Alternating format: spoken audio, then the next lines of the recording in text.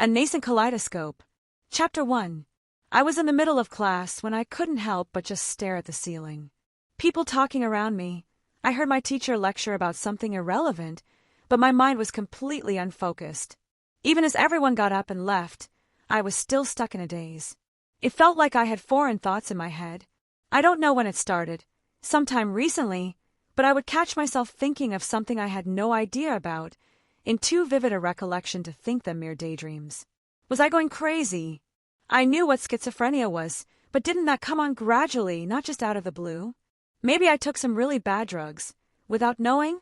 I know I haven't been sleeping well, but it's not like I've missed out on that much sleep. Weird things just kept popping into my head.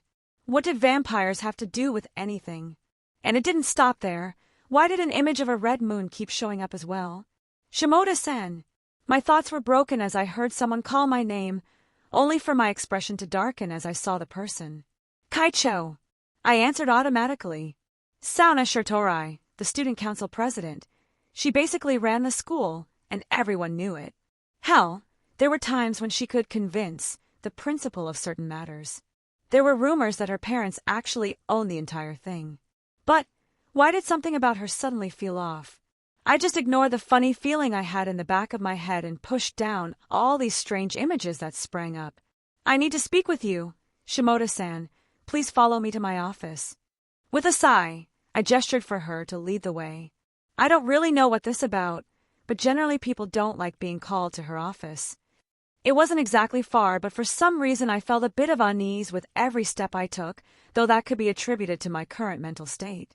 Please have a seat, Shimoda-san. She gestured. I could only blink as I realized we were already standing in the student council office, and I didn't even notice another member to the side going through some stacks of paper, and a chessboard off to the side that caught my eye. I just feel completely disconnected from myself right now. What exactly? We need to talk about your school trip application. She cut me off, and I could only just shut my mouth at her authoritative tone. My school trip application? Oh, yeah, the drama club was going to Kyoto to see a play with the proceeds we earned the past couple of years from various school plays we put on. That was next week, I think. Sounds about right. Your guardian did not give permission for you to attend. Pardon? I blurted out. I contacted your guardian after you submitted your application, as you are a special case and permission was not granted. I'm afraid you will not be permitted to attend. She said plainly. Wait, what? There was a lot to digest there, but I started with the most obvious question. What do you mean, my guardian? I had a strange feeling bubbling in my chest. I hadn't met my guardian in the years I lived in this shitty town. The one who enrolled you in the school, we contacted him, and he revoked your application. She once again said it as a matter of fact. Who? Excuse me. Who is my guardian? I pressed. That is private information. I'm afraid I can't divulge. She replied. You can't divulge to me my guardian's information. That sounds like bullshit.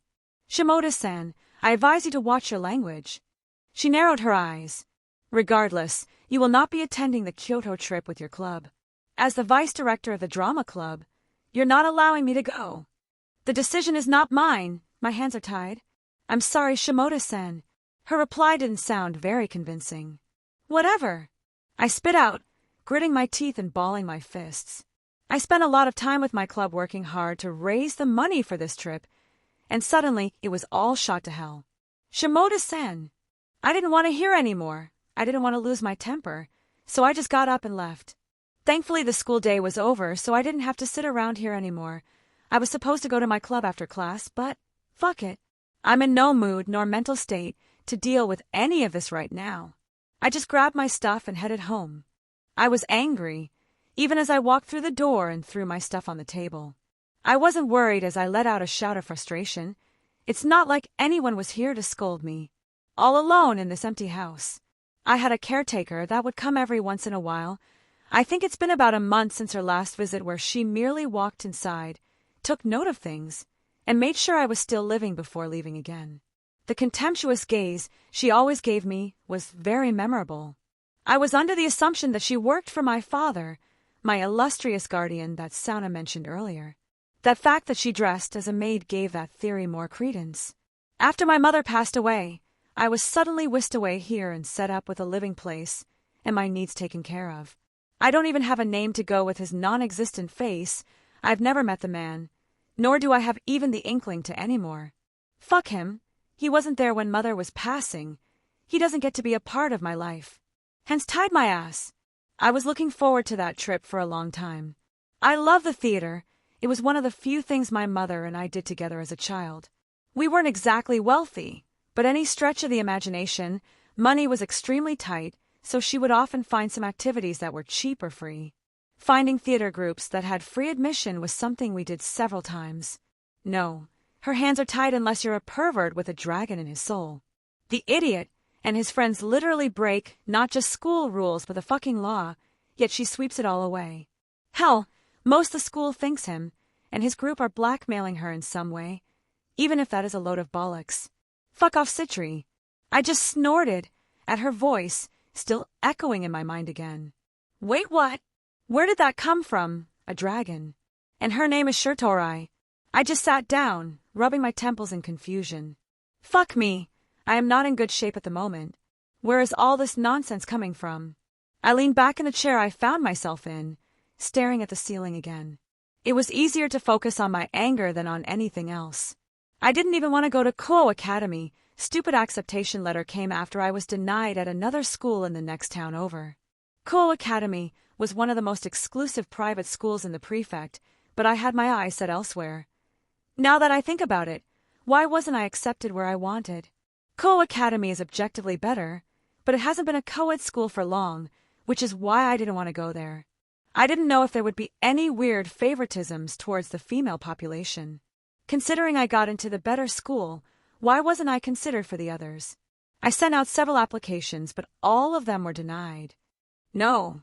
It started to make sense now. So this wasn't the first time. I took a deep breath to calm myself. Why wasn't I allowed to go to Kyoto? Why was I forced to attend Kuo? Why is a father, I don't know, forcing me to stay here? What else was being manipulated about my life from behind my back? What else don't I know? I refuse to follow your plans. I can't go to school I choose. You won't let me even leave the town. Fuck it, I quit. Do something about that, you asshole. Trying to control my life after being absent for 18 years. Good riddance. I felt the need to get away. Something about this house was suddenly very stifling. Without even thinking, I stormed out the front door and hurriedly made my way down the street, not even bothering to take note of the direction I went. Even as the sky turned dark, I kept moving my feet. I don't really know where I was. It's not like I memorized the entire layout of Kuo. It was a rather large town. But as I kept going, I got strangely drawn to something. It was a feeling that was nostalgic, but also somewhat foreign. A few turns down an alley, and I came upon a scene that was hard to describe. The hell? I heard a shout from a white-haired man, a foreigner. He was standing over the corpse of I don't know how to describe it, a monster? He turned to look at me. How the fuck did a normie get past my barrier? The thing on the ground started to squirm, and without even taking his eyes away from me, he held up a weird-looking gun and shot it a few times in the head. I couldn't help but take a step back as he eyed me viciously. I don't know what surprised me more, the fact that he was carrying a real gun, or the fact that the corpse of the monster started glowing from the shots and began decomposing at an alarming rate. He rubbed his gun against his head. I don't really feel on my A-game tonight. Usually I got a bunch of one-liners ready, but I don't really go out of my way to kill normies.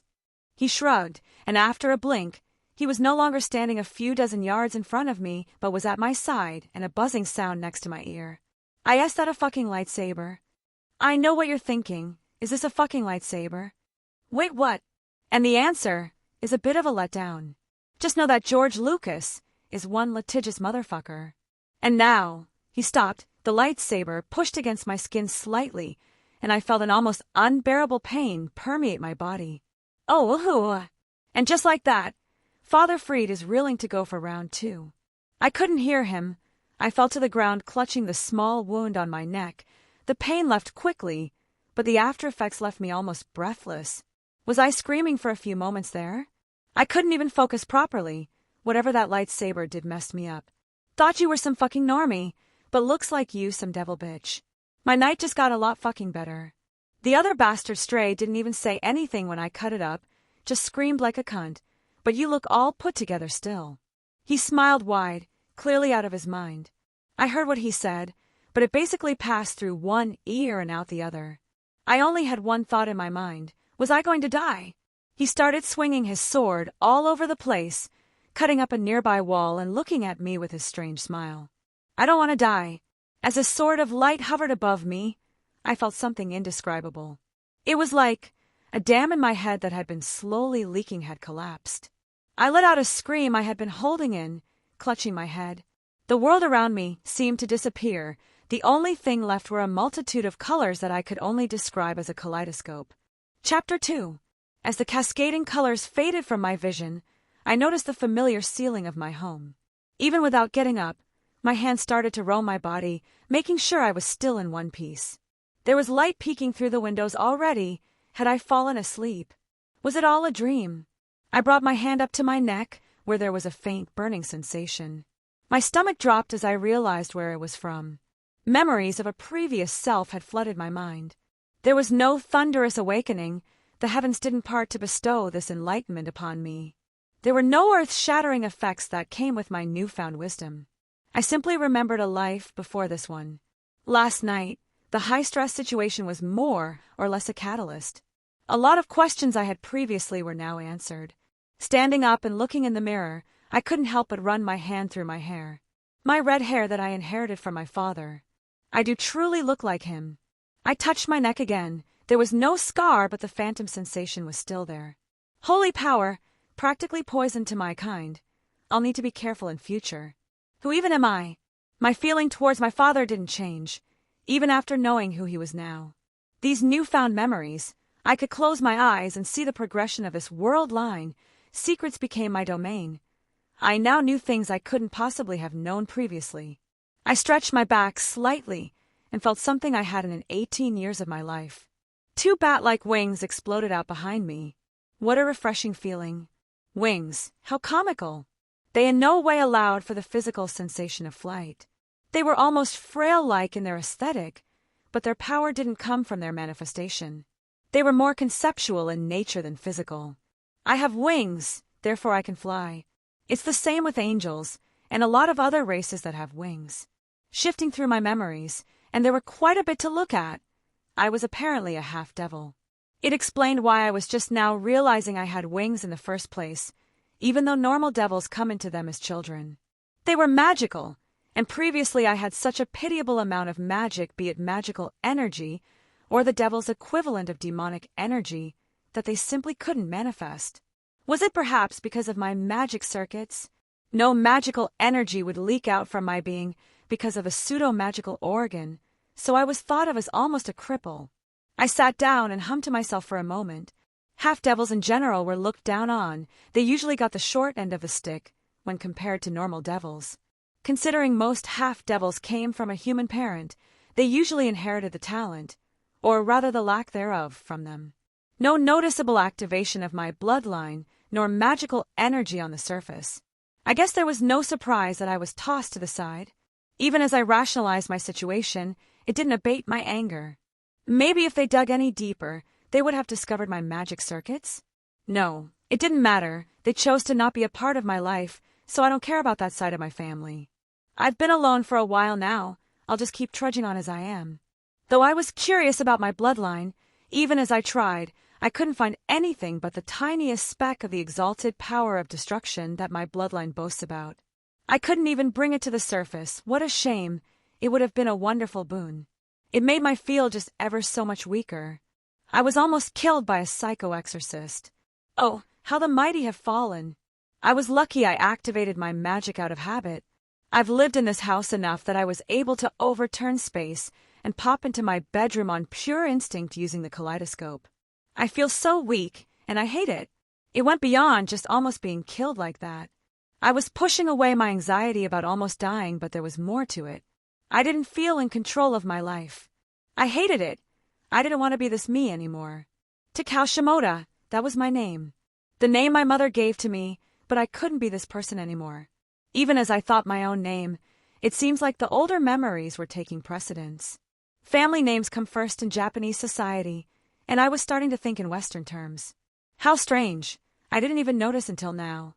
Not only that, if I recall correctly, devils can speak and understand any language fluently, was that also having an impact on my mental state? Those racial abilities should be blooming now. Small victories and all that. I looked myself over in the mirror one more time, letting my wings disappear. Sorry, Mom, I can't be this anymore. I quietly apologized. I wanted a new name for a new beginning. I would take a page out of my previous self's book. Who was I now? Wilhelm Henry Schweinorg. As I name myself, my name defines me. This is who I would be from now on. The powerless boy I was previously is gone. Looking at the morning sun, my thoughts drifted back from the more whimsical ideas.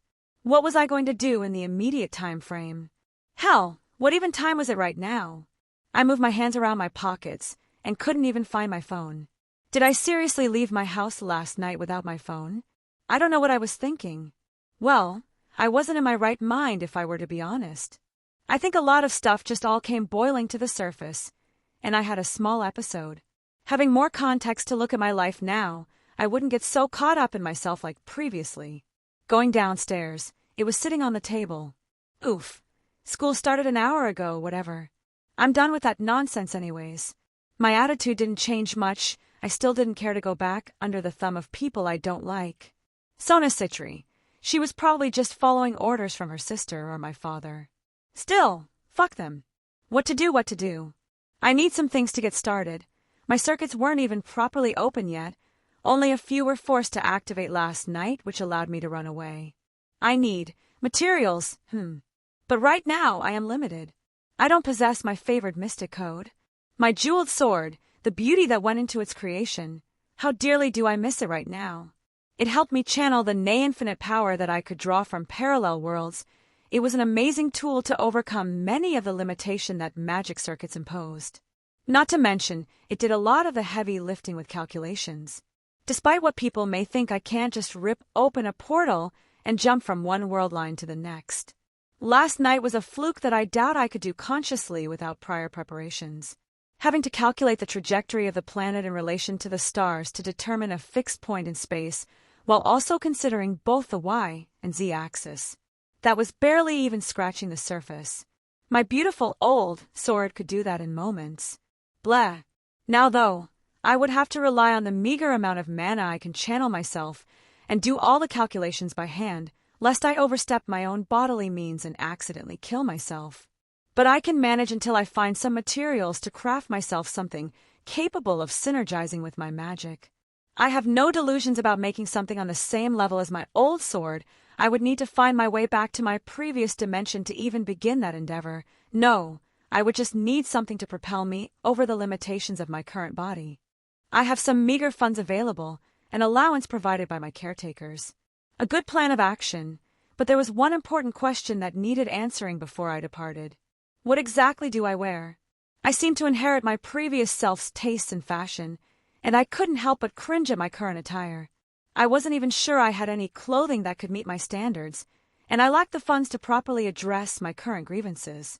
Regardless, I did my best to uplift my normal dress to something that passes as reasonable. Now where to go?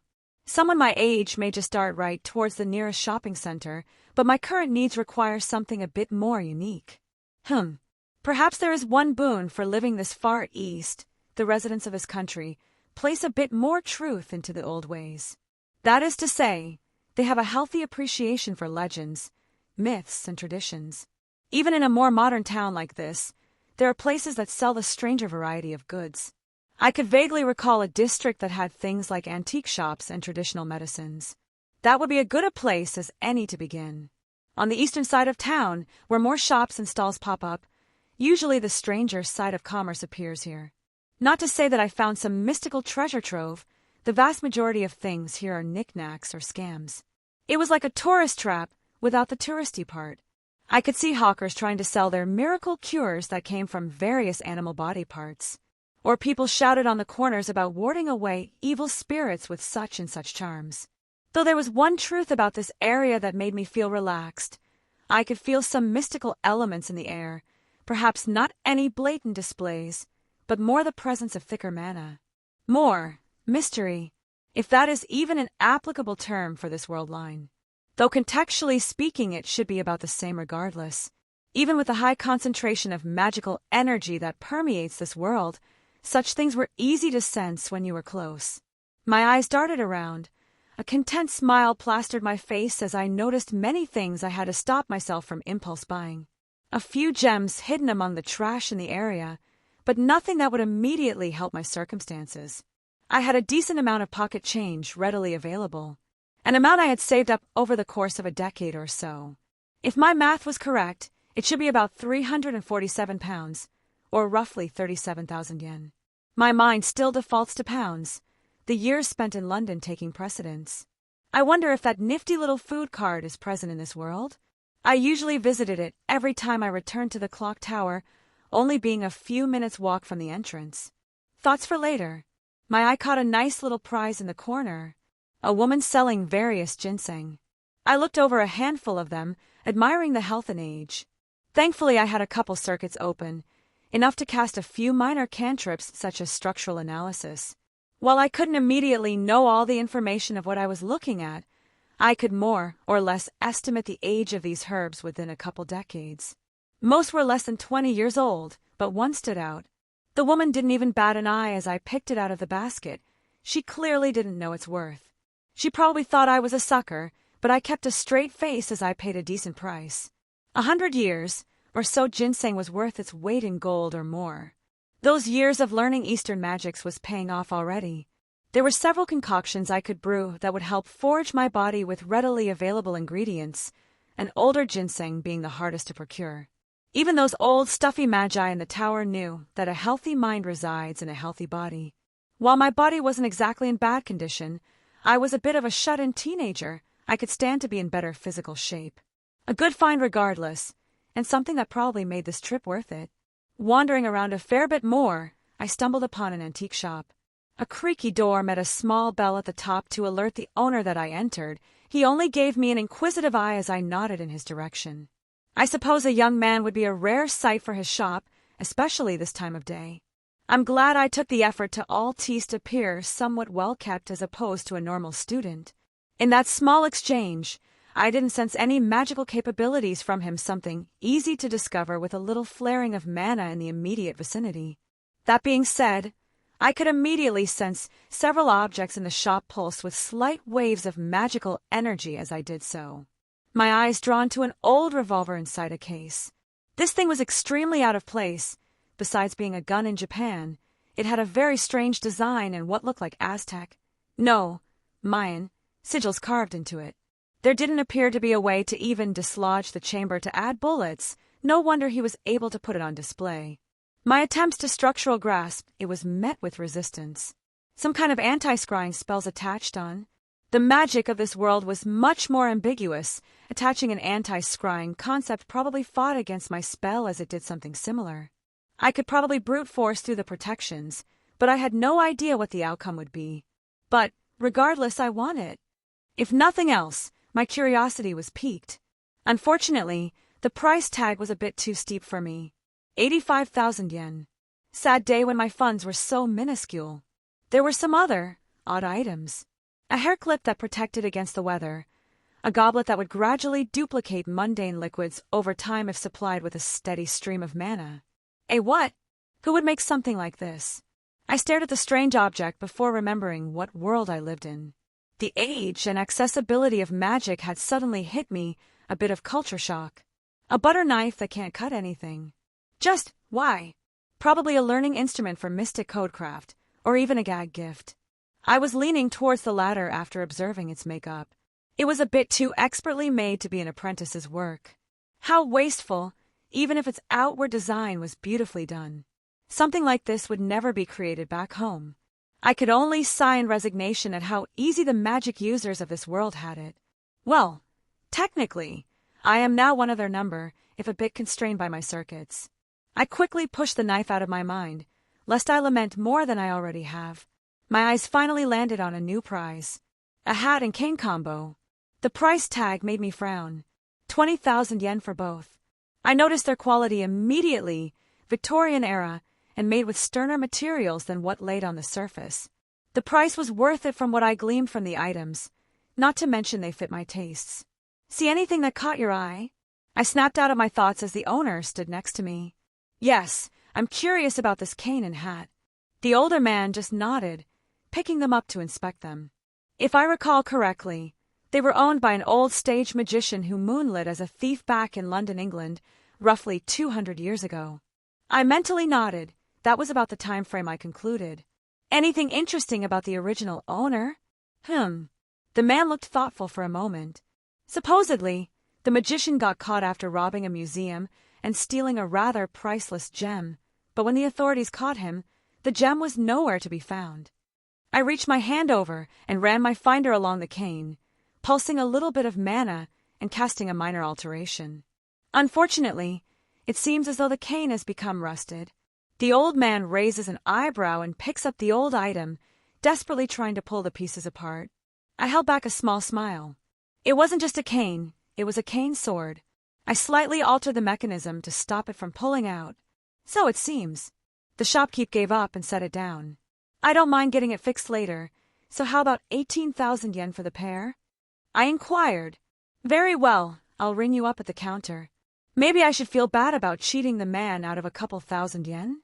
I still think I gave a reasonable price, all things considered, and I was taking a couple of magically imbued items off his hands. Truthfully, I'm doing him a favor in case anyone else discovered what was hidden in these little beauties. My funds were drastically low at this point. The little bit I saved in my bartering had allowed me to procure a few more necessities without becoming destitute. The market from before had almost everything that skirted what was considered mundane. I only had to spend a couple hours to find everything else within my price range. I had to make a few alterations to my concoctions I was going to brew due to availability, but overall, it should turn out all right. I was a bit giddy at my finds. Arriving home and placing my items on the counter, I removed the ingredients first. My lovely ginseng, I set aside carefully, along with some other ingredients. Strangely enough, what stood out the most was the small container of blueberries. For some reason, the recipe called for something that the taker dislikes. Not the exact wording, but that's the gist of it, and I never bothered to experiment enough with these things. They were rather finicky, as it were. Cutting everything up, throwing it into the blender. I couldn't help but stop and appreciate modern conveniences. I left a little bit of the ginseng to the side, to use in another formula to help awaken the remainder of my circuits. Lastly, I added a bit of my own blood to bring it all together and invoke the inherent mysteries within my little potion. Yes, an old recipe from China, I believe. If I recall correctly, it was rather common for cultivators back in the day, something to start them on their paths of cultivation. It clears the body of impurities and jumpstarts certain physical growths that help build muscles and such. The only reason it wasn't more widely used was because Western and Eastern magical arts weren't compatible, at least in my old world, and I had no time to research here. If I had already embarked on the path of magecraft to a certain extent and tried this, it most likely wouldn't have worked. Technically, this body was still immature in the mystical side of the world, even considering the couple circuits that opened the other day. It tasted awful as it was supposed to. Something philosophical about not liking the taste. Well, regardless, I moved on to my next little project. The concoction would work its way through my body, and I should see results when I wake up in the morning. For now, though, I stare at the two items that cost me the majority of my funds. I pick up the cane, undoing my slight alteration and withdrawing the blade hidden within. Marvelous. The weapon was of much higher quality than what one could see on the surface. It looked like ordinary steel in its making, but a quick grasp of its structure showed quite a bit of silver went into its forging. Not only that, but it was also not a mundane weapon either, as there were a few runes carved at its base. Nothing too fancy. I could easily deduce their purpose to strengthen the sword. Were they Celtic in origin? Almost like a primitive reinforcement. It would be perfect for my purposes in creating a temporary mystic code. The hat, though, the hat had surprised me when I first saw it. It looked completely mundane at first glance, but that was far from the truth. Who would ever suspect that this little accessory had a small pocket dimension attached to it? Flaring my couple circuits, I reached inside as my arm disappeared into its depths to withdraw what was hidden within. I couldn't help my eyes widening as I practically dumped the contents onto the table. First off, there were several bundles of paper. old bills from the era that probably weren't worth much, especially this far east. A few pieces of jewelry that I could easily find uses for. And finally, a large gem that could fit into my palm and haphazardly fallen down with everything else. Its ghastly green reflecting my wide smile. Wonderful, but I will need some way to sell this thing off without attracting attention. Chapter 3. All of this was coming together nicely, but I noticed something immediately as I started working. There were gaping holes in my combat ability. I wasn't nearly at the level of my previous self. I couldn't just ether cannon the moon back into orbit, nor do I have the millennium's worth of experience to go with my knowledge that was pouring in. Where do I go from here? I will need to begin my calculations if I truly wanted to utilize the kaleidoscope, but some of them need to be done at night when I can see the stars. Runecraft, perhaps? Knowledge is half the battle with that bit of magecraft. I always did have a fondness for the runic arts. Makes me wish I followed up on some of those rumors regarding primordial runes, but it seemed like I was always busy with one project or another. Missed opportunities, but now I have a chance to do some different things. Perhaps even look into words of power of other cultures. Egyptian hieroglyphics, Mayan and Aztec symbols, Old Hebrew script, even Japanese kanji carries mysteries within if you know where to look. I think I'm getting ahead of myself here. Let's just settle on basic runecraft to supplement my abilities at the moment. I knew runes. I knew their identities, their definitions, their meanings, but it was a bit more than that. One of the largest aspects of runecraft was interpretation. Knowledge, understanding, and interpretation. Those three were the foundation of any rune master.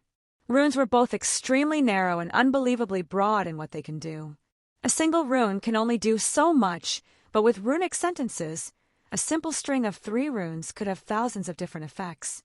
One needed a good amount of imagination to innovate in the field. That's the main aspect of where interpretation comes in. A strength rune on the surface may seem obvious, to strengthen something, but does that only mean physically? Are there not mental strengths? Could the same thing not apply to one's emotional strength? Runes also had a lot of weight behind them, being an art that was passed down from Odin, even if the modern version is but a hollow shell in comparison. That being said, the current world I found myself in could allow me to bridge the gap, seeing as God still walked the earth. Well, a path was settled on. There was no point in any more mental debate. I was lacking time, as it were, and putting it off merely another day might be unwise. Though a few wayward thoughts did flash across my mind, I hurriedly made my way to the study, a room I rarely used. I had once gone through its contents, and if I remembered correctly... there is it! In one of the cabinets, a calligraphy set. It came with a container of high-quality ink and paper to test a theory of mine with. I made my way back to the kitchen. Picking up the knife I had used earlier, I began to cut my palm to draw out a portion of my own blood. Once I had gathered a sufficient amount, I had dumped in the ink, mixing it quite thoroughly. Nodding to myself, I made use of the higher quality paper, and before I started writing, I made sure to make a small prayer. It was an important aspect, to borrow the power of a mythological figure and imbue it into the ink. My magical energy acting as a conduit between the power of the entity and the paper. I did study Eastern magics in my previous life. My intent was just to understand its broad applications without truly delving into its unique mysteries. So, if my studies were indeed correct, there we go. Finishing up my delicate writing, I held up the thick piece of paper and injected my mana into it once again. It had begun to hum with certain property that any magic user would recognize. An Ofuta talisman. Basically, a one-use mystic code. There was a certain sense of satisfaction that flowed through my body. The value of this talisman was negligible at best, but it was the fact that I made it. A branch of magecraft that the previous me had never delved into, merely touching on the surface for references in his other research. It was a system, reminiscent of the church, able to call upon miracles and the holy power of heaven. The entities I called upon weren't actually paying any attention. It was a drop of water in a vast ocean for them. It was a good thing that the Shinto faction apparently didn't discriminate against devils. I hurriedly took the remainder of my materials and began to draw out more talismans. While I was anxious to finish them all in my excitement, I made sure to be gentle and precise with each stroke of my brush. Before I knew it, I had a stack of talismans sitting on the table, and the sun had already disappeared from the sky. I fiddled through the stack of 17 talismans that were now on my table before finally gathering them up and putting them inside my storage space. In the future, I'll need to tweak it a bit so I can draw things without having to reach inside the hat. Or I'll find a better means of storage, maybe like a ring or something where I can just swipe my hand. Realizing how badly I got sidetracked, I put the talisman supplies to the side. It was another direction that would synergize well with runecraft, but I need to test other things for now. There was still so much I had to do. Even with this little bit of progress, I couldn't help but feel a little bit of anxiety. With a sigh, I flipped my hand through the air, a trail of mana in its wake, as symbols began to form in the air. What separates a novice from a practitioner in runecraft? The ability to draw runes in the air. I mumbled the words, verbatim from the time I had learned the runic crafts in my past life. The memories were a bit vague, but I could somewhat recall earning a favor from one of the Frogga clan scions and used it for some lessons. Not that I learned any secret information, it was more so that I was taught their own personal thoughts and understandings based on their long history. I stared at the several floating figures in the air. It would only require a thought to invoke the suspended mysteries that were in front of me. Unfortunately, I was still in my home and didn't wish to blow a hole in the house. With another wave of my hand, the runes were dismissed, dissipating back into mana and returning to the world. The next step would be creating my own spells within the runic systems. There was a step between this and being able to draw them in the air, but I could already do that in my sleep. Being able to augment myself through the application of runes. The basics are similar to reinforcement to a degree. There is a limit to how much the body can handle without exploding. The benefit is that runic enhancement operates on a different paradigm than the reinforcement spell. It was one of the reasons why the Frogga clan often produced such terrifying enforcers. While most magi looked down on the runic arts, they couldn't argue the effectiveness in battle. It's a shame that they only cared about research results, not battle capability. By now, I was already going off on a mental tangent, and I needed to stay focused. While I was dreading what was coming next, it couldn't be put off any longer lest my procrastination overtakes me. Acquiring a marker from my room, I look around the kitchen. I would need a lot of space to figure this out. At least I won't have to do this too often. Once I finalize my mystic code, it will be able to calculate these things without my direct input. I began to write across the walls. Mathematical formulas and figures started to cover the kitchen space. I was looking at a long night ahead of me. I had already decided to forego school tomorrow anyways. I will be able to sleep in at my leisure. I woke up in perhaps the most disgusting way. The smell that permeated my room had caused me to almost gag. I'll admit, I completely forgot about my potion after getting engrossed in my research last night, and now I was paying the price. It wasn't just a smell. My body had pushed out all the impurities that were inside. The black sludge-like substance was all over my bed sheets. There was no salvaging them. Quickly discarding all the bedstuffs, I made my way to the shower to finally get this stuff off of me. Only, as I looked in the mirror, I couldn't help my eyes widening. I don't remember the potion working this well. My muscles were much more defined than they should be. Not to say I'm overly muscular, but it should have taken me a few months to reach this level with hard work. How was this possible? The potion should have only been a small push towards the peak of human fitness. Oh, I seem to have made a mistake. I still think of myself as purely human, as I have for the past 18 years of my life. I'm a half-devil, a phantasmal species. Not only that, but I also use my own blood as an ingredient. It would have influenced the concoction. There shouldn't be any negative side effect, as the blood was from my own body, but the results speak for themselves. Did my minor shape-shifting ability intermingle with the magical aspect of the potion to give me the optimal body shape I was after? What an amateurish mistake. This isn't something I would have done in my previous life. Frankly, I'm embarrassed that I could overlook something so obvious. I could only sigh in resignation. I guess it can't be helped. As much as I look back on my previous life's experience, it's not me. I need to remember that I'm not as infallible as the me from before. I'm still very much a novice in almost every aspect. One step at a time, no need to rush through everything. I'll accumulate my own experience, while also drawing on my past life as a reference. We are different people. I don't need to behold myself to the standards of someone who lived an uncountable number of years. I've just been so busy that I haven't had time to truly contemplate my current mental state. My thoughts were all jumbled. I would need to take some time to sit down and figure everything out.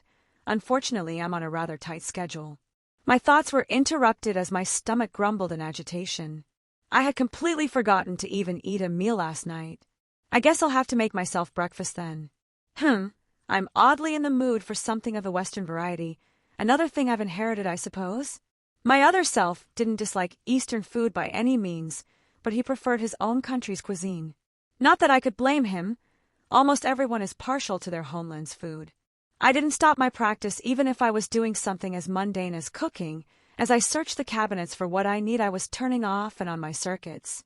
It wasn't particularly difficult to open them fully last night before I went to sleep, having the experience from my previous life, but I still needed to be able to turn them on and off at a moment's notice. What to make? I guess I'll just have to settle on a couple of eggs and some toast. I don't have the stuff to really go all out. A thought occurs. I was already a big eater, like noticeably bigger than anyone I could think of. Was that a side effect of my devil heritage? I only thought of it now because of the fact that I was always a bit scrawny before. I should definitely have gained some weight with my eating habits. Minor shape-shifting ability bleeding through? Doesn't matter. I like eating, so why bother over the details? Bless dopamine. Fill the void in my heart with food. The sizzling of eggs on the skillet almost made my mouth water. Thankfully, my meal only took a few moments to prepare. Now, what else am I to do today? I contemplated my next move as took a very satisfying bite. Physically, my taste buds haven't changed, but my mind remembers certain things differently. It's making eating an interesting experience each time I try something for the first time since I've awoken. Going over my schedule, my calculations weren't completely done, but I had some confidence in at least a local portal if I needed to get away for a bit. It's funny considering that my kitchen looked like a child scribbled all over the walls. What to do? My combat ability isn't quite up to a level I'm comfortable with, but I also felt like I could run away from almost anything if I needed to. Worst case, I rip a portal to a random world if this one gets burned for me. No idea where or when I'll end up, but it's most likely better than death. I still feel a bit weak. Thought if only there was a way to get stronger, quickly. Oh, there is a way. The face of a certain pervert came to the forefront of my mind. Chapter 4. Finding where Issei Hayudu lived was easy enough. I saw him and his two friends running home together screaming about a porn game they were going to play. Just like me, the people on the street didn't even bat an eye at their behavior. I never had any meaningful interaction with him, especially with his reputation at school. Him and his two friends, whose names I couldn't care to remember, they were known as the perverted trio. They often did things like peeping on the kendo club changing clothes. Bold as hell on their part. Maybe the lack of true disciplinary action emboldened their efforts further? I really am curious how the two devil heiresses stopped any outsiders from meddling. I mean, it would only take one of the girls there to complain to the right person, their parent or something, for shit to hit the fan. A large portion of the school came from wealthy and powerful backgrounds. There was only so much mental manipulations could do before something slips through the cracks. But I digress. I think most people were well aware of this trio's tastes at this point. It's not that I'm a prude or anything. I'm a healthy young man, and like most my age, girls probably take up at least half my thoughts on average. I just don't go around shouting about my proclivities in public. It's not even that I have an issue with their tastes or dreams. Issei, for example, wants a harem. Good for him, I wish him all the luck. Hell, he isn't even objectively ugly. If anything, he would be in the upper percentile of looks. But the way he acts just makes people disgusted. Is there really a need to act like a creep? Maybe I'm just still a bit angry that he never gets in trouble or has to face the consequences of his actions. I can take a few guesses why everything was turning up for his benefit. No doubt the two devil heirs at the school had been either turning a blind eye or actively dissuading any form of punishment. Of course, potentially recruiting an idiot with a powerful dragon in his soul was more important. I briefly wondered how many pieces it would take to reincarnate Issei without his sacred gear.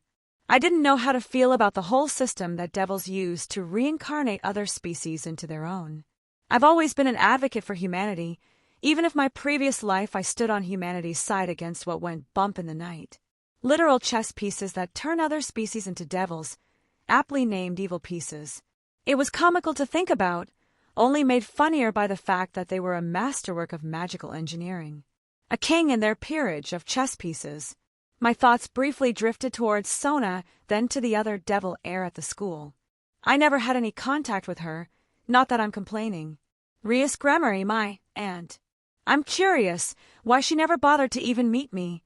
I guess she didn't want to get involved in whatever issues sprang up because of my presence. I can more or less understand the situation she was in. My existence was probably a sore point between several parties and involved some political fallout if things escalated. And if my perception of this world line was correct, she had her own worries to deal with. Now that I think about it, I think I caught some of her peerage watching me sometimes. Not that I knew about them previously, but hindsight and all that. I guess she was responsible for babysitting me, along with the Citri heiress. Speaking of babysitting, I noticed a small bat-like creature hiding under a corner of Issei's roof. I guess he's already being scouted. Do they know about his dragon? I could roughly guess that was one of their familiars. Well, first come, first serve. I held a hand on my sword for a moment before letting go. I decided against killing the familiar. It didn't have any combat power, and I'm not heartless. Reaching into my hat, I pulled out the stack of talismans. I only had a bit of knowledge, barely more than a novice, so I couldn't create but a few different types. Looking through the stack, I withdrew the one I wanted, and with quick toss, I supplied the required mana, and the paper glowed, flying towards the little creature. A simple binding, more like a paralysis. I don't know how this will affect something being fed a stream of magical energy from a devil. At best, I probably had only a few minutes before someone came to investigate. It may seem obvious to do something like this at night, but I would rather do it with witnesses, so to speak. Also, I don't think anyone will question some strange noises with these three in one room together. Oh gods, I hope they don't subscribe to the philosophy of giving each other a hand. Dude, right there, if you make your way through her route, you can unlock the harem ending. No way, I've done her route like 100 times. She always gets pissed and breaks up with me when I get more girls. You need to fill her H meter before the second act. That's impossible. I'll show you. You need to seduce her mom first. Why, you genius. Okay, a lot milder than I thought. To be honest, I thought they were going to have their backs together and wanking it. Well, I still don't want to stay in here any longer than I have to. I feel icky just thinking about what's happened in this room. They don't even notice me open the window. I guess one doesn't expect someone to enter through a second-story window. On a side note, wings are amazing. I thought about making a comment or grabbing their attention, but fuck it. I just threw 3 more talismans, sealing their movements. Of course they couldn't speak while paralyzed, and they just fell over, looking at me in confusion. I'm here for your porn. Yeah. I couldn't help it. The looks of utter horror had me inwardly cackling. All right, let's do this. I tapped the 2 mooks on the head, knocking them out with a small bit of hypnosis and slightly altering their perception. Despite what most people may think, hypnosis isn't some catch-all mind-altering. It's best used to confuse and lead the mind to making certain decisions or filling in blanks as opposed to controlling someone. They were going to wake up in a few minutes, thinking they fell back in their chairs and hit their heads. Now, though, I looked at Issei Hayadu. A part of me did feel a little bad about taking this from him. He could potentially awaken his power and go on to lead an interesting life. Though, that wasn't a 100% probability. Even I didn't know exactly how this world would turn out even after seeing the world line's probabilities. I basically knew how things would most likely play out, not anything with certainty, and that didn't consider my own interference. It was basically a complex form of modeling. My previous self had peered into this world's progression to predict future events. Even with this, I wasn't omnipotent or all-knowing by any means. My information may be faulty, or fate might be overturned, and events that could seem predetermined are possibly halted. On top of that, my past memories were a little vague. It's like I'm doing him a favor. I'd give it even odds that he would die in a few weeks without my help. Anyways, let's get started. I placed my hand on his chest. Even as he tried his best to squirm, I ignored him. I pulsed mana into his body and was immediately met with resistance. Even without awakening his power, he had certain passive traits that were starting to seep into his body. But it was no use. He had no idea what I was doing and couldn't fight me. I found what I was looking for after a few moments. A red gauntlet that was basically wrapped around his soul. Poking someone's soul was dangerous. I didn't want to kill him, I had more pride than that. But the more I looked at this, the more I didn't like what I saw. If I had to create a mental image, it's like someone took some wire and wrapped a red gauntlet all around his soul in an attempt to combine the two.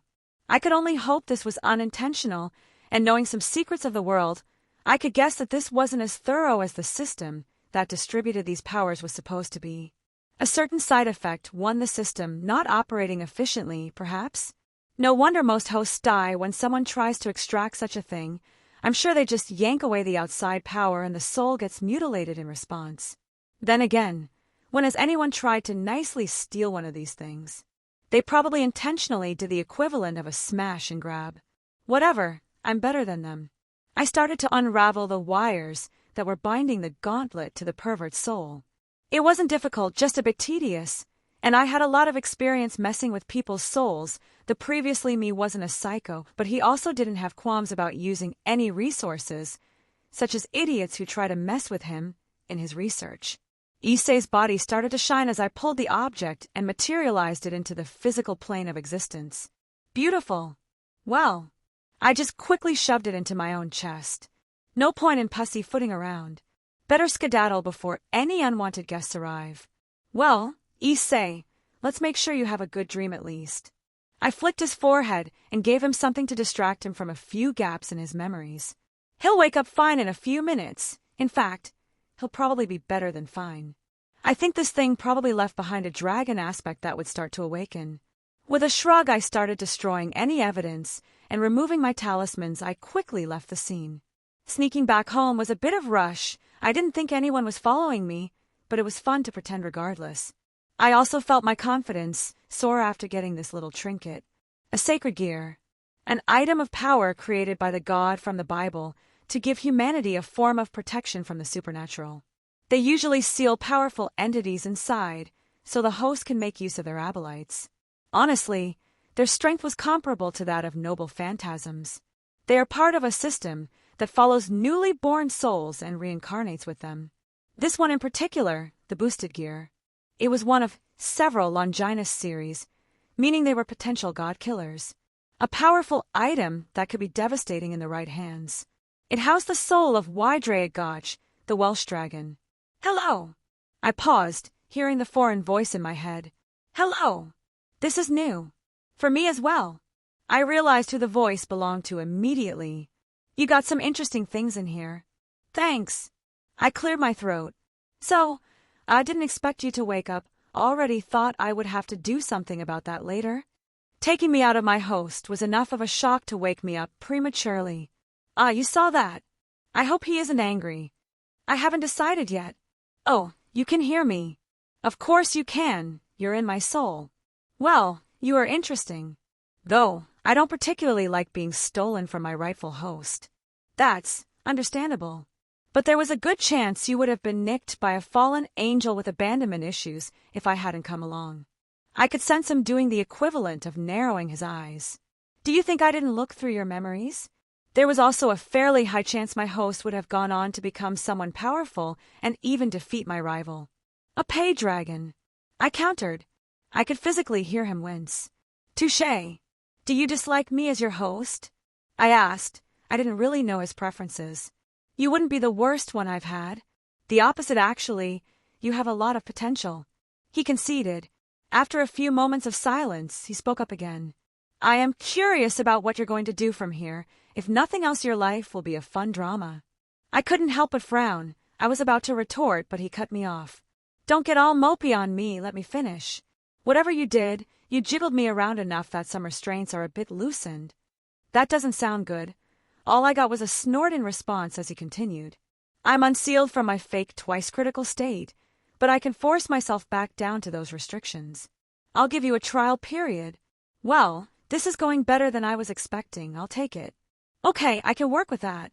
I felt a bit of reassurance. Even if I wasn't as strong as I would like right now, being able to double my abilities at a moment's notice was a huge boon. I'm going to sleep. You didn't awaken me correctly, so I'm still tired. Do something impressive and I'll undo the seals. I could feel him give me the shoe motion in my soul as his voice disappeared. Once a dragon, always a dragon, not much I could do about his attitude. The fact that he didn't just go "fuck you" and shut himself away was a big enough deal. Well, it still had more work to do, better get going. Chapter 5. I was a bit giddy at my newfound toy. The red gauntlet, my boosted gear, appeared on my arm. I flexed my muscles, wiggled my fingers, and made sure to go through the full range of motions to get an idea of how it would feel. I have to admit, this thing felt great. On the surface, it looked rather bulky, but it moved almost like a skin-tight glove.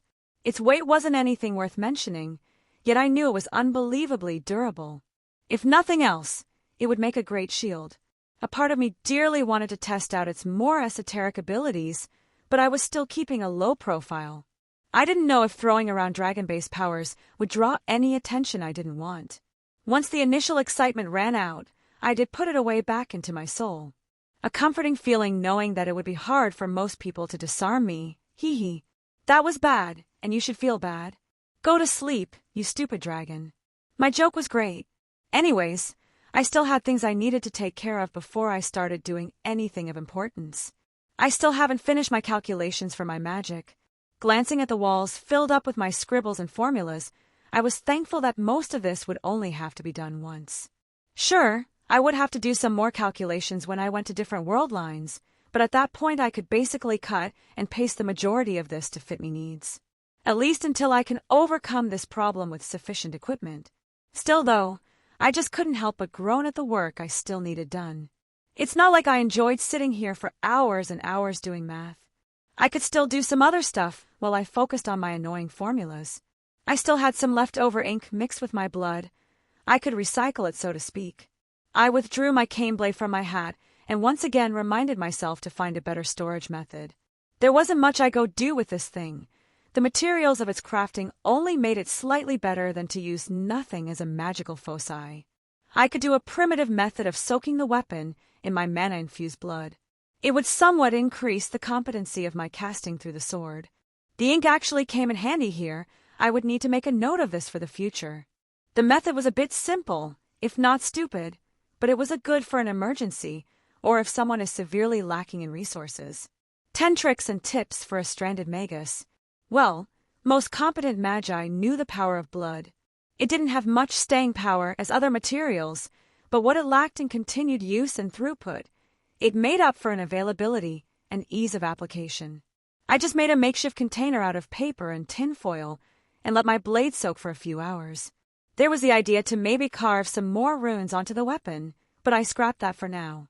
I didn't feel the need to invest any more into something that was clearly temporary. Not just that, it already had been enchanted with an effect many years ago. There's no telling what reactions would occur if I tried to tamper with that. And finding another real weapon in this place was unlikely unless I venture into the more supernatural parts of the world.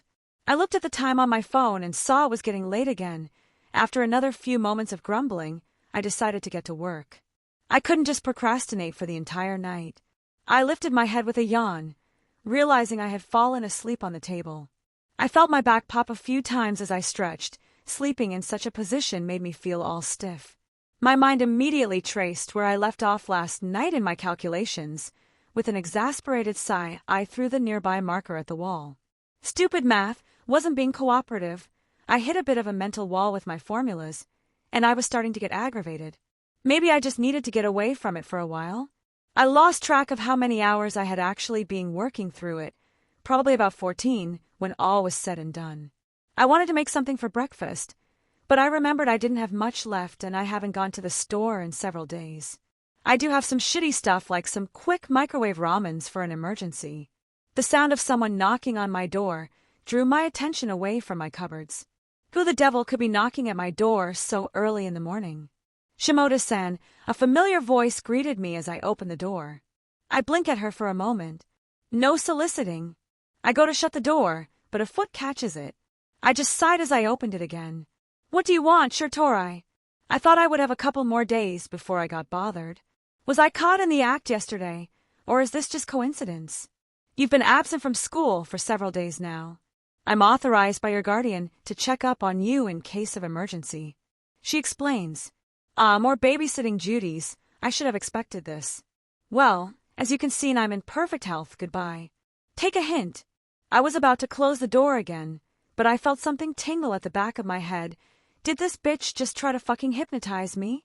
Well, I was going to be nice. Shimoda-san, why haven't you been to class the past few days? She pushed up her glasses, staring at me expectantly. Call me skeptical, but I don't think she'll take it because fuck you as an answer.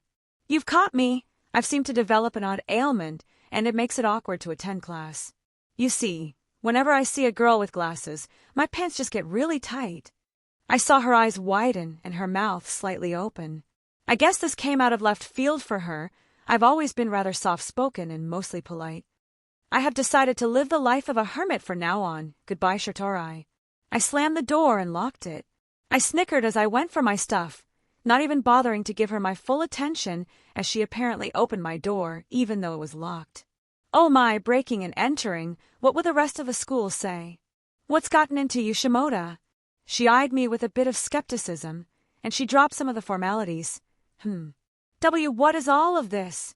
She took a few steps inside and looked at my scribbles covering the walls. I have taken the drugs. I answered simply. I wonder how long until she puts 2 and 2 together, no matter it's time for me to bounce. Hey, Citri, want to see a magic trick? What are you? I reached into my hat and pulled out one of the pieces of jewelry in plain view. It was a shame I would have to waste this. It was a pretty nice little bracelet. Now for my next trick, I'm going to make an asshole devil disappear. I pulled on the kaleidoscope and pumped everything I could into one of the jewels encased in the bracelet. Specifically, a topaz, and while I wasn't as experienced at jewel craft like my previous self, I still retained enough knowledge to make certain minerals explosive at a whim. Shimoda! The devil heiress shouted as I tossed the trinket in her direction. It looked beautiful for a moment, its iridescent glow illuminating the house before the magical energies inside the jewel cracked the surface and spilled out, causing a reaction. BOM! I had reinforced my body a moment before and jumped behind the table. It wasn't a strong explosion, and it wouldn't harm Sona in any meaningful capacity, but I saw her body get blown out the door. The satisfaction of seeing her get the magical equivalent of a slap in the face. My ears were ringing slightly as I gathered everything else I needed, shakily moving towards a back wall where I had a single picture of me and my mother. With one last goodbye, I put the picture into my storage space and tossed a couple talismans into the kitchen. They ignited, starting a fire as all evidence of my magic started to be consumed. Magical fire burns hot and fast. It wouldn't last long. Time to leg it. I pulled on the kaleidoscope once more, having memorized all the calculations to this point. They weren't perfect, and there were some holes in my equations. But I had a good feeling. I was aiming for the world line my previous self came from. Let's see how close I get. The multicolored portal opened up before me, and I jumped in without hesitation. A Nascent Kaleidoscope. Chapter 6. Ow, my fucking head. I wanted to reach up and rub it, but I found my hands bound. Careful there, friend. I looked up at the source of the voice, my eyes adjusting to the scene around me. You took a nasty tumble and hit your head. I heard the words, but they took a moment to register. Where was I? How did I even get here? Last thing I remember, I went through a portal, and it felt like I hit something, and next thing I know, here I am. Were my calculations wrong? Impossible. They weren't complete, but there's no way they were so incorrect. My instincts were telling me I was very far from home. This was so unfamiliar, yet a pricking feeling in my mind felt somewhat reminiscent of this whole thing. If it wasn't enough to notice the abundant magical energy in the air, the cat person walking parallel to the cart I was in was a dead giveaway. Fuck me! I blurted out. Exactly how I feel. The owner of the voice gave a small snort in amusement. There were a few other faces, on the opposite side next to the nice stranger. His clothes were rags, and he looked a bit on the poorer end. There was also someone bound and awake but with his mouth gagged to my right, and on the other side of a stranger was another normal-looking man still passed out. Not to mention all the guards wearing identical armor walking alongside us. And most of these guys were huge, like holy shit, I wouldn't want to get into a bar fight with any of them. I don't suppose you could tell me where we are? I questioned. Helgen, I think. I wasn't awake for the whole ride, but it looks like we're a bit out from Helgen. That doesn't help. I sighed. So you got a name? Ralof. He gave a calm smile. Not something I expected from an apparent prisoner. You some sort of mage? The question took me by surprise. I guess magic wasn't uncommon here, though I wonder how he knew. Sure, but how did you know? Your strange clothes seems like something a mage without a lick of sense would wear around Skyrim. He gave a good-natured laugh. Also, seeing you fall out of a magic portal into the mud was a bit of giveaway. Oof, no wonder my head hurts. Wish I packed some basic medicine with me. Hindsight is always 20/20. Any particular reason I'm in being held as a prisoner? Unlucky, I'd wager. Imperials caught us after we had you resting in a bed. I guess they assumed you were one of ours. Damn Stormcloaks. Skyrim was fine until you all came along. The man in rags spat out. If it wasn't for you lot, I would have stolen a horse and been far away from here. Quiet, horse thief. Ralof sneered. The apparent thief was too timid to reply. His eyes turned to the last little member of our cart. You're awake. He looked just as confused as I was. Where? You walked right into that Imperial ambush, trying to cross the border, eh? Ralof asked. Another unlucky friend to join with us on our journey. Do the Imperials make a habit of abducting uninvolved people? I mutter. The guy with his mouth gagged mumbled something I was uncertain of, but it didn't seem too polite towards them. Imperials, they would rather hang 100 innocent men than allow one guilty to escape. Ralof grunted. What's your name, friend?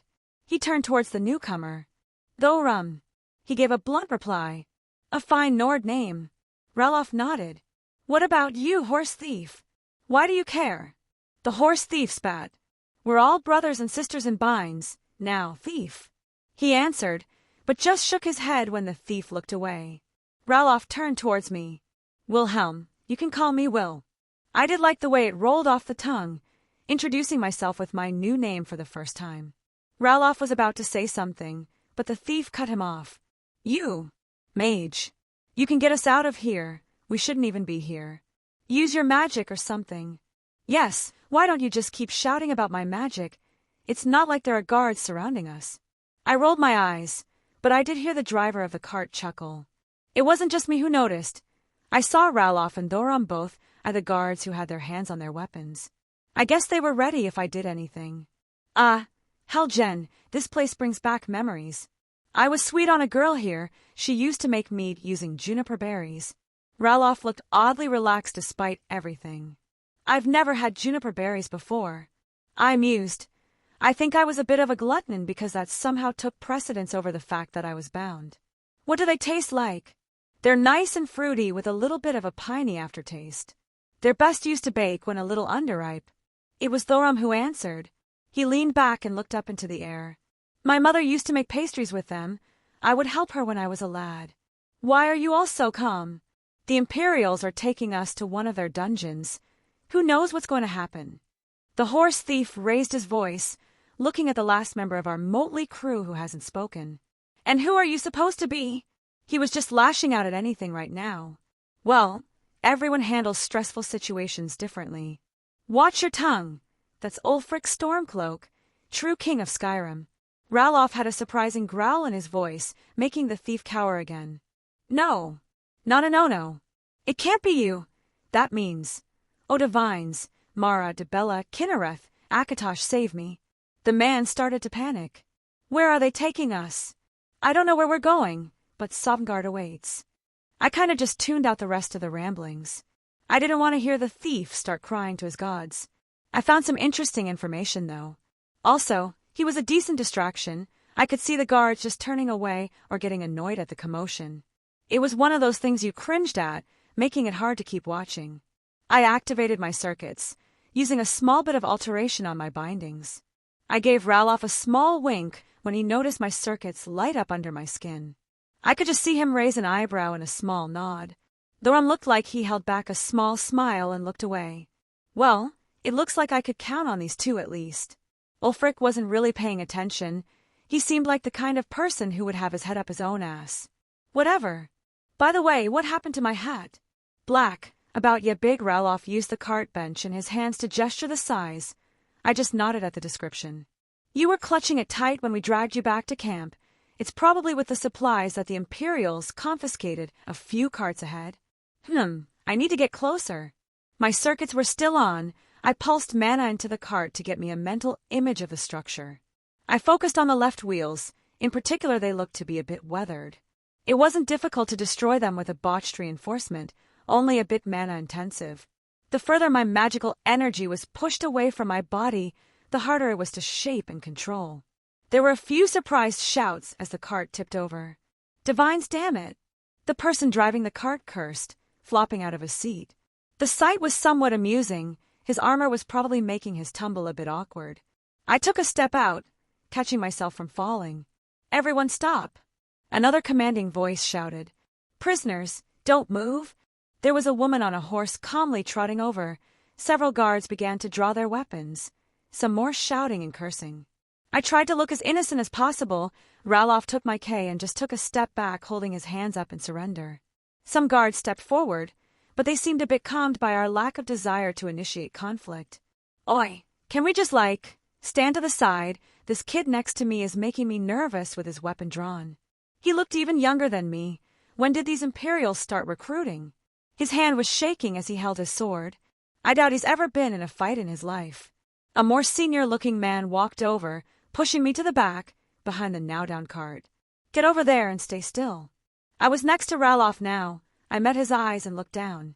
I started using my foot to etch out a rune in the dirt. I doubt he knew exactly what I was doing, but he knew a signal when he saw one. He elbowed Ulfric, who also saw and also gave a grunt in confirmation. Good man, Ralof. Now I just need to make a few more preparations. No, you'll never take me again. The horse thief shouted as he turned and made a run for it. Runner, the woman on the horse yelled, kicking her steed as she flew after him. God damn it, you moron! Fuck it! I ripped my bindings apart and slammed my hand onto the rune on the ground. The mystery actualized without issue, and the bottom of the cart flipped up, smacking away several of the guards standing in front of us. The horse pulling the thing freaked out and bolted forward, knocking past several more guards.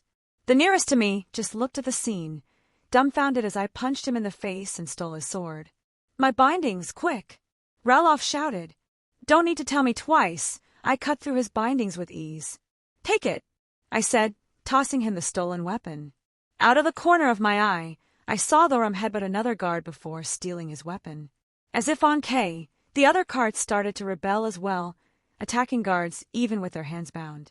The guard I had punched a moment ago had gotten up, with a dagger drawn from his boot. He awkwardly tried to slash me with it, and I could only look at him incredulously.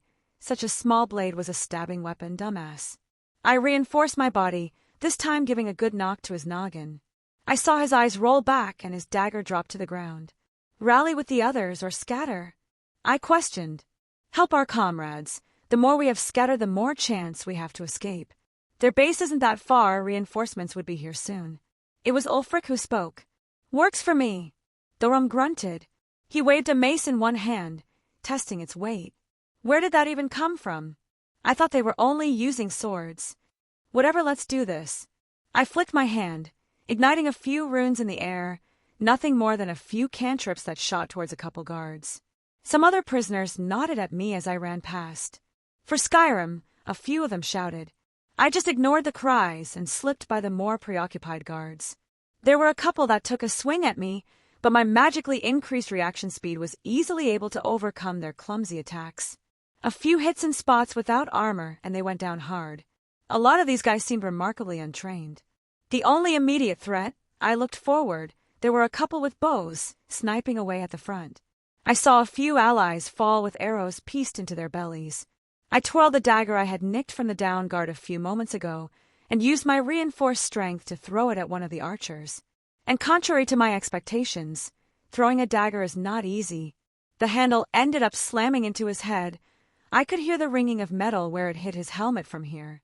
But at least it knocked him down for a moment. Close enough. The dirt under my foot exploded as I bolted towards both of them, sliding to the left to avoid an arrow passing over my shoulder. I stepped on the down one as hard as I could before diving towards the other, so he couldn't knock another arrow.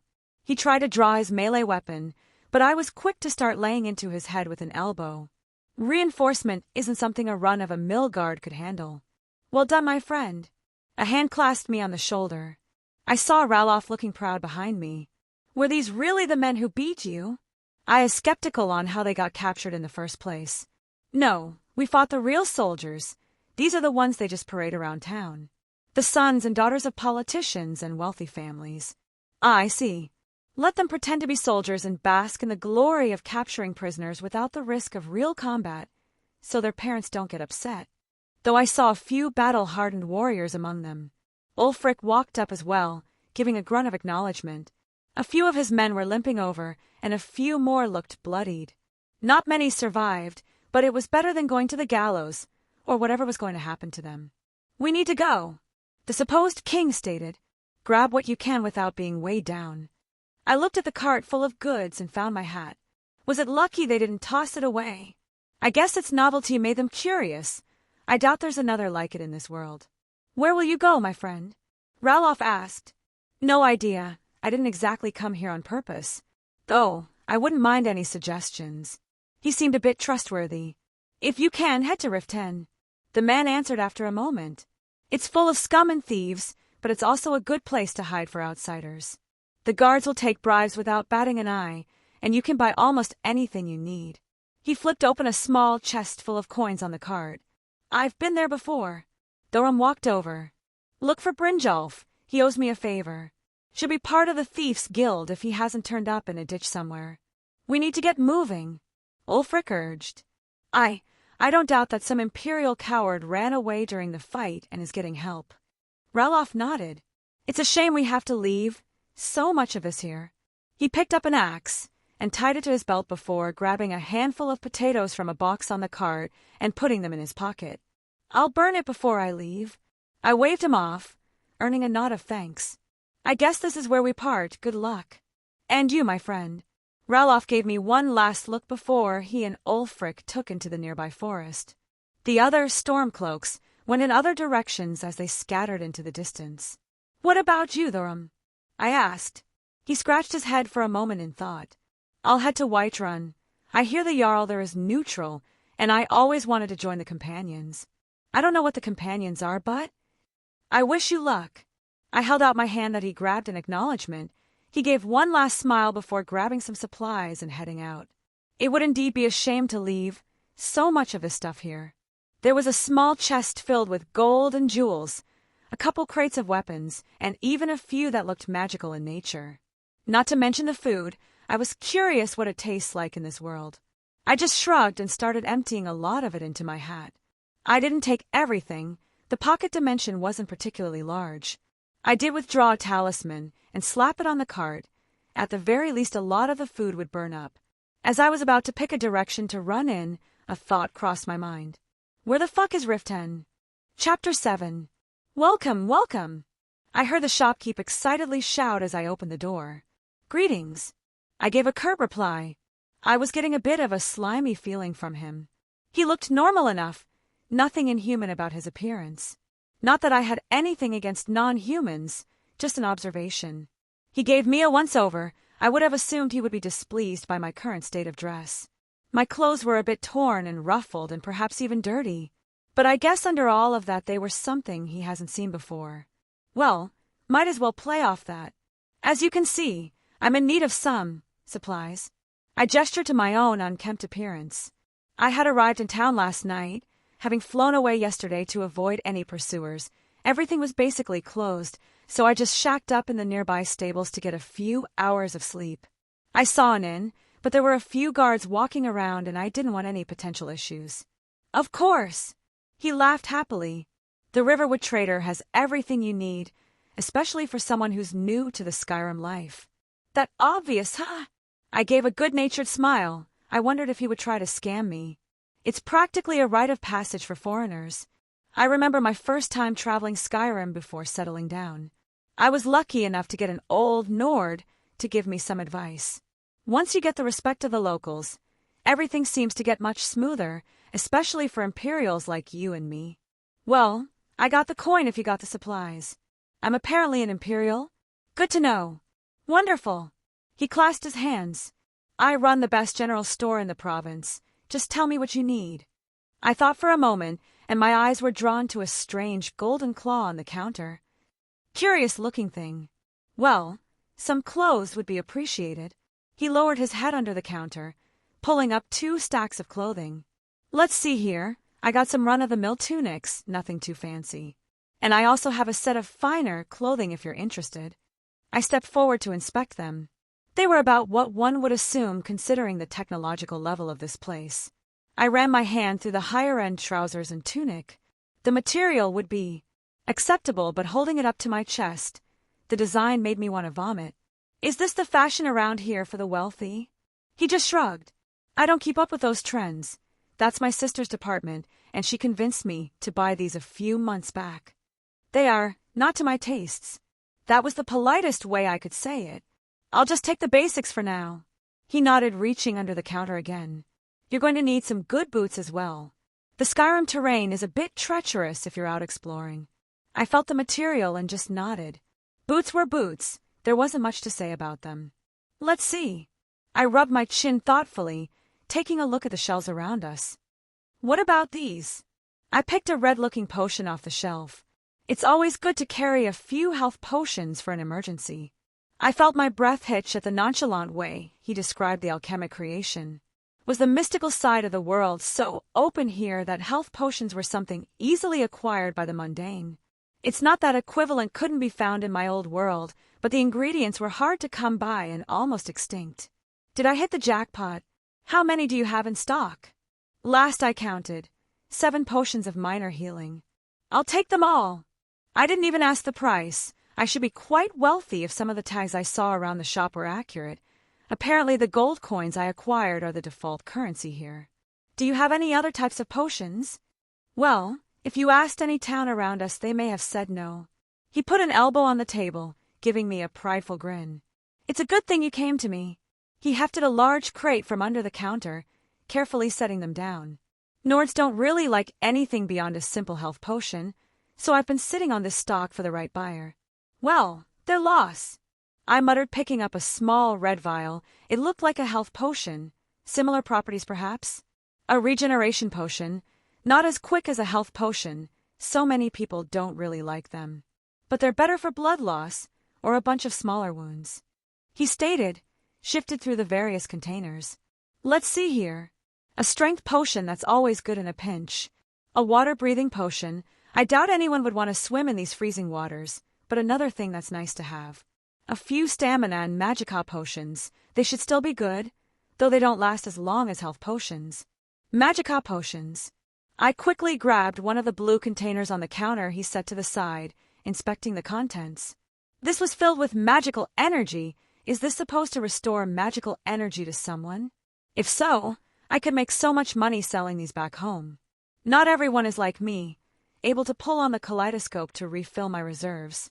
These would require testing, but if nothing else, they might have some interesting concepts I could steal. There were some other miscellaneous ones, like cure poison or cure disease.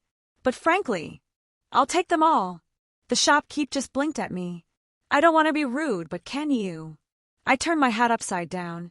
A small pile of gold poured out onto the counter. I have more where that came from. He clapped his hands. Well then, what else can I do for you? You also buy here? I inquired. Let me see what you got. I'll tell you if I can take it. He didn't even bat an eye the first time I used my hat. I guess magic really isn't something uncommon around here. I started to set a few swords on the table, not much, just to empty a bit of space. He picked one up to examine it. Pretty standard, looks in good shape. I don't deal much in weapons, but I can sell this pretty easily.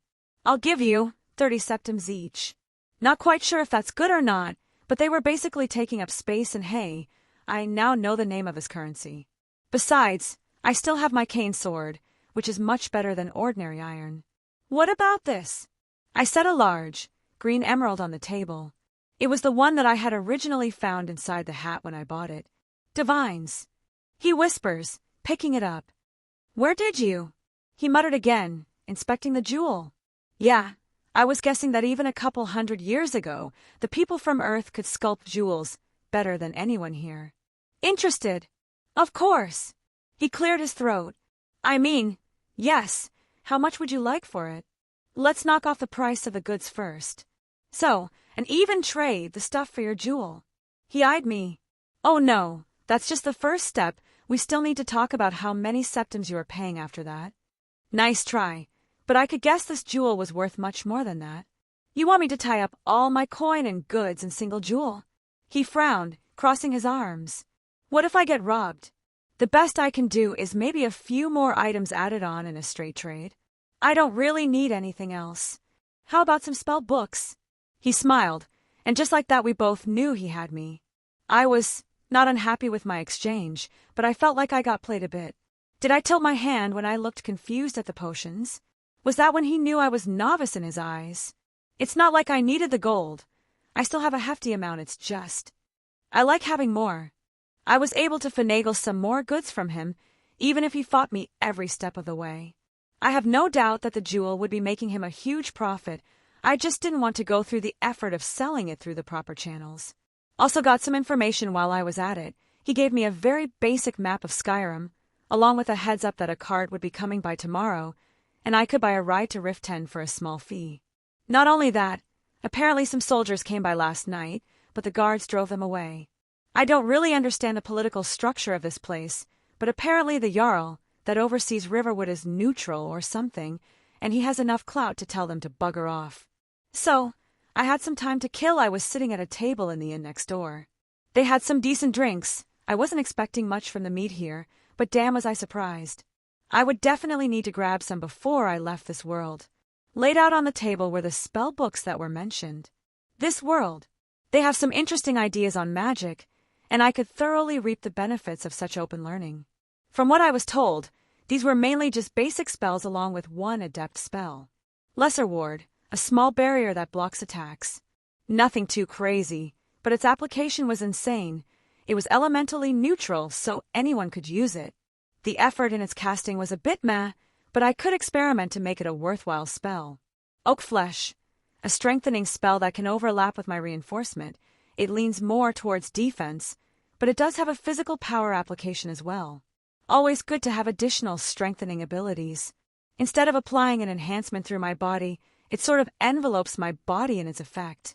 A bit mana-intensive, but it was something I would enjoy working with. Frostbite was neat. It basically channels a stream of cold air from your hand, freezing anything it touches. Well, it could be resisted easily. It wasn't like it was absolute zero temperatures.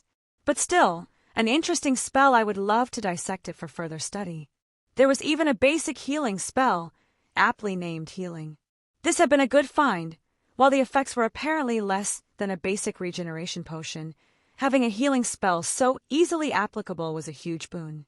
The last basic spell book was Telekinesis.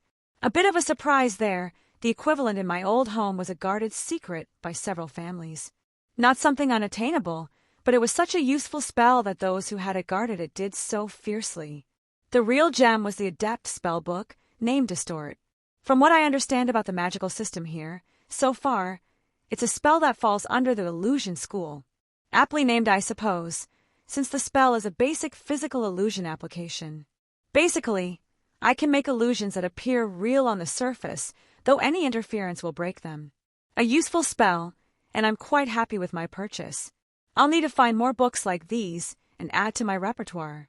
With a yawn, I picked up another bottle of mead. Well, I still had some time to kill, and this drink is pretty good at least. Chapter 8. What do you mean you're not going to Rift 10? All the rumors coming from that place, I ain't going near it for the time being. I could only just sigh his frustration. Look, if it's a matter of money, it ain't about the coin, boy. Did you not hear my words? I ain't going near it. The cart driver seemed adamant about staying away from that town for some reason. What exactly are these rumors? A dragon. He puffed out smoke from his mouth, tapping his pipe on the cart. First one to be sighted in centuries. I wouldn't believe in the tales if I hadn't met the folks fleeing with fear still in their eyes. Oh, that sounds interesting. I don't think I'm adequately equipped to deal with a dragon at the moment. Maybe if someone loosened the restrictions. How about you fight the dragon, and if you do good, I'll unlock it. Fuck off. All right. So Rift 10 was besieged by a dragon. That isn't the worst reason to stay away. Where am I supposed to go now? I mean, I didn't really need to go to Rift 10. It was merely a suggestion by those guys. If anything, I'm not really afraid of being captured or anything. I was just kind of going with the flow and was curious about the land I found myself in. How about Winterhold? The driver spoke up.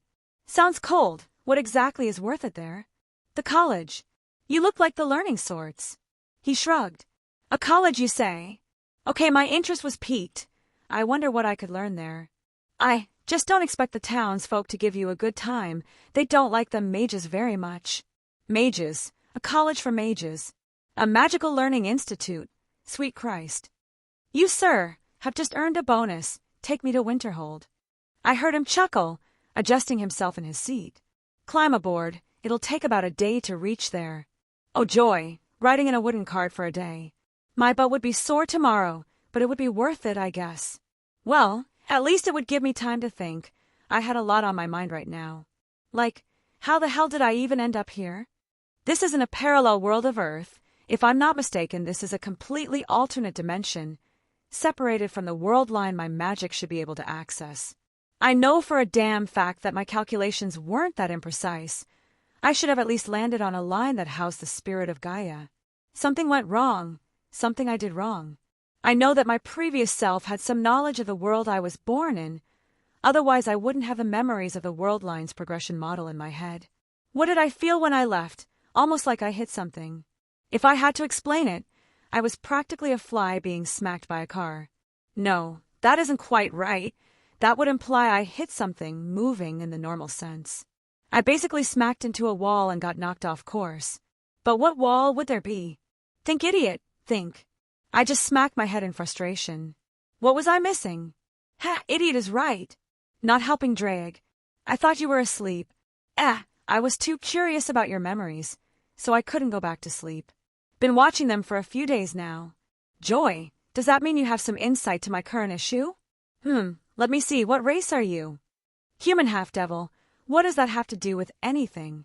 My physical species shouldn't have a negative effect on either the casting or the effect on the actualization. If anything, my half-phantasmal nature should make it smoother, since I'm a being closer to the concept of magic. And where do devils come from?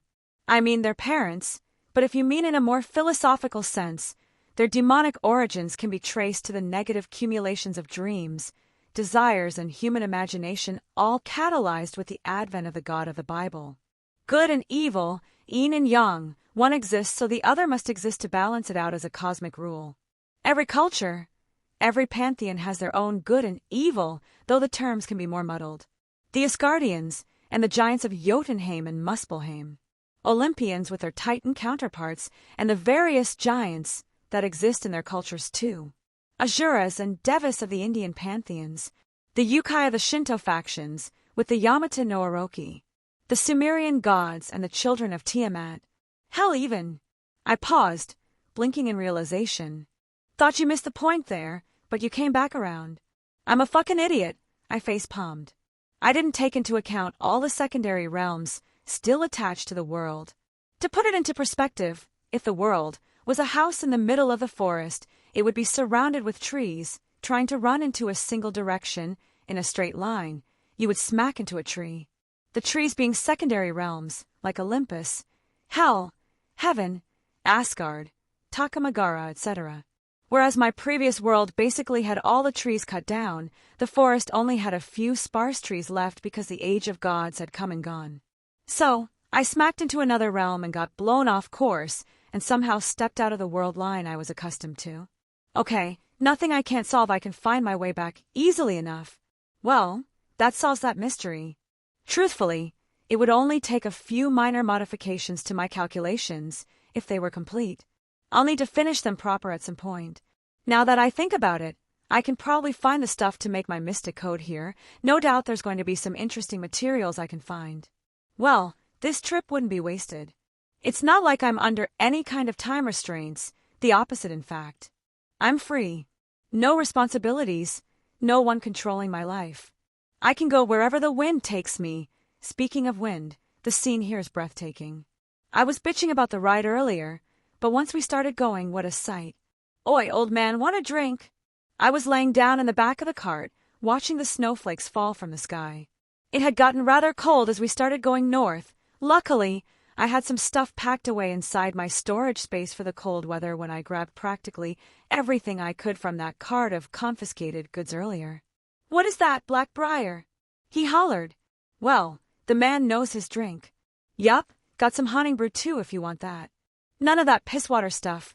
A real Nord drinks Black Briar or something a bit stronger. The old man snorted. I just laughed and handed him a bottle. It seems like no matter the world, people will defend their drink brands. What's the word around Skyrim recently? Besides dragon attacks? He took a swig. Well, I wouldn't mind hearing more about that, but I'm a bit out of the loop for everything. There were stories that Meridia's statue near Solitude has been acting up. He scoffed. Folks get in rightful panic too. Them Deidre are never up to any good. He turned back towards me. Never let some fool tell you nothing about a good Deidre, you hear me, lad? Nothing good comes from assorting with them things. Grabbing the eyes of higher powers never ends well for mortals. I didn't know what a Deidre was, but I could guess it was something godly in nature or something like that. Damn straight, you got a good head on your shoulders. He nodded.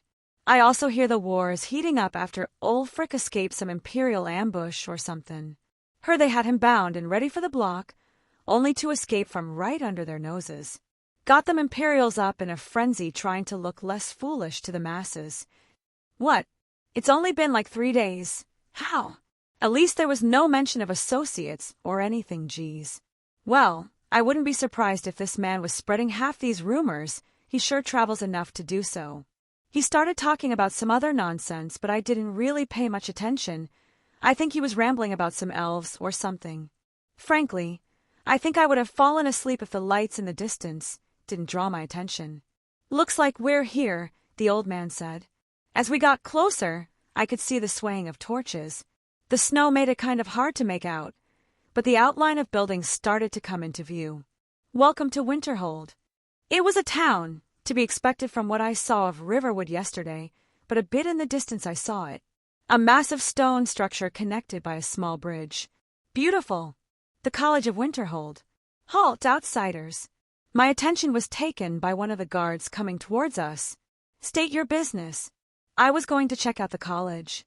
Was there any reason to hide it? The guard scowled under his helmet. Another mage, his voice practically dripping with venom. "I'm sorry," I said in confusion. "I've only been in Skyrim for less than a week. Did I do something wrong?" The guard looked me over once before sighing. "Look, the mages in the college have caused a lot of trouble for the town. Experiments gone wrong, or right, magical accidents and such aren't uncommon. Try to keep your nose clean if you join them. That sounds incredibly irresponsible. Even disregarding the morality of such things, do they not realize they rely on you all for even the basic necessities? They're in the middle of nowhere. The town is the only reason they can probably even operate without constant supplies coming and going. The logistics would be an absolute nightmare for something of that size." I think he was about to respond, but we both got distracted by a sudden shout. "Ice wraiths! Shit! Get in formation!" The guard looked at me again.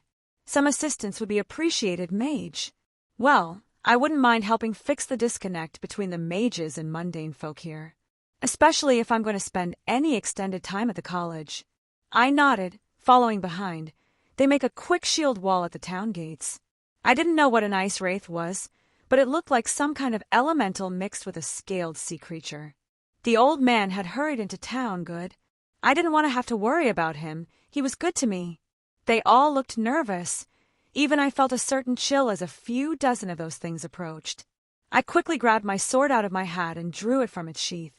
A few of the creatures in the front spewed frost blast from their mouth. It seemed like the guards were somewhat used to this, because several shields pushed together and blocked it. I'm not the most moral person in the world. I can be petty, vindictive, and I usually care about my needs over others. But I'm also not heartless. Seeing them fight like this, I just sighed and drew upon my mana. My circuits opened, and I felt my magical energy swell into both hands, and I pushed it together to store it. A moment later, 100 more guards formed up alongside us and rushed towards the incoming mass of ice wraiths. They were nothing but facsimiles, lifeless illusions that dissipated at the slightest touch.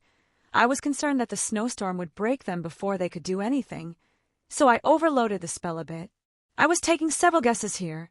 but it seemed like the ice wraith's sensory organs deemed them real, whether it was sight or something else. Maybe they sensed the magical energy that all life forms have, their OD, so to speak, and confused the mana I implanted in each copy as that? Questions for later. I began drawing my runes in the air. If I were a betting man, these things were most likely weak to fire. I withdrew a few talismans from my hat. I didn't have many left, and I was unsure if I could craft more outside of Earth, but it felt like a good time to use them. The spell I wanted to cast required 5 specific ones, but I was missing 2 of the required elemental talismans. I would replace them with a corresponding rune. Metal enriches water. Water nurtures wood. Wood feeds fire. Fire dries earth. Earth refines metal. A pentagram formed, suspending, and connecting them all in the air. Using the creation cycle to bolster another spell to an absurd level, even my sword bolstering it by a slight degree. Fire magecraft wasn't my forte, but I had thought about a few spells I wanted to create through the usage of the runic arts. The runes swirled around my hand, invoking in the sequence I envisioned. Too many to say individually. It was simpler to link the sentence under a single spell name. Fires of Muspelheim. The land was dyed red. In front of the gates of Winterhold, if you looked out, there was no fresh snow for about 80 yards, possibly more. I think the guards were a bit surprised. Surely, they couldn't think this was much? I mean, I felt this wasn't up to par with my standards. I noticed several irregularities when I cast the spell for the first time. I did make a mental note to fix them, but I lost maybe 30 to 40% power in the final cast. Thank you. A guard pat me on the shoulder. I recognized him from earlier. You saved the lives of many good men. I guess I did. Why exactly were those things attacking? He slumped his shoulders, letting out a sigh. It's that time of the year that they reproduce. I'm not sure the exact mechanism behind how they give birth, only that they need a source of heat. They usually swarm us when the sun is at its peak, drag a few people off, then do it again the next day. This repeats for a couple weeks. Oh, heat, I see what he means. Though I am a little intrigued. Does the act of reproduction need to siphon the heat from a living being in order for them to generate offspring? Everyone around me looked immediately at ease with the large swarm gone. A large weight off their shoulders in the meantime. There were a couple sporting wounds, while a bit of ice got around the shields. I one in specific rip a thorn of ice out of his arm. What a badass, that must have hurt. Oi! I clasped him in the shoulder, casting a healing spell. He just started at me, almost in utter confusion. How can they be so surprised at my magic, magecraft, when they live next to a college of mages? Geez, my terminology is getting all mixed up. I guess they mean the same thing, contextually speaking. Thanks. The guard grunted out. No problem, though you may want to get yourself checked. I don't know much about ice wraiths, admittedly, if there are any lingering effects inside your body. I owe you a drink, mage. The guard moved his arm around. Think we all do. The other guard, possibly the leader? He walked over and put a hand on my shoulder. Thank you truly. Many of my men were ready to die today. Well, I wouldn't say no to a mug. Your Skyrim meat has grown on me. All right, you had him, boys. Batter, Tolsmar, you both are staying on duty at the gate since you were both late. Otherwise, first round is on me, boys.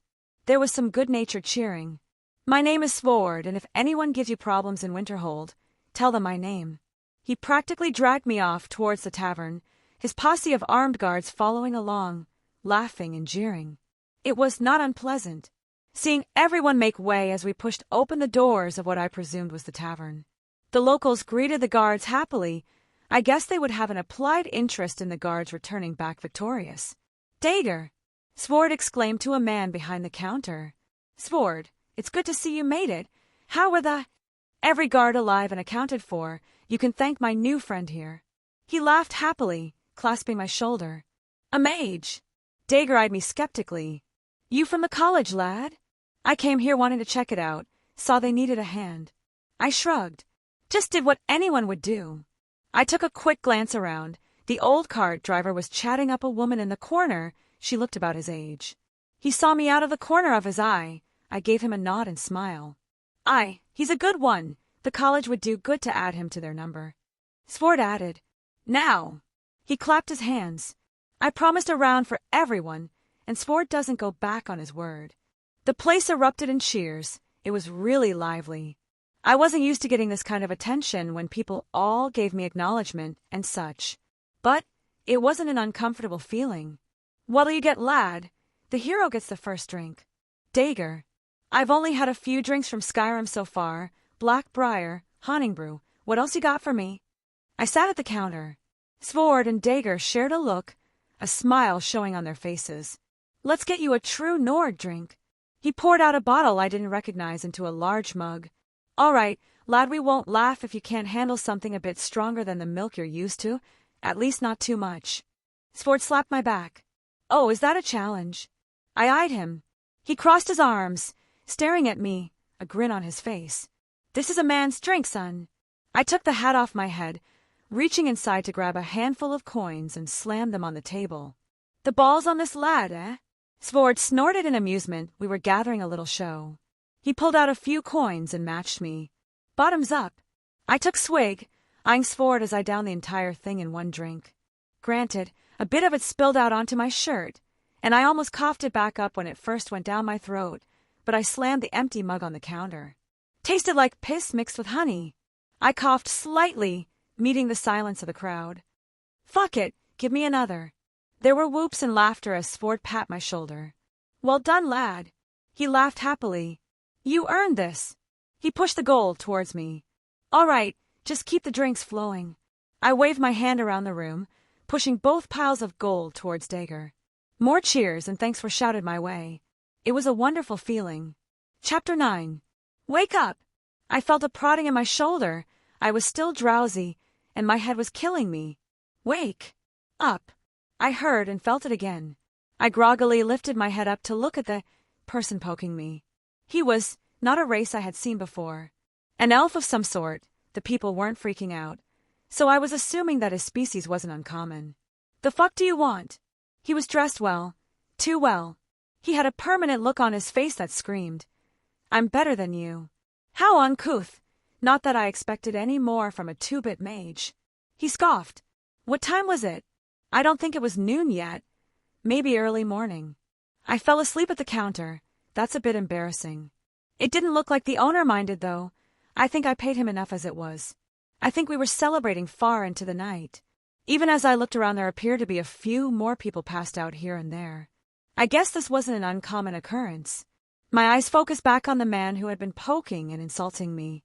Who are you and why should I care? Again, that little scoff he gave made me want to punch him. I am Encano, Thalmor emissary and counsel to the Archmage of the college. He proclaimed, perking up like a peacock. Neat. Yes, quite. It looked like he tried his best to not appear annoyed at my remark, failing horrendously. I have heard of your feats yesterday, and am gracious enough to offer you a place at the college. This feels all kinds of wrong. I can't quite put my finger on it, but I'm too curious to see where this goes. Oh, how kind of you, good sir. How could I ever repay such generosity? I see, you do indeed have some manners befitting someone more learned than these barbarians. I will ignore your earlier outbursts. He turned his nose up. You are lucky to have caught the eye of some very powerful mages. They are curious about the spells you evoked in your battle. Ah, there it is. I guess some descriptions of what I had done were spread around. Some idiot heard the rumors.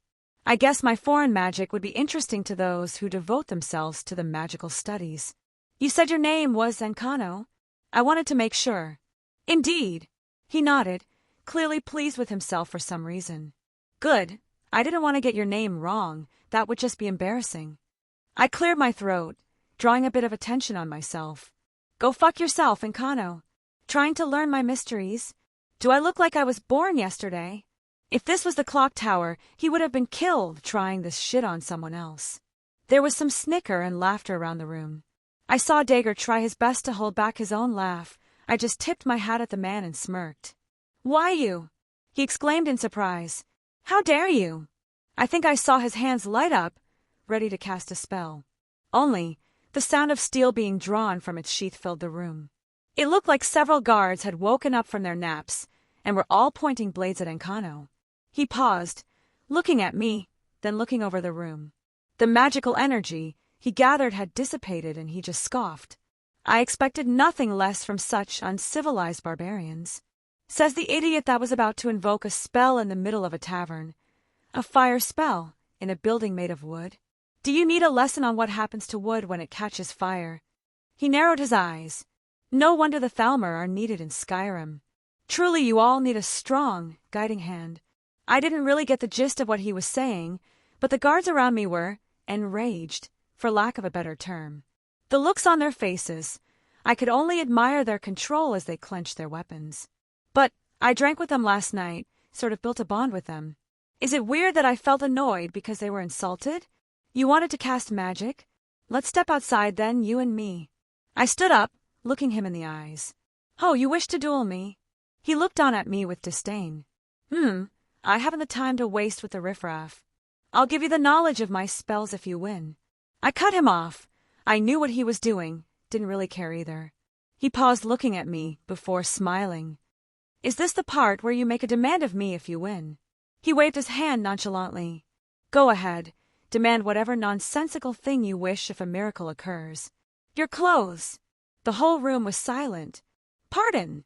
The elven mage looked at me in confusion. I want your clothes. I enunciated.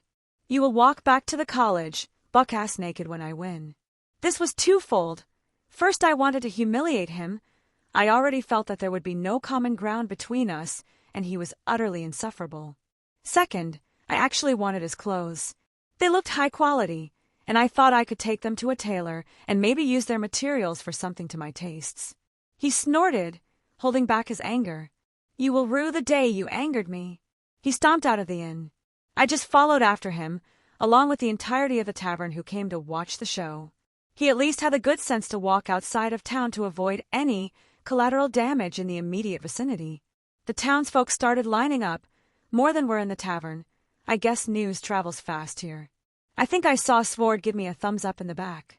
Well, let us discuss the rules of this duel. And Kano stated, no killing, no maiming, no large-scale collateral damage. You hurt the spectators. I'm taking your head.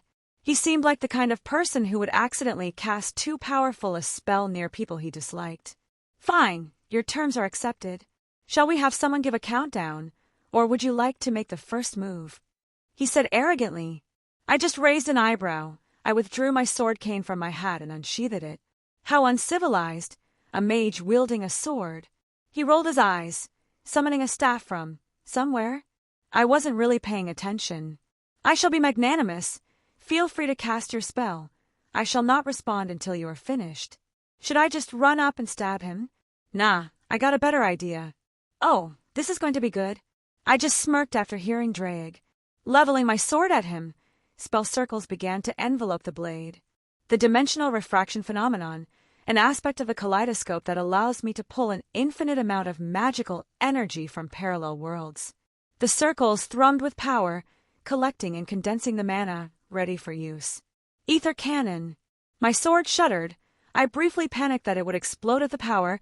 I had kept the output of the spell at the bare minimum, and even so, the weapon couldn't handle this kind of spell. I saw my Nkano's eyes widen as he pulled on an impressive amount of magical energy to cast a spell similar to Lesser Warding. Was it a higher tier variant of the same spell? It didn't matter. My beam of iridescent light tore through his barriers like they were paper. His cry of pain was heard, deafening the crowd. He fell to the ground, clutching his lower stomach, screaming out in pain as blood seeped from his mouth and poured through his fingers. I calmly strode over to his prone position. I saw a white light erupt from his hands, trying to heal himself. It would be slow going, but my aim was impeccable. There would be no lasting damage if he got healed, so I didn't violate the rules. I withdrew a couple potions from my storage. I practically shoved the regeneration down his throat and dumped a healing potion on the wound. This wasn't out of mercy, mind you. He still had part of his wager to uphold. You lost, I said plainly, as the bleeding began to stop. He wobbled to his feet, taking a few steps back form. Why you dare? I raised an eyebrow. Did he think I wouldn't notice what he was doing? I saw him channeling his own magical energy into spell, trying to hide it. I just began casting my own spells, bringing runes into existence with a hand behind my back. Strip! I ordered again. I saw him contort in rage, hands clenched. I am a Thalmor emissary. You dare to lay a hand on me? Your punishment is death. He threw his hands up, and a large amount of mana was expanded. Something came into existence. A large, towering, ice figure stood between me and the arrogant elf. Another sort of elemental? No matter, I pushed my hand to the ground and brought all the runes together. Bindings of Gaia. Massive roots sprang from the frozen tundra, shooting up and wrapping around the ice creature, binding it in place. They didn't stop, shooting towards Encano, grabbing, and pulling him prone to the ground. The duel had been concluded and you tried to kill me. I wonder what the punishment for attempted murder is. My blade pressed against his neck, and I leaned down next to him. A two-bit mage, huh? I whispered. The Jarl would enjoy having the Thalmor emissary in his dungeons. Svord walked up next to me, clearly hearing the exchange. Would he now? I raised an eyebrow, a smile shared between me and Svord. It seems like this Jarl doesn't like the Thalmor, whatever they are, and Encano looked rather pale at the thought. As I contemplated what to do, a teleportation-type spell had activated a few feet away, and a man walked out. Another elf. It looked like a different species, though. May I request you remand him into my custody? The man had an authoritative voice to him, yet at the same time he gave the aura of a sort of kindly old man. Archmage, Svord greeted, maybe even with a little respect. Svord, it's been a while. The Archmage returned. Archmage, someone high up in the college, perhaps. I apologize for the commotion he's caused. The mage looked at me. I can promise that he was operating under no authority of the college, and his views and words in no way reflect upon us. I looked towards Svord, who just gave me a nod. I didn't really care either way. Dump him in the river, throw him in jail. His existence meant little to me. He's all yours. A bit of goodwill towards my future home wouldn't be too bad either. I was about to undo my spell until... Snap! The Archmage snapped his fingers, and my roots began to unravel and return to the ground. The summoned being was dispersed, and returned to whatever realm it was summoned from. I couldn't help but blink and stare at this Archmage. Frankly, he was giving me a familiar feeling, like I was staring at my previous self. That well of knowledge that seems unfathomable, and the quiet confidence that he could handle anything that came his way. Of course, the Archmage only just gave me a kind smile, though I think he was smirking a bit, but I didn't feel any amount of arrogance from it. Well played. He's strong. Can you tell how much? The current you can't handle him. Using those devil terms. At least ultimate class. Yes, the devil's way of measuring power. Lower class, middle class, high class, ultimate class, Satan class, and superclass.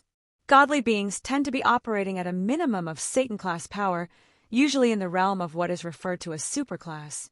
I thank you, young man. He pulled Encano up from the ground and applied his own healing spells. They were strong. I could see they were many-fold stronger than the basic one I knew. He turned his gaze towards the bloodied elf. Now, I believe you have a wager to uphold. I pause and I think everyone around us stopped too. I don't think they expected that. Why, you can't be serious, Archmage. I'm an emissary of the Thalmor, he exclaimed. Then perhaps you should act like it in the future. He narrowed his eyes. I'm your confidant. How would it look on the college if I were to parade around in the nude?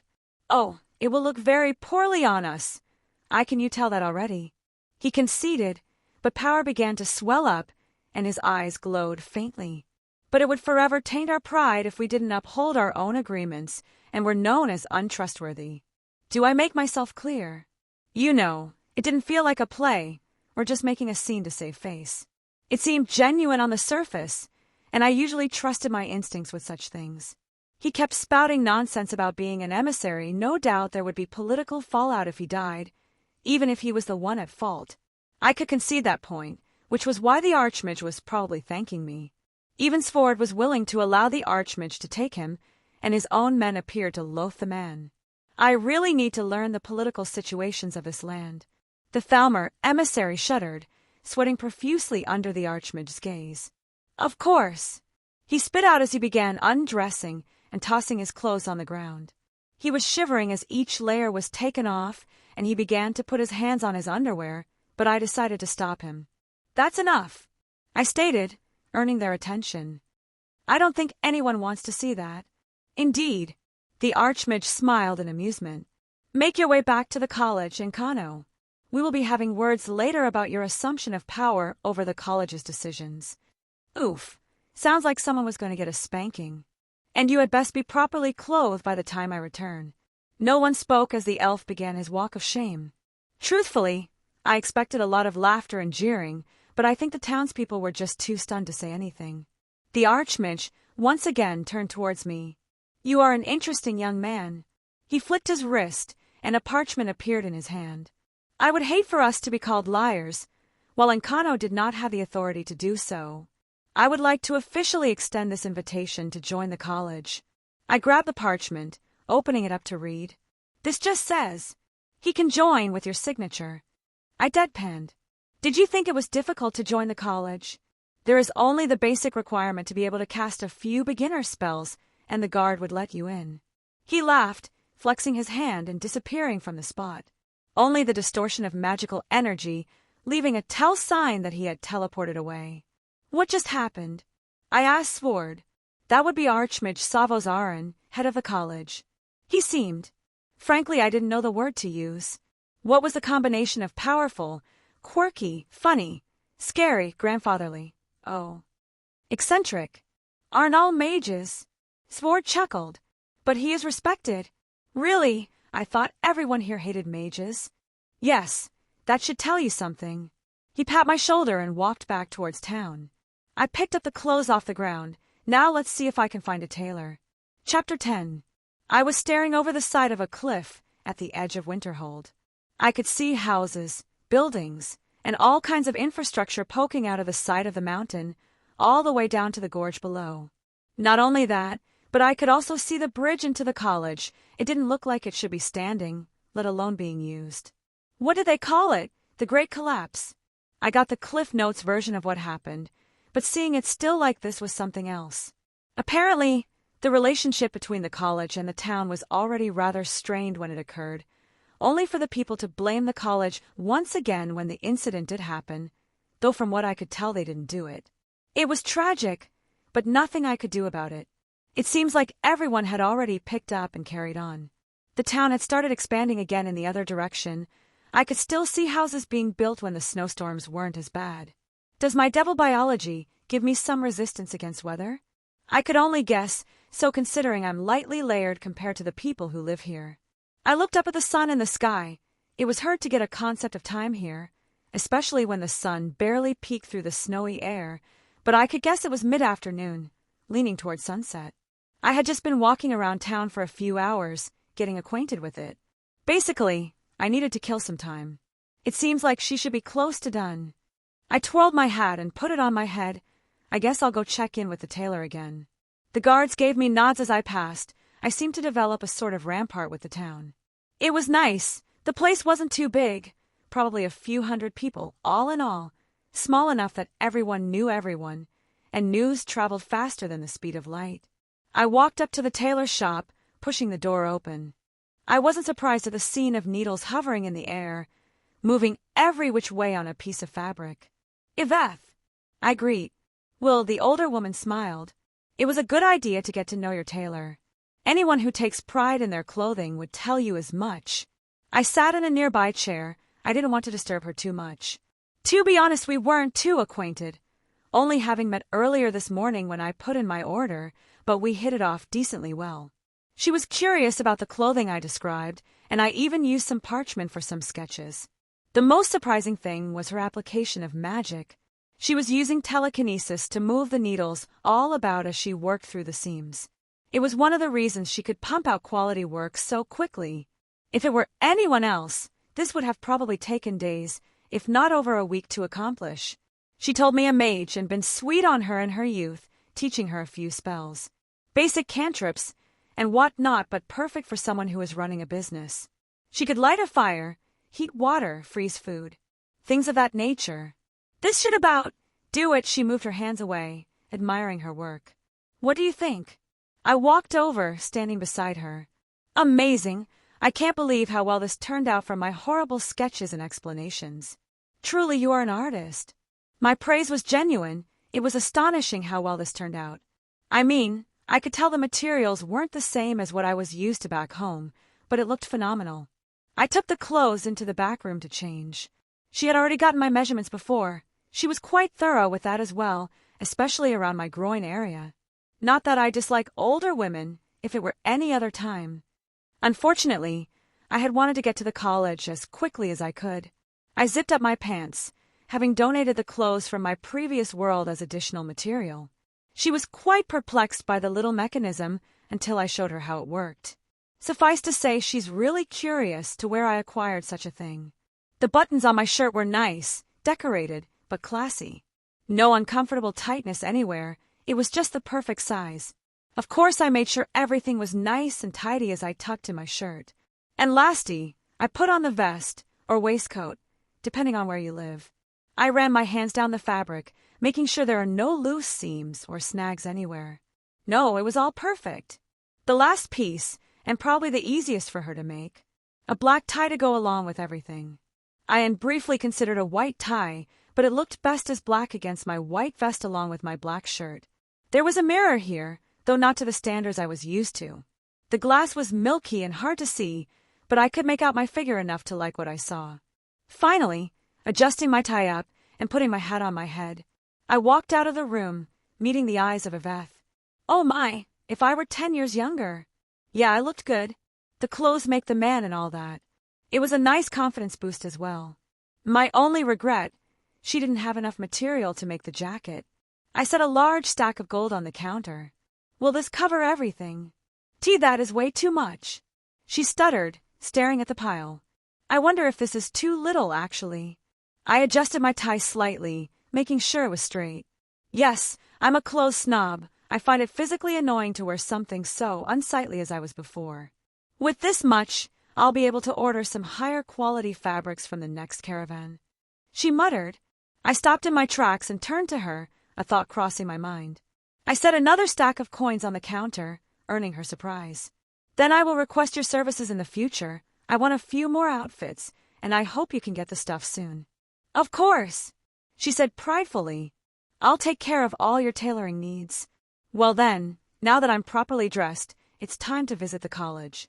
Walking towards the entrance, I could feel the magical energy in the air get denser. Right as the ground met the stone pathway, I put my hand out and pulsed some mana. A shimmering blue barrier was revealed in front of me. I saw my magical energy cascade in every direction, showing the form of the barrier before dissipating. Amazing! A bounded field of that size must have taken an astronomical amount of magical energy to sustain.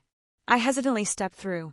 Normally I wouldn't have been so lackadaisical about going into a bounded field of unknown origins, but the college was welcoming, so I took the small risk. State your business. An elf leaning against the brick railing walked up, blocking my path. Here to join the college. I produced the letter from the Archmage. She opened the letter, staring at its contents for a moment. What? Yeah, I don't know either. I just shrugged. Oh. He snapped her fingers. You're the mage that dueled Encano. That would be me. I don't think he dueled anyone else in the meantime, so probably? Amazing. How were you able to penetrate his greater ward with a single spell, and without a large cast time? Was it some kind of master-level destruction spell? Or did it bypass the properties of the ward entirely with a curse? No, that shouldn't be it. He said his greater ward was pierced through, ignoring the absorption effects. Was it a spell that accelerated a physical object at high speeds? She started to ramble on. I could guess some things, but I felt like I was missing a bit of context. I'm sorry. I think I'm missing something here, miss. Oh, I'm sorry, I just got excited. My name is Faralda. I sometimes work as the guard for the college, screening potential recruits. I see. I said simply. And what was this about Encano? Oh, the duel has been the talk of the college since the Archmage had brought Encano back. Really? Encano doesn't strike me as the type of person who would discuss his defeat. We were surprised too, Faralda admitted. Encano isn't exactly the most likable person in the college. So, all of us were surprised when the Archmage announced that Encano was kind enough to give a lecture on magical dueling using his experience as an example. Oh, okay, that makes more sense.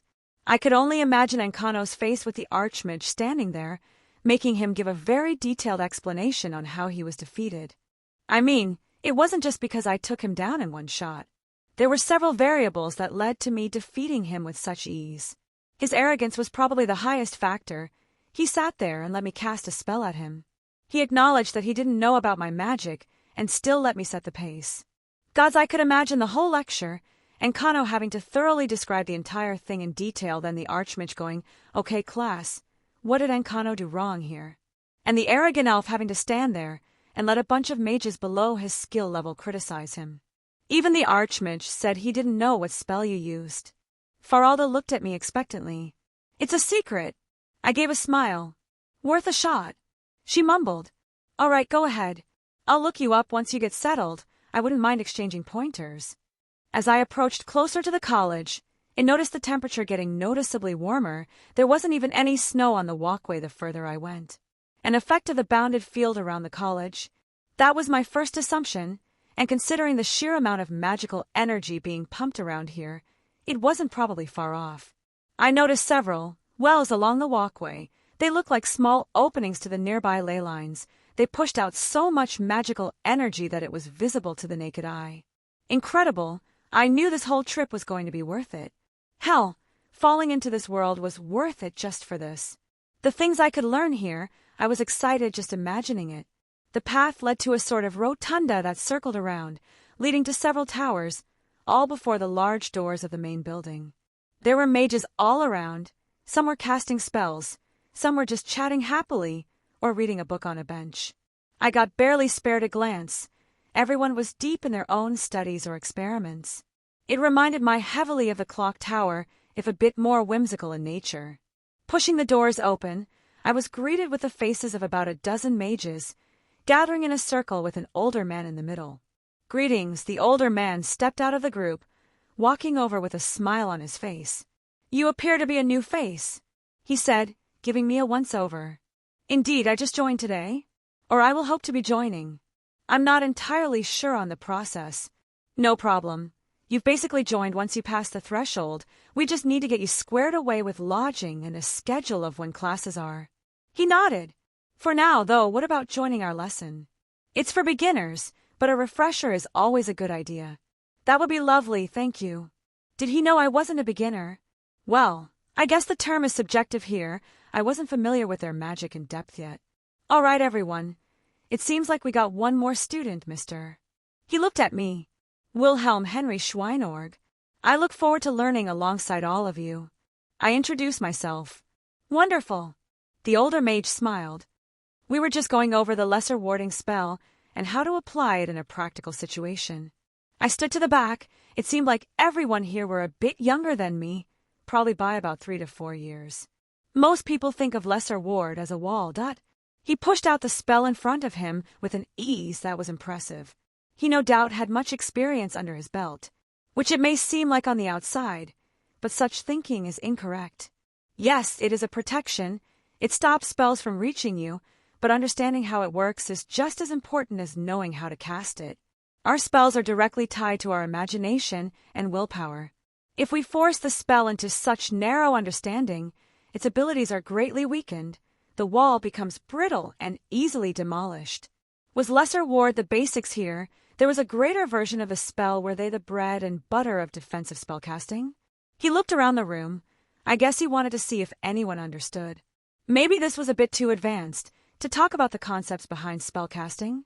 Well, it was extremely simplified, but still, he was talking about how to modify the spell, albeit indirectly. "Wilhelm, was it? Can I hear your thoughts?" The mage called me, as all the heads towards back to face me. "About understanding spells in general, or my thoughts towards lesser ward?" "Just lesser ward, for now." He smiled. "I suppose it's a very efficient spell if you copy it straight from the book. Its cost and effort to cast are below average, and it's a very sturdy shield for what you get. It won't block anything high tier, but fights don't always involve casting large-scale destruction. A quick fireball is oftentimes much more dangerous than summoning a lightning storm, yet can be blocked quite easily with a quick lesser ward." "All correct." He turned toward the others. As he said, simple and efficient spells are often better than big and destructive. That being said, It is unlikely you'll run into anyone able to cast such spells, meaning a lesser ward will probably be able to counter almost anything an enemy mage can throw at you. He turned towards me again. If I can ask for your assistance again, would you mind casting a lesser ward while I shoot a ball of light at it? Of course. I nod, stepping out of the group, getting a little distance from him. This was supposed to be a learning thing, so I very blatantly held my hand up and pushed the spell outward, giving everyone else in the hall a good look. I can already see you understand the spell quite thoroughly. He held a ball of light in his hand and basically tossed it at my ward. It splashed across before dissipating against my magical barrier. Now you see how it's held? I used the same strength against all of yours earlier, yet none of yours could take it without breaking. And I know what you all want to say, that he is more experienced or more powerful since he's older, but is that true? He looked towards me. Wilhelm, how much magicka did you push into your lesser ward when you cast it? Magicka. If I recall, that was the term they used for mana here. The bare minimum for the spell to cast. So what was the difference between your ward and the ward he cast? He asked the class, but no one answered. The answer is simple, really. It isn't even experience, it's just knowledge. He understood how the spell worked and was able to apply its properties correctly when casting. He gestured over to me. Tell me, Wilhelm, what do you picture when you cast a spell? A bag, I said after a moment. I wasn't really at the level where I had to force an image when casting. I was pretty far ahead of that, but it was a step any novice would go through. But the spell reminded me more of a bag than a wall. Wonderful, he exclaimed. A bag, not a wall. If you read the spell tome properly, you would have seen that the lesser ward absorbs the magicka of the spell that it blocks, rendering it moot. A wall cannot absorb. It prevents. It is static and unyielding. Whereas a bag can take into itself. Yes, it can rip when too much is put in, but that is the limit of a spell itself. He looked around the room, noticing the faces of his student light up in understanding, smiling in good nature. All right, let's leave it here for today. I want you all to practice casting your lesser ward every morning until you can do it without effort. The students dispersed, chatting and whispering to each other as they scattered to the ends of the college. Thank you for your assistance. The mage walked towards me. I find it helpful when the students have someone closer to their age to compare themselves to. I was happy to help. I smiled. It was a nice experience again, being in a classroom. Hell, I even learned a thing or two while I was here. The room registration is kept by Urag Groshab, our resident librarian. Just introduce yourself to him, and he'll set you straight. The old mage pat me on the shoulder. Oh, where are my manners? I completely forgot to introduce myself. I am Talfdir, the master alteration mage for the college, along with the teacher for defensive magics. He walked me over towards the door. Here we are. These stairs lead up to the Arcaneum. Be polite to Urag Groshab. He takes his job as librarian very seriously. I just stared at the stairs going up. A library in a magical college. It was just there, open for anyone to enter without prior authorization. Was it really this simple? Could I access the school's library without anyone stopping me? I was practically dancing with excitement. Forget a room, I want to just live in the library. A Nascent Kaleidoscope. Chapter 11. POV Sona Citri. I was not having a good day. Where did it all go wrong? Was it yesterday when I was blown up? No, I think I can go further back. It wasn't even when I agreed to watch Overlord Lucifer's. Bastard. Truthfully, I think it was when I was born. Yes, everything started to go wrong when I met my sister. I love Seraphol dearly, but Satan's below. I want to strangle that girl sometimes. Often. Sister, please. I begged, quietly of course. I didn't want to ruin my image. My poor Sonatan. Don't worry, I'll find the meanie who blew up all over you and beat him up. Of course, she would phrase it that way, while trying to molest my rear. Seraphol. Lord Beelzebub spoke up. I thanked whatever higher beings that listened. There was at least one sane Satan left. And no, I didn't count Lord Lucifer or Lord Asmodeus, wherever he was. Fine, my sister happily skipped back to her seat. Okay, as I was saying, can you please start from the beginning, Sona? Lord Beelzebub asked again. I took a deep breath and began. I was heading over to Shimoda's house because he had been absent from school for 3 days at that point, counting that morning. I took a glance at Lord Lucifer. He was serious, but seemed to look almost disconnected from this meeting. As I was tasked to do, I needed to check up on him to make sure he was safe. And how did he act? Like a different person? Maybe like someone was controlling him? Lord Beelzebub asked, jotting down some notes. He made a comment that I didn't expect from him, but if I was to question if it was him or not, it sounded like how he would say it. If that makes sense, Lord Beelzebub. I see, and you didn't find any magical anomalies? No, sir. I didn't sense any magic in the area. Okay, continue. I had to force my way inside, and I was going to confront him again, possibly use a more thorough hypnosis to figure out what was going on, but I was surprised when I saw all the drawings covering the walls. Yes, I have several pictures here. He picked them up. And you have no idea where these came from? I do not have the faintest clue. If I had to guess, it was some kind of magic? I'm only aware of human magic by rumor, knowing that it involves a lot of calculations. And isn't that a revelation? Apparently Shimoda knew magic. I'm not surprised. He stared at the pictures intently. I had to sit down and figure some of these out myself. It looks like he was calculating the position of the stars in this one, and over here was the gravitational force exerted on an object moving at the speed of light. He began to mumble several more things before coughing and looking back up. Unfortunately, most of it was destroyed, and I'm unable to piece it together. So he's smart, then? Seraphal added. This is some high-level stuff. I can tell there are a few magic formulas mixed in, so its nature isn't in question. If he's able to use this appropriately, well, I wouldn't deny him the title of genius. Ajuka Beelzebub admitted. And there is no evidence of him using magic before this? I was surprised when Lord Lucifer finally spoke. I didn't think he was listening. No, sir. I said calmly, just earning a hum from him. Continue on, Miss Citri. Lord Beelzebub gestured. When I asked him about it all, he said, I have taken the drugs, then asked me if I wanted to see a magic trick. Pfft! My sister snorted in laughter, holding her mouth shut. It looked like he pulled some kind of bracelet out of his hat. It appeared expensive, not something I would think he had. I don't know where he got it. Then he said, For my next trick, I'll make an asshole devil disappear, before turning the bracelet into a bomb and throwing it at me. So, he knew you were a devil. Lord Beelzebub mumbled. Admittedly, I didn't focus on that part. I guess he did know I was a devil. That brings into question many things I didn't think about previously. I am still angry he tried to blow me up, but thinking about it now, it wasn't a very powerful explosion. Even if I didn't cast a shield in time, it wouldn't have done any lasting damage. But that didn't mean I would forgive him either. After I recollected myself, I saw the house on fire and ran back inside, using my water magic to douse the flames. But at that point, nearly everything was destroyed, and Shimoda was nowhere to be seen. He most likely knew a teleportation spell. Lord Beelzebub sighed. Thank you for your report, Miss Citri. I looked around the room. Lord Lucifer and my sister didn't look like they had anything to say, so I stood up, gave a bow, and left. There was already a teleportation circle on the floor outside of the meeting room that I stepped into, and was taken back to the school, directly into the student council's office.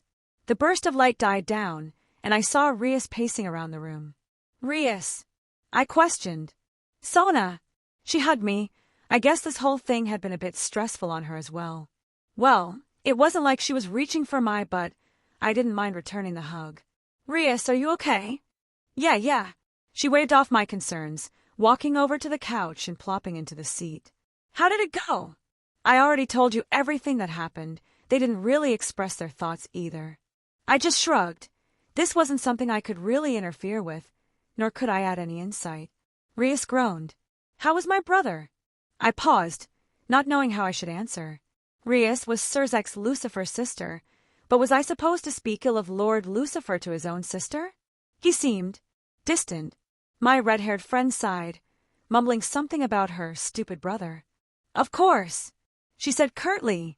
Him and Grafia were fighting last time I went over.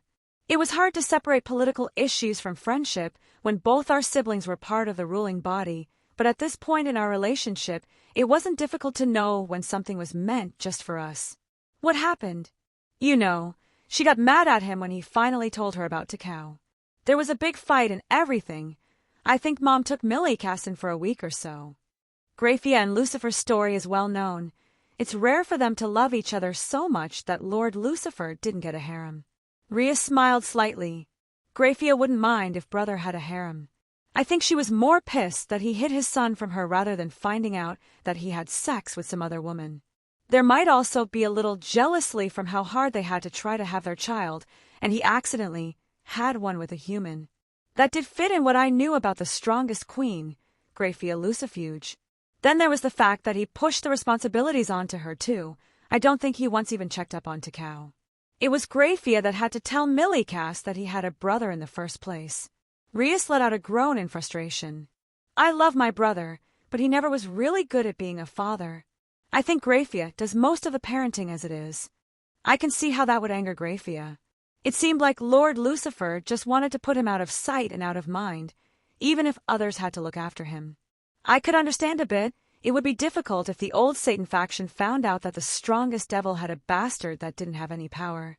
Be it for political reasons or using him as a hostage or something, it was probably better that Takao just stayed away from the whole of Devil Society. Well, I guess that plan had all gone up in flames. Quite literally, too. And don't even get me started on Mother. Rias threw her arms up. I don't think she's even talking to brother right now. She is, and has been pissed to find out she had a grandchild she never got to meet. I couldn't help but quirk a small smile. That sounded exactly like Rias's mom, Lady Gremory. It's no secret how much she dotes on Millicast. She wouldn't care if Takao was reborn as an angel, she would have doted on him all the same. What are we going to do, Sona? Rias asked. What do you mean? We have to find him, right? What if he was kidnapped or… Rias, I don't think he was kidnapped. It looked like he left willingly. She slumped down in her seat. I could tell this was eating at her. She never interacted with Takao in any capacity. I think she was too scared. No, that probably isn't the right word. I guess it was just difficult to get involved in the conflicts between those she considered family. Our siblings are already going to look around. You know we can't blow this up, or it would make everything worse. Yeah, she said quietly. How about you, Rias? Did you ever find out what happened to your familiar? I wanted to change the subject. Thankfully, Rias was pretty good about reading the mood. She insists that she doesn't remember how she passed out. I'm betting she was probably attacked by a bird or something and didn't want to admit it. Rias huffed. I checked up on Issei too, just to be sure. Nothing seemed wrong, but Kaneko said his dragon smell was getting stronger. He might be close to activating his sacred gear by accident soon. A dragon-type sacred gear, Rias really did luck out sometimes. I was happy that she was going to add another member to her peerage with potential, but I was still a bit miffed that I was emotionally blackmailed to hand him over to her even if it was for a good cause. She needed all the help she could get right now. You should hurry. If it activates before you add him to your peerage, he may not want to join. Rias was many things, but proactive was not one of them. She would procrastinate until things either fell into place or blew up in her face. I'm still working out on how to approach him. She waved me off. I just rolled my eyes. That was code for I'll deal with it later. Rias may be my friend, but I can't hold her hand her entire life. How about a game of chess? I offered. I guess it would be nice to take my mind off everything. Chapter 12. The library was massive. There were shelves that ascended to the ceiling, all filled with books. Beautiful, beautiful books, each one holding information on a subject I didn't know. I found a table in a back corner. I didn't want to be disturbed. There were probably 100 books, all stacked up around me. History of Skyrim, the Edra and Daedra, A Look into the Divine, Schools of Magic, A Beginner's Guide. The titles continued. Everything I could possibly want to know about the place I found myself in. I don't know how long I sat here reading through the books, sometimes not even finishing one before seeking out answers from another. It wasn't just mundane books either. I found many spell books all mixed in. There were sections dedicated entirely to a single spell, both its applications, theory, origins, and counters. It was marvelous just how much knowledge was stored in these ancient halls. I wish I knew some magecraft for memory retention other than memory partition. I wasn't crazy enough to attempt that on myself without hundreds of variables accounted for. No, I just had to settle on the old-fashioned way of reading through each book one by one and taking notes as I go. If there was one thing aggravating, it was having to use a quill and ink. I made a promise to myself to bring ballpoint pens back to this world in the future, or at least keep several hundred on me at all times. I was wondering where our newest, wayward student had disappeared to. I heard the voice and looked up, a bit surprised to see the Archmage standing a few feet away from me. I hadn't even sensed him nor heard his approach. What a monster. I rubbed my eyes, looking up. I think I may have lost track of time. I would say, do you even know what time of day it is? Night. That is correct. He said a laugh. It is night of the following day you arrived. Oh, I guess I really did lose track of time. I am merely giving you a hard time. It is no problem. He said lightly. Tofter was just worried you had become lost somewhere. I see. I suppose I should go make sure he knows I'm all right. I paused. But I'm curious. Do all new students get the attention of the Archmage? I raised an eyebrow. I would like to say yes, but my schedule can be rather hectic at times. It is hard to greet and teach every student in the college. I can barely manage with one lecture a month. So what makes me so special? He sat down in a chair at my table, picking up one of the books and giving it a once-over. You are an enigma. You've been watching me. I guess it was obvious, considering how quickly he responded to Encano's defeat. I cast my gaze at every new face that comes to our little corner of Skyrim. He was being awfully open about everything. I guess it isn't really something he should be ashamed of. But there was one question I wanted an answer to. Why didn't you help them with the ice wraiths? That is a difficult question to answer. It would take a while to explain the intricate history between the college and the town. To put it simply, they didn't ask. He sighed, closing the book in his hands. The Jarl is a very prideful man. Ah, that makes more sense. The leader of the town didn't want to have to ask the college for help. It would be an insult to his pride. What exactly do you want from me? I'm curious about those runes you used in your fight, he said, raising his hand in the air. He invoked characters that looked like runes, but were not any I was familiar with. This is a standard lightning rune. I don't think I need to point out the differences to you. I see. They have their own runic language here. But it was quite different. It looked like a single rune housed all the power and then created a spell circle to modify its intent and meaning. I moved my hand into the air and drew a Yura's rune, letting it start to channel my mana and take on the properties of lightning. Fascinating, the Archmage said. I shared his thoughts. A spell circle to amplify and actualize your intent behind the rune. That is quite interesting. Both spells dissipated back into magical energy and dispersed. Huh. He raised an eyebrow. You understand the mechanisms of a spell with merely a glance. You just get more and more interesting. You want an exchange of knowledge, is it? I usually hold my mysteries close to my chest, but I don't mind a fair exchange. If you're wanting my knowledge on the runes I know, then you will be disappointed. I frowned at his sentence. Did he not want to share his knowledge? I can't in good conscience trade something that is already available. He reached out his hand, and a book flew out from a nearby bookcase. He didn't even look as he placed it in front of me. I just blinked, looking at the title. How to Apply Runes. And the author was one, Savozaran. You know, where I come from, other mages would have happily taken this offer and laughed at me for getting tricked. It wasn't too different here at one time. When I was younger, it had to be over 100 years ago, the competition was much more aggressive. He shook his head and sighed. Those days are long behind us. Competition is good, but I make sure there are lines drawn so nothing gets out of hand. He gave a genuine smile. So, what can I bribe you with? I liked how upfront he was, made things much easier. To be honest, I don't know. Money really doesn't have much of a value. Maybe some raw materials to create my own magical foci, but even then, I'm not quite sure what I need. I thought out loud. He was being rather open with me. I wasn't against speaking my mind. Oh, crafting a staff. He looked at me inquisitively. Actually, I was thinking of making a sword that could be used as a staff. I pictured my old, jeweled sword. It felt more right than just a staff or something similar. Interesting. He rubbed his beard. I have a few ideas. He turned over his hand, and something appeared in his palm. A small black ring without any engravings. I saw your hat the other day, and it inspired me to make this last night. He offered it to me, and I inspected the ring. Did you? Indeed. A smirk grew on his face. The idea of attaching a folded spatial dimension onto an object. What a novel concept. I don't know why I haven't heard of it before. Most mages, when they get adept enough, just create their own little pocket carved out in the void of oblivion. There are concerns doing such a thing, and it's not particularly difficult to seal off another mage's access temporarily. But this, it would be incredibly hard for outside interference with accessing the contents. Granted, the space created is more limited, but it's a safety precaution that can't be denied. I heard his description and nodded along. I wouldn't trust their method of storage if I had anything precious to store. IT seems like someone would be able to break into another storage dimension if they were experienced enough. What's all this?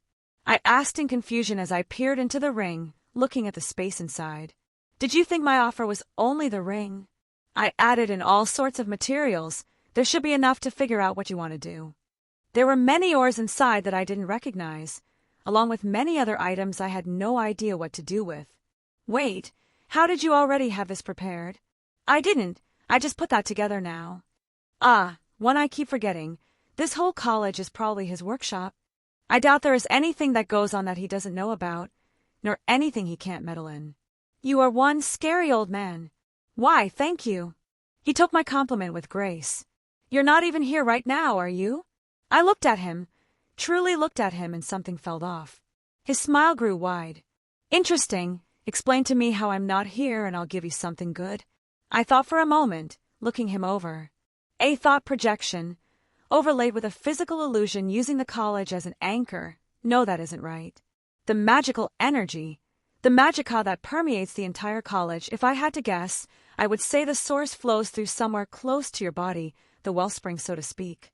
You can use it to project your consciousness, or maybe astral project yourself anywhere by piggybacking off the dense flow of magica. You are a scary young man. He laughed, setting a slab of what looked like glass on the table. Why, thank you. I smiled back. What is this? I picked up the glass. It's called blue glass. I don't know if it is official or not.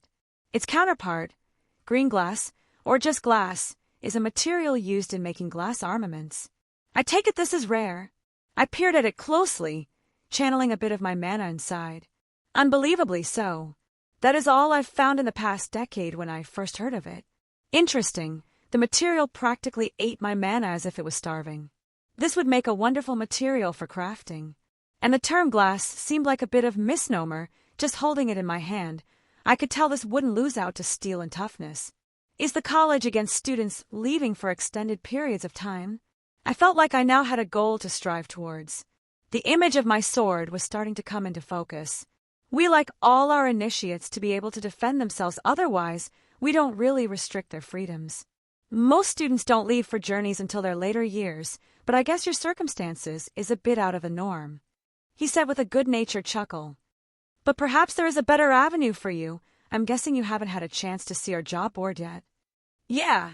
I just scratched my cheek, looking around. I pretty much came straight for the library and haven't left. As the name implies, it's a board in the common room that lists all the jobs available. We provide the necessities here, food, board, and even some novice-level ingredients and materials. Otherwise, you are required to provide for everything else you need. We often get job requests throughout Skyrim, a lot of which is just enchanting weapons or making potions, and we let our younger members handle it, paying a small commission fee to the college, otherwise taking the pay for themselves. Interesting. I wouldn't mind completing a few jobs while I look around for some materials. Wonderful. We're quite backed up on requests as is. Any experienced mage would be a boon. He hummed to himself before pulling a few more books off the shelves. I believe you will need these. I looked at the titles.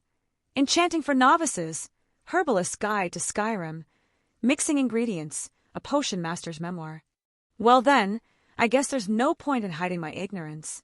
Thank you. I said it before, young man. I look forward to seeing the things you accomplish.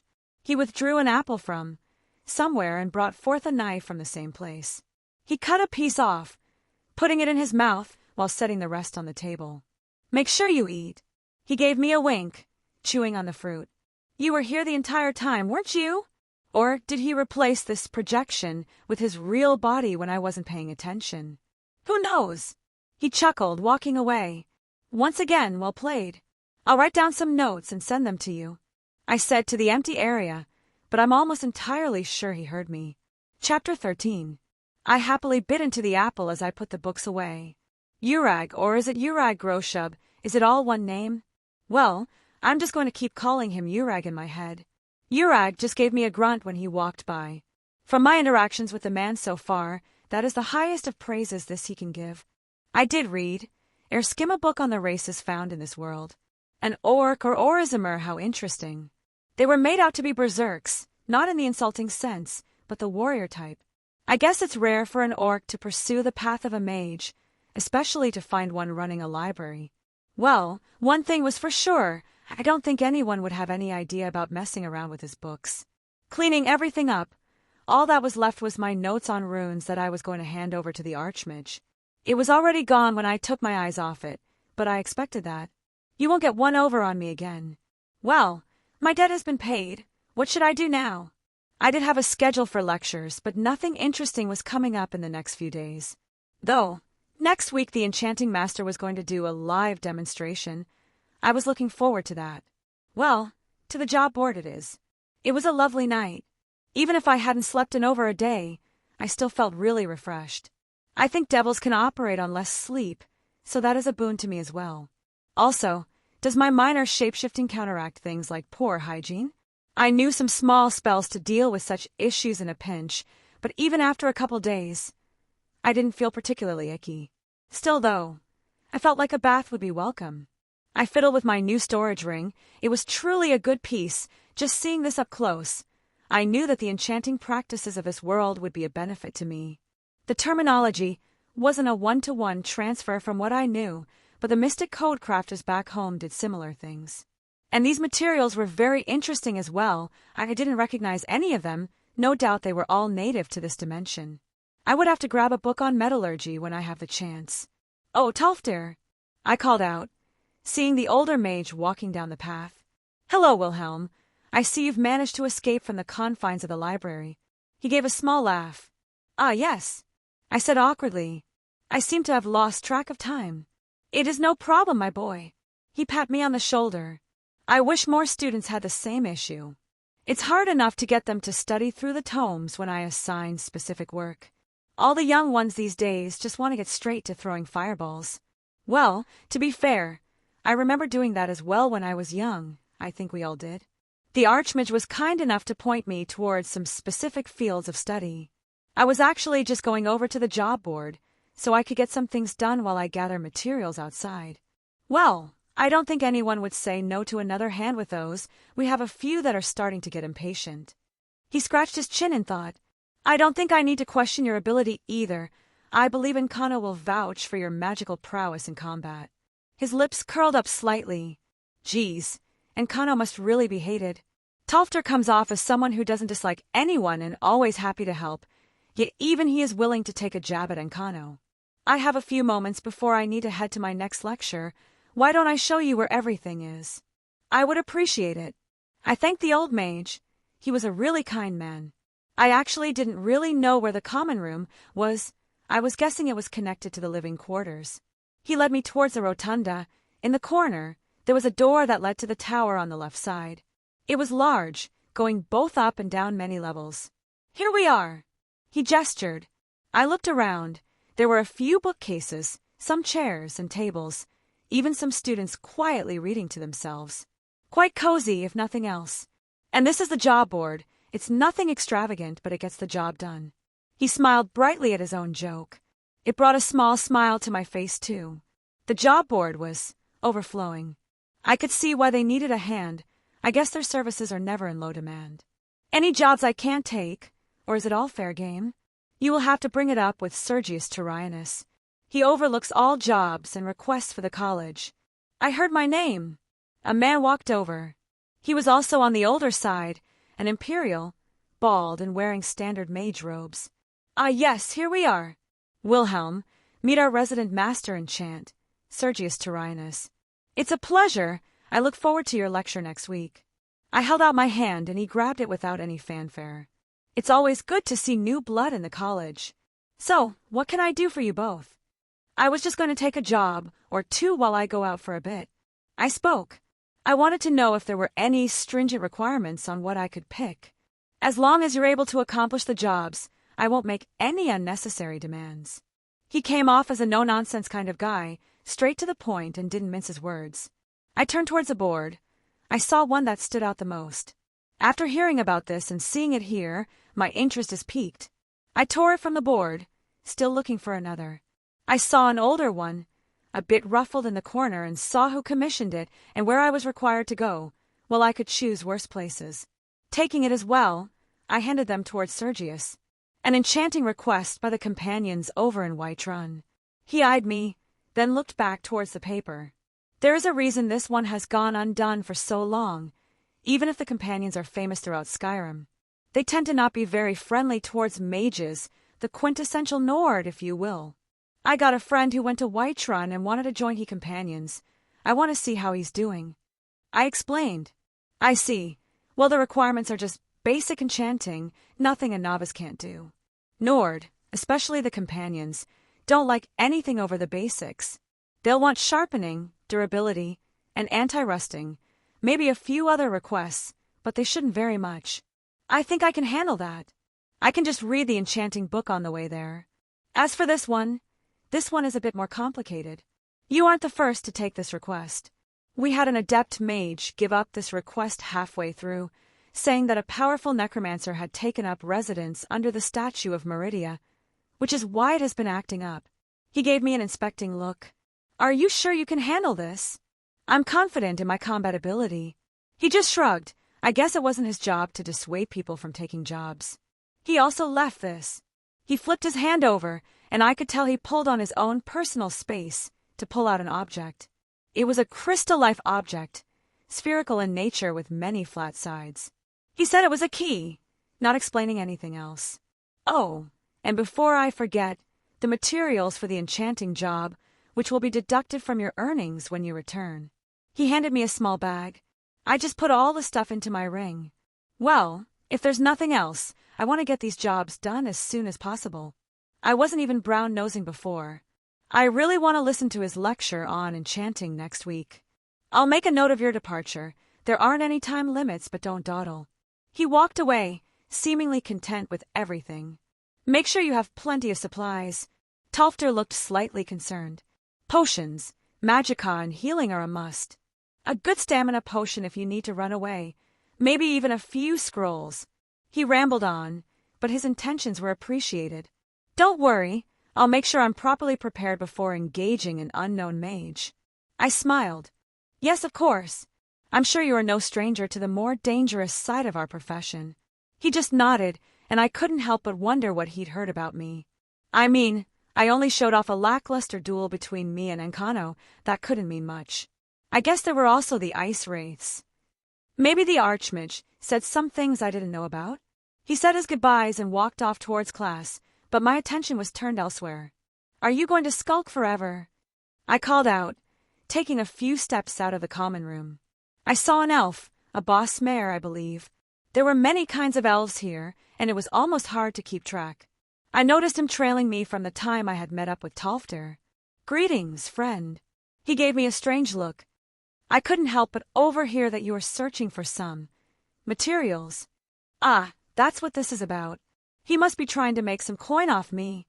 Well, I don't really care as long as I can get what I want. So it seems. And what can you do for me? You're new around here, so I thought I would introduce myself.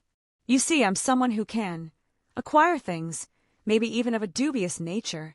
Oh, well, now this just got worth it. Are you now? Well, I'm in need of something particular, something that may be rare and might be hard to acquire by normal means. Allow me to introduce myself. I am Inther, scholar and humble merchant. How could I be of service? I thought for a moment before pulling the blue glass out of my ring. Can you get me more of this? I don't care if it's been forged or not. A type of glass I've never seen before. I can put my feelers out, but I don't know if... Money isn't an issue. I know just who to ask. I look forward to any future business. He said happily, walking away. What a strange guy, though I don't dislike that sort of person. Well, even if it turns into nothing, I would rather fail and try than to ignore a possible lead. This glass will be important for my sword. Chapter 14. I was lucky enough to catch the old man before he left on his cart. Apparently, he had spent all the money I paid him before, so he was going back to work.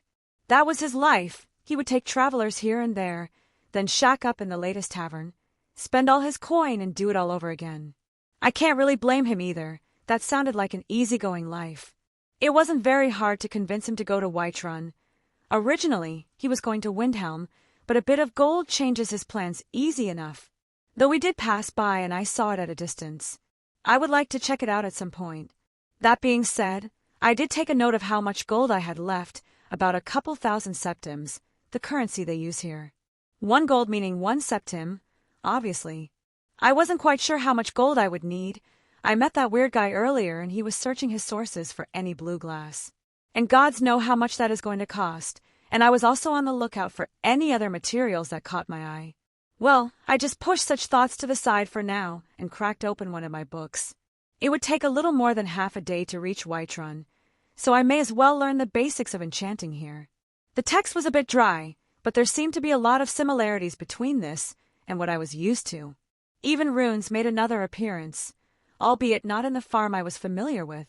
One of the most common methods to craft a mystic code was to carve runes onto the object, my cane sword being one such example. Here they do things a bit differently.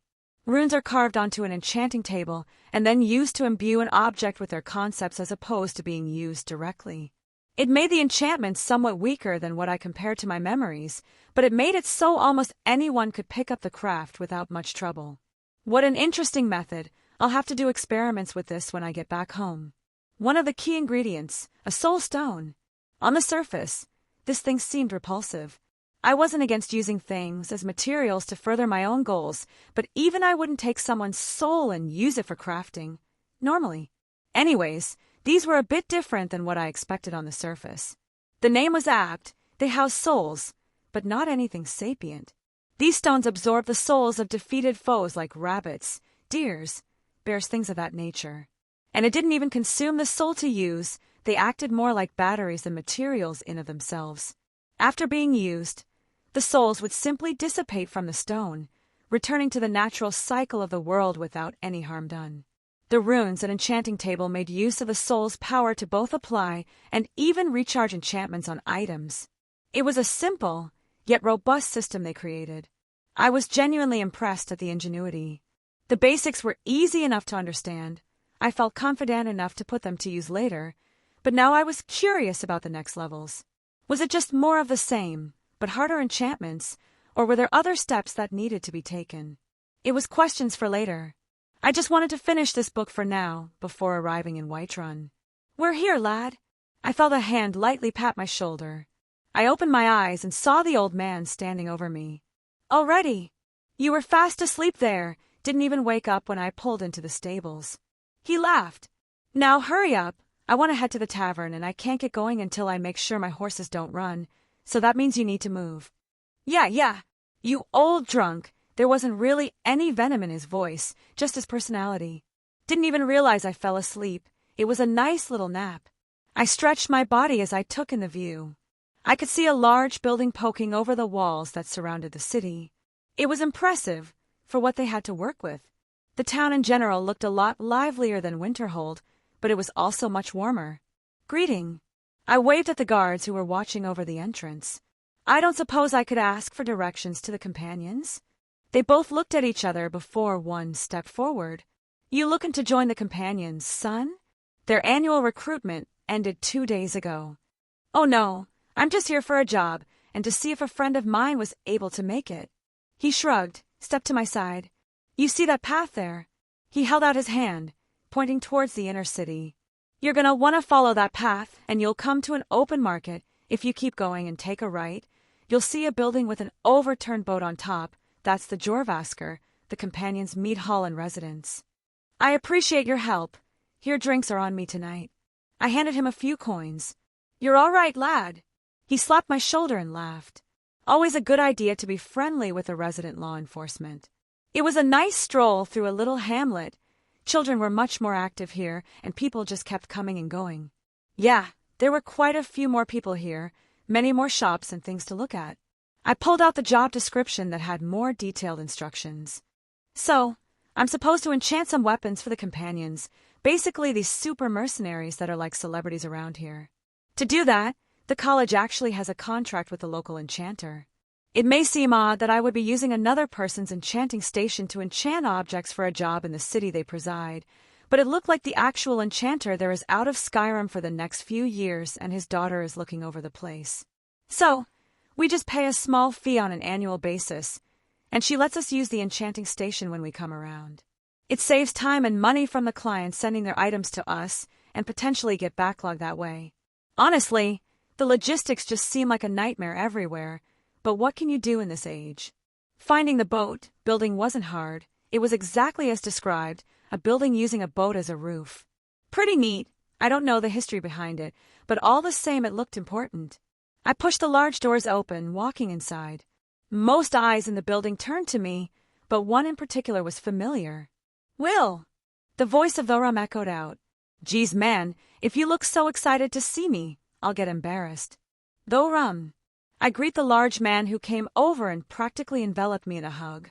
Okay, I was happy to see him too, and with how he was treating me, I couldn't help but smile. I didn't have many friends, so this was always welcomed. I had heard what happened in Rift 10 and feared the worst, he said, giving me a once-over. I never actually made it to Rift 10. I chuckled. Rumors started spreading right before I left. No carts wanted to take me, so I headed over to the college instead. A stroke of good fortune, then. He nodded. What about you? I guess you managed to join the companions. I've been a companion for about 2 days now. Come, take a seat. Tell me how you joined the college. He gestured me over to a seat. There was a bar or something. It didn't seem like anyone was bartending, as it were, but he walked up behind the counter and grabbed a couple drinks, setting one in front of me and sitting down. I noticed a few more people in the room, taking quick glances our way, curious. Were outsiders allowed in here? I mean, Thorum wasn't showing any signs of discomfort, and I doubt he would disobey rules like that. I made my way to Riverwood after well. I look around. No need for that. I've already told my brethren my story. We are brothers in bonds who had fought and escaped unjust capture together. I just shrugged. If it trusted these people, I would trust his judgment. All right, so I arrive Riverwood. Not much happened. The cart driver tells me stories of a dragon in Rift 10. You know anything about that?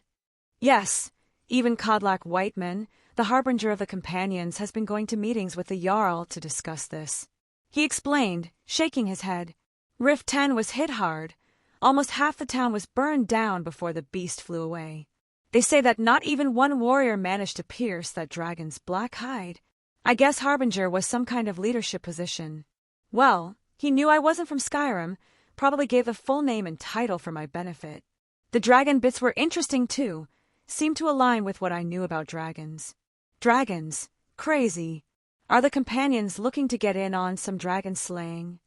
There had been talk, but so far we don't know if more dragons are going to start showing up. There haven't been any more sightings since, but everyone is on edge. I nodded and continued. I picked up some supplies and headed towards the college. The trip wasn't too exciting. It was nice to get a view of the Skyrim countryside. But when I arrived, the town was under siege. Bandits? He questioned. I shook my head. Ice wraiths. Those scaly ice things from further north? Yup, scary little bastards. They're elementals, highly attuned to their element so they can use ice-based magic with ease. It's that time of the year. It wasn't Thorum who spoke, but a woman who walked up behind him. Ah, Will, this is Ela. Ela, this is Will. Pleasure. I smiled. She grunted. I was there a few winters ago, had a job and we stayed and helped. I turned back to Thorum. She's right. The guard captain, Svord, explained that it was the time of the year that they produce offspring which involve taking people and dragging them off to who knows where. I assume you joined the defense. Thorum asked. Indeed, swore the guard captain, and the other guards were quick to act as the wraiths came, forming a strong shield wall to stop their magics from a distance. It gave me enough time to create about 100 illusionary guards to draw their attention. And that worked. Aren't ice wraiths magical? He said without much confidence. I couldn't blame him. He probably didn't know much about how magic worked. I had taken a few guesses myself. I'm not quite familiar with ice wraiths either, but they didn't have normal senses, no noses, eyes, ears, or what have you, so they had to be able to sense their prey somehow. My first thought was some kind of heat sense, but they completely ignored things like torches, so I guess they could sense magic. Are all the guards at Winterhold mages? He tilted his head in confusion. I shook my head. Every living person has magic inside of them, whether they use it or not. I assumed the ice wraiths sought that out, and the magic I put into each illusion was enough to trick them. Fascinating. Thoram looked at me in awe, and it didn't seem like he was being condescending. He took a genuine interest in what I was saying. I wonder if I'm capable of make. I think everyone is capable of it, just the extent of talent. I wouldn't advise you against learning a basic healing spell, or maybe even conjuring a quick flame for fire in Skyrim's weather. Thoram let out a laugh. Aye, those would be handy. Well, in the future, if you're hunting ice wraiths, maybe take a few Magicka potions with you and use them as traps or distractions. It may or may not work. I shrugged. It would need more testing in the future. Those illusions, along with the guards keeping them off me, I was able to cast a large fire spell and turn them to ash. I took a drink of my ale. Wasn't as good as the mead I've had previously, but it was decent. It was a good party afterwards. Tried my first Nord me too. Thoram snorted in laughter, and I saw Ela chuckled too.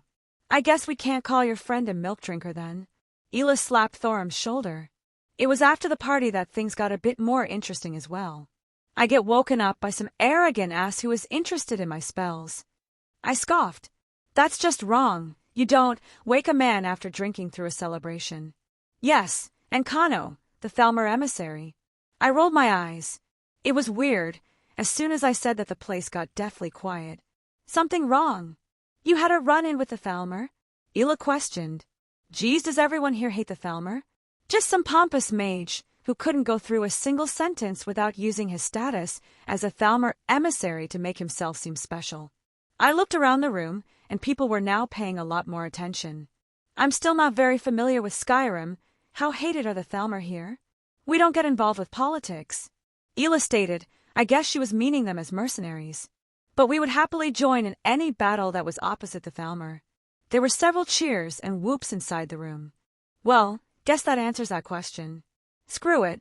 I'm on board the fuck the Thalmor train. Even what I read about them makes them seem like complete assholes. Yeah, he mentioned something about the Thalmor giving Skyrim a strong guiding hand, or some such nonsense. Got everyone in the tavern all pissed at him. Aye, that sounds about right. Thoram even looked unamused. Please tell me he didn't get away with something like that. Of course not. I couldn't let the people who fought beside me get insulted like that. I was a mage, he was a mage. I did the obvious thing. I took another drink. We had a duel outside of the town. I think most of them were watching as well. Good man.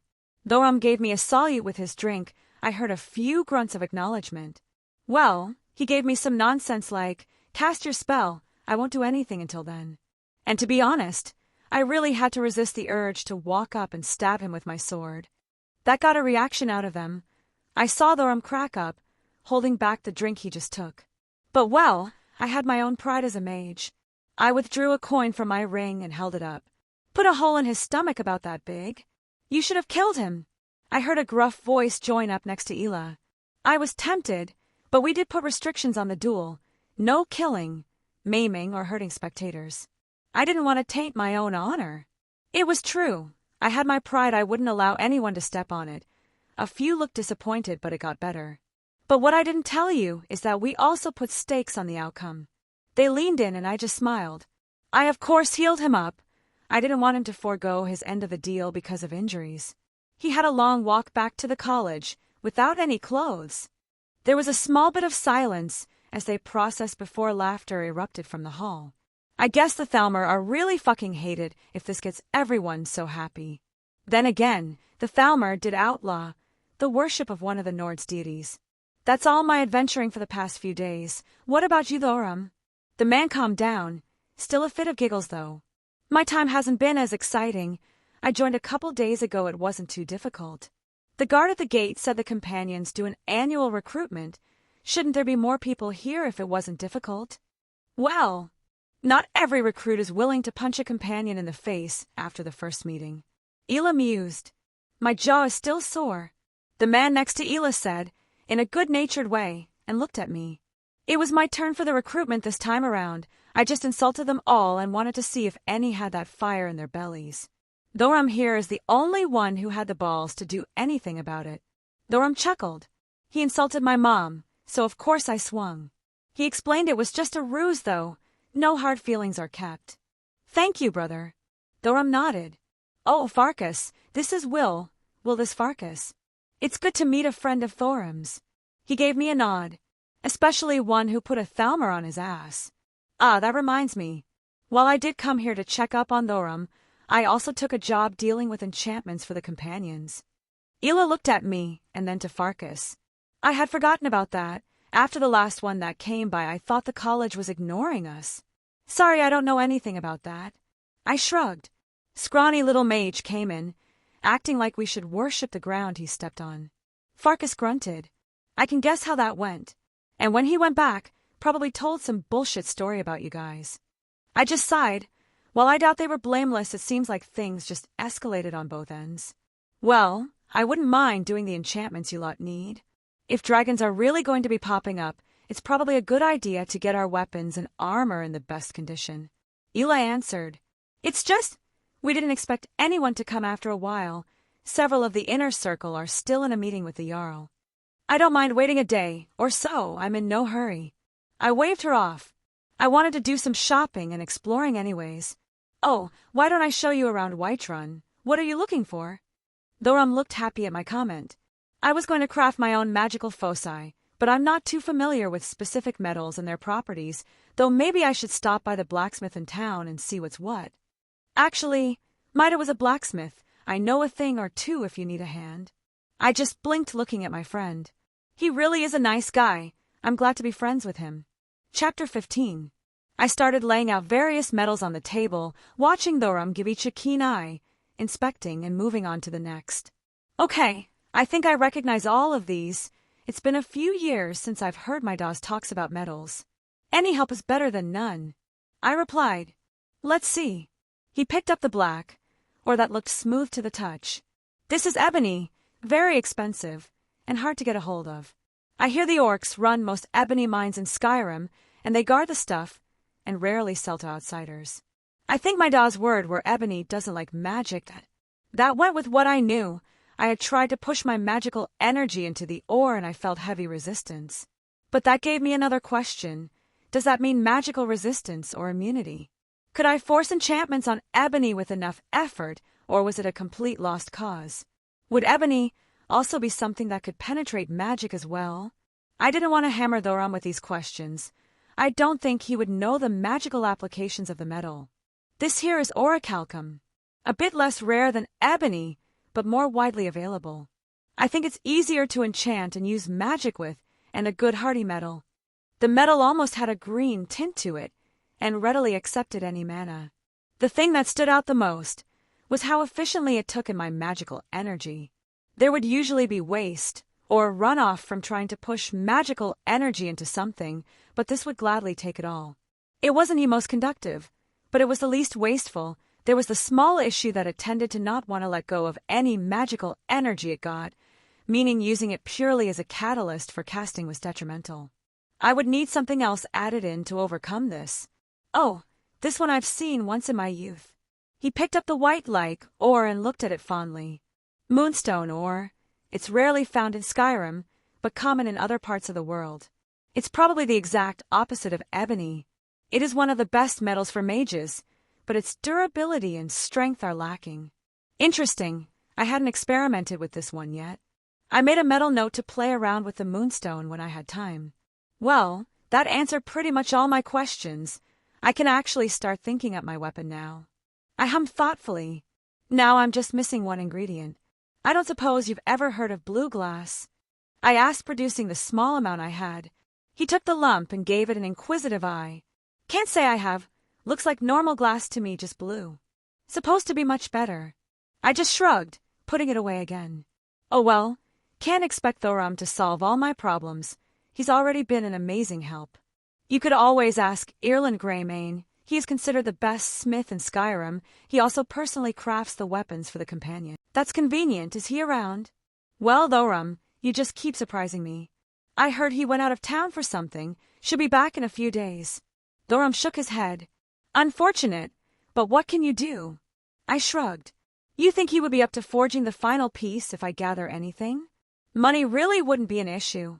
He does commission work sometimes. I don't see why not. We just idly chatted about a few things. I mentioned my job after this, which raised a concerned look from Thorum. I would make sure to have decent preparations first before going in. I guess dealing with any Daedra shrines or temples should always be taken with the utmost precaution. Yeah, the current me can't even come close to dealing with a godly being. The conversation just shifted. I think we started talking about women when the doors suddenly flung open with a bang, and several large men walked inside. Harbinger! Harbinger! Greetings, Harbinger! Everyone in the hall practically stood up and greeted the oldest man among the group. Even Thorum stood up respectfully. Well, I would mostly contribute it to respect. But there was also an underlining feeling of tension in the air. Like everyone was waiting for a shoe to drop. We're calling a meeting. A large, bald Nord declared. Who's that? I whispered to Thorum. Skjor, one of the inner circle. He acts as the leader on the battlefield sometimes. Thorum whispered back. And who are you? Skjor suddenly looked over to me, frowning. There seemed to be a bit of displaced annoyance in his voice, like he was just projecting whatever anger he had on me. Well, I think I'm the only non-companion in the room, so I guess I do stick out a bit, especially with what I'm wearing compared to everyone else. I'm surprised Thorum didn't say anything. Well, I could contribute that to them thinking mages are weird. The older man, the one they call the Harbinger, just put a hand on his shoulder. Skjor, there is no need for that. He turned towards me. And who are you, stranger? He looked at me strangely, though his tone much more even, looking between me and Thorum. Wilhelm, I'm a friend of Thorum coming to check to see how he was doing. I also took a job from the college to enchant the weapons for you all. There were some mumblings of finally, but nothing too annoying. That temper of yours always causes problems, Skjor. The supposed Harbinger looked at the other Nord. You're right, Kodlak. He just sighed. Thank you, Mage, for coming. If there was ever a time to get our arms readied, it would be now. I guess the Harbinger's name is Kodlak. Well, it was admirable that he could let go of his annoyance and acknowledge me with respect. But there was something that put him on edge, and I had one guess why. There was another dragon attack, wasn't there? Thorum did mention that the higher-ups were talking with the local Jarl about this. There was silence in the room. I saw Skjor scowl. Seems like I hit the mark. Your eyes show more years than your body, the Harbinger commented, staring at me intently, seemingly unperturbed by my own comment. I paused, returning the stare of the old man. I held back a frown at his words. I didn't like being poked like this, especially in public. There was certain decorum that should be observed. Blurting out someone's personal matters like that was just rude. Can you feel it? I heard the dragon ask me, but I could roughly guess what I was sensing from the man. It's because he's closer to death that it's more apparent. Some of the others have it as well. The stench of beasts and rage roll off of him. I'm surprised no one else noticed. Was he cursed? I think something has a claim on his soul, something powerful. Well, I wasn't one to let a dig at me without returning in kind. And you smell like a wolf. There was another long pause. Some looked confused, possibly even angry at my insult, yet only a few others winced and looked at me intently. Well, you started it by saying something like that, old man. My eyes traced down to Skjor, who slowly put a hand on his weapon. I looked back up and met his eyes, daring him to draw it. My hand flicked with the familiar feeling of magical energy. I was ready to cast a spell if need be. Skjor, what did I just say? The Harbinger admonished his own companion. Mage, you are well learned. What do you know of dragons? Did he just ignore my jab? No, I think he just didn't truly care at the moment. I guess this whole dragon thing has got him a bit concerned. I withdrew my magical energy and contemplated the question. Dragons are power-given form, I said after a moment. Their scales are tougher than steel, and they boast a natural magic resistance that would leave the best enchantments jealous. And what are the enchantments you can provide? Are they any help against such creatures? Was he testing me, or did he want to know my worth? I don't know, this old man was a strange one. Regardless, it was a logical question to ask in these circumstances. A lot of the flashier enchantments act more like spells, which will just splash helplessly against a dragon's hide. Ironically enough, the basics would probably have the best effect. Enchanting a sword to become sharper wouldn't be interfered with against a dragon's magical resistance, opposed to, say, igniting in flames. It will be done then. He nodded. Skjor, make sure all companions' weapons are enchanted and ready for battle. The Jarl is calling all banners and prepping Whiterun in case of disaster. I'll get it done. Skjor grunted, not looking too pleased, but I think he knew to look at the bigger picture. Mage, the Harbinger called out. How much do you know? I had a feeling he wasn't talking about the dragons at this point. I can take a few guesses. How much time do you have? Not enough. He sighed. You can always seek out the Archmage. I offered. We've never gotten along with the college. He frowned. Yes, I've heard that excuse many times now from both sides. I'm on pretty good terms with the Winterhold guards. I even drink together with them at the tavern. I took out a quill from my ring and a piece of parchment, scribbling down a few lines on it. Perhaps someone just needs to extend their hand. I rolled it up and offered it to the older man. I saw him unroll it and stare at the contents. This, he said in confusion. It was a formula for some medicine. Should stave off his death for a couple months. I was using my knowledge from my home, but it should transfer here relatively well. Should by 1 or 2 months at most. Consider it an apology for my words. I waved him off. I'll get out of your hair and wait at the local enchanter for your weapons. Thoram was staring at me, expectantly, as I started enchanting the various weapons that were given to me. Luckily, the enchanting station was in a back room, so I didn't have much to interrupt me, but his gaze was eating into the back of my head. I guess it made the most sense for Thoram to bring me all the companions' weapons, him knowing me and everything. It's not like you to hold something in.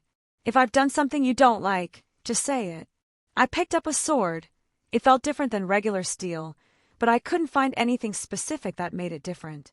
The Harbinger said he was cursed and close to dying. Thoram finally admitted. That was a smart decision on his part. Everyone is entitled to their secrets, but some things can cause rifts in friendships.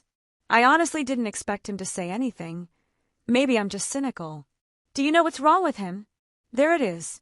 I have a general idea, but I hope you're not asking him to tell you. I'd rather not have a complete falling out with these companions. No, he sighed. Even if it wasn't the Harbinger, I don't wish to pry into matters that I don't belong. That's why Thoram is a great guy. I can't do anything to help him if he doesn't want it. I could predict his next question easily enough. Do you think the Archmage at the college can help? He asked me, a bit of hope in his voice. I give it even odds. That man is frightfully competent at what he does. Which was true. My few interactions with the Archmage led me to give him such an evaluation.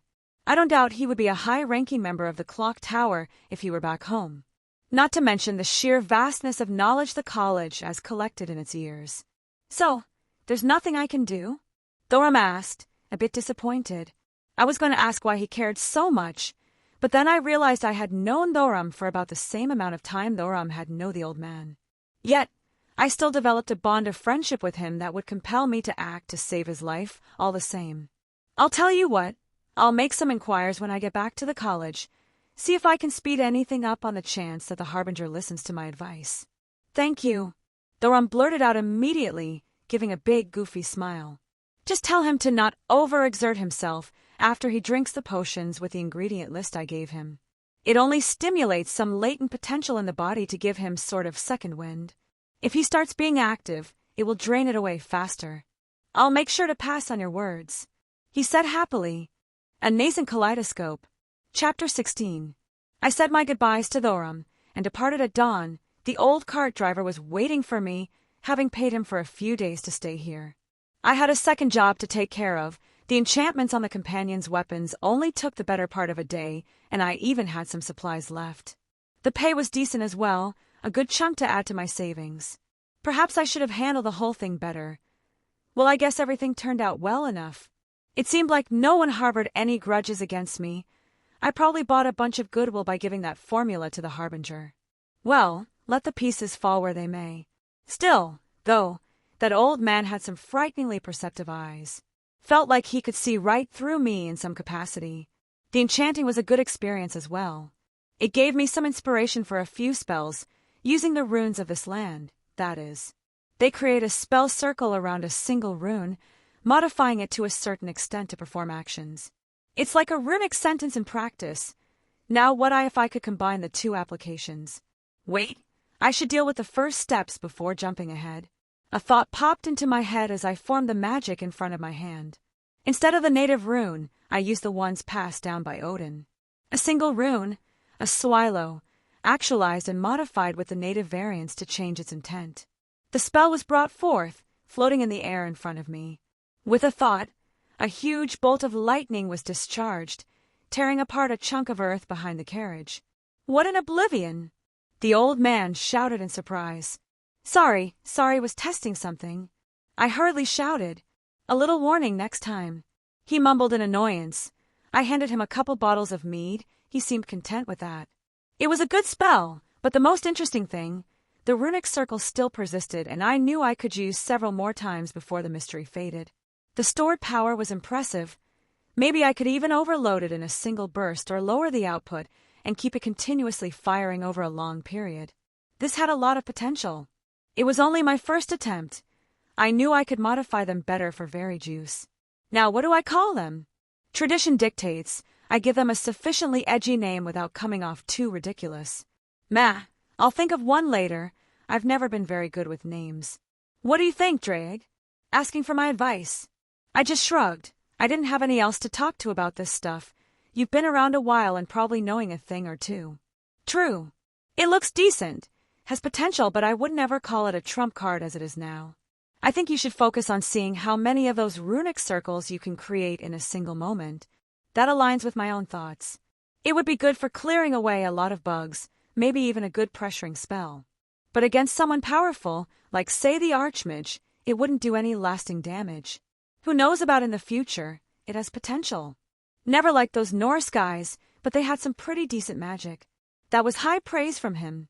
Well, it shouldn't be difficult to actualize several simultaneously. I could modify the existing spell to basically come into existence with the corresponding runic circle already attached. The only issue would be the singular rune that starts the process, which I'm already proficient in drawing. Hell, drawing is more of a misnomer these days. Really, it's more of a gesture that bring it forth. Hey, is that it? I stood up, looking a bit over the next cliff. That's the statue of Meridia. And here is where you get off, he said bluntly. I just blinked at him. You can't go any closer. What have I told you about Deidre, boy? Did you listen to none of my words? And here you are doing something in one of their shrines. He threw his hands up. Well, if I don't do it, someone else will. I shrugged. Do what you need to. He snorted. Just make sure not to make any damn deals. I guess he's kind in his own way. All right, old man, wait for me at Solitude. I may be a day or so. Don't need to be telling me twice. Them Solitude ladies needin' some company. He whistled. I couldn't help but laugh. He was really a character. I walked up to the statue. It was a bit bigger in person, though not as intimidating as I thought. Mortal, a voice boomed out. Listen. Hear me and obey. A foul darkness has seeped into my temple. A darkness that you will destroy. But first, you must restore to me my beacon. I shall guide you unto it. Find it and return here. And great shall be your rewards. I stood there for a moment, letting the words wash over me. It sounds kind of scripted, like a magically recorded message. There was also no presence behind the words. Strange. Curiously, I stepped off the temple and back onto the mountain. And after a few more moments, I stepped back on. Mortal! Listen. Hear me and obey. A foul. I stepped away again, then stepped back up. Is this magic that triggers whenever someone steps past a certain point? That's hilarious. Mortal! Listen. Hear me and obey. I think I heard Drake laughing in my soul as I kept doing it. Mort! More! Mortal! Would you stop it? That familiar voice finally changed. Something around me stirred as well, like a pair of eyes were now staring at me. Why are you not approaching? The female voice once again echoed out. You told me to stop. Approach, mortal. Okay, I said happily, walking towards the statue. Mortal! Listen. Hear me and...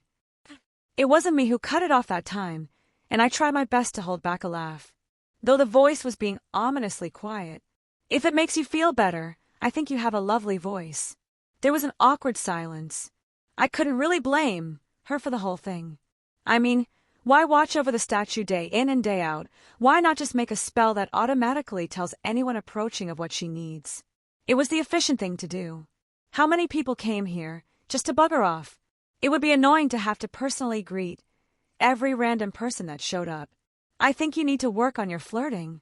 Fuck you, my game is on point. On a serious note, are you not afraid of pissing off this godlike being? From what I read, they can't really interact with the world in any meaningful way. I can probably get out of any situation their power wills me into, as long as I don't sell my soul or something stupid like that. A devil selling their soul. I think I heard a sigh coming from the voice. An evil has invaded my temple. You must find my beacon, so that my light may re-enter Skyrim, and I will make you my instrument of judgment. I can. Is this your beacon? I questioned, taking out the crystal-like thingy holding it up. I'm really enjoying my life right now. Place the beacon on the pedestal. Her voice echoed out again. I just shrugged and set it down. The area began to fill with light as a beam shot up into air. Pretty, I guess. The temple below shook, and I think I heard the sound of doors opening. Mortal, your work is yet done. An evil necromancer has taken hold of my artifact and profanes it with his tainted magics. He wishes to unleash an army of undead upon Skyrim, become my sword of judgment, cast his soul into oblivion, and rid my sanctum of his filth.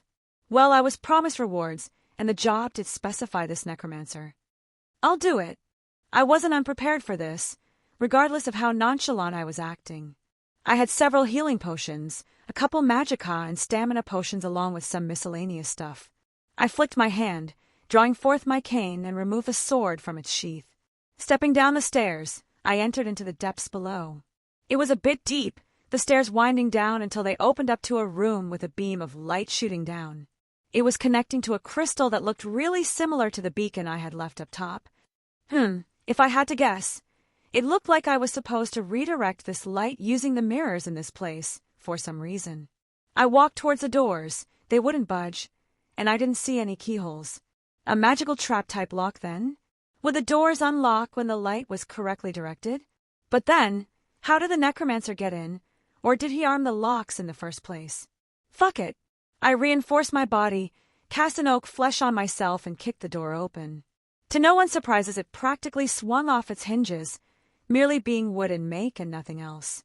Well, I seemed to attract the attention of the necromancer because several undead walked out from the surroundings. They looked weak. Were they zombies?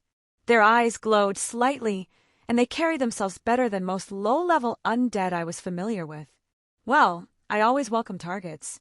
I waved my hand, invoking several runes in the air and actualizing my runic circles. Lightning, I called out, and they all discharged towards my intended targets. All the zombies except one fell to the ground, motionless as their bodies were charred and burnt thoroughly. The one left had a shield, blocking the attack somewhat. Annoying, I stabbed my sword into the stone and I picked up an axe off the ground, and as the thing approached me, I just caught the handle of its weapon and pulled it out of its grip, tossing it to the side. It tried to bash me with its shield, but I just pushed that away and slammed the axe into its skull, watching it kneel over and stop moving. The door around me triggered some kind of mechanism.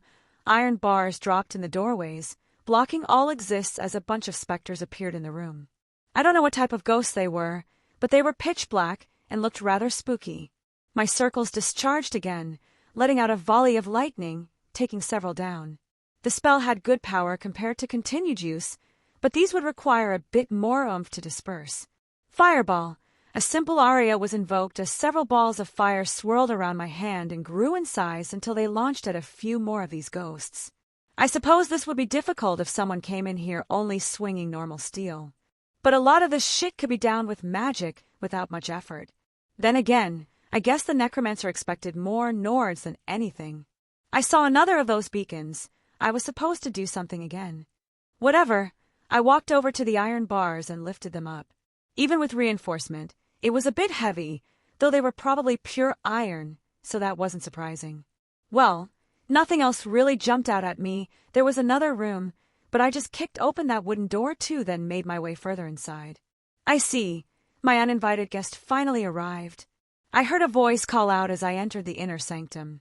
I looked around. It was a wide room, several dozen coffins everywhere, and the supposed necromancer standing overhead at the top of the stairs. Yes. Banter is had. I introduced myself as Wilhelm Henry Schweinorg. You give your name that I care so much about, then you say something stupid, and I retort with something witty. Can we get on with this? Honestly, this was feeling like a chore more so than anything else. How could fighting undead be this boring? He looked at me.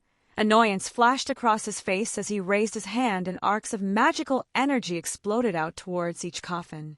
Their lids opened and more zombies began to pour out. Lightning cloak! I recited. My body was enveloped in shroud of lightning, and even my weapon took on lightning-based properties. A nifty little spell I read about the other day. The first few of the zombies walked towards me, weapons raised high. I just rolled my eyes. Earth wall. As the spell suggests, a wall of earth rose up from the ground, blocking a handful of them while I dealt with the rest. I kept a ward, ready to cast in one hand as I kept the necromancer in the corner of my eye. He wasn't doing anything, just watching me intently. I had no idea of his magical prowess. It was good to keep on guard. If I acted more flippantly, would that lure him into making a move?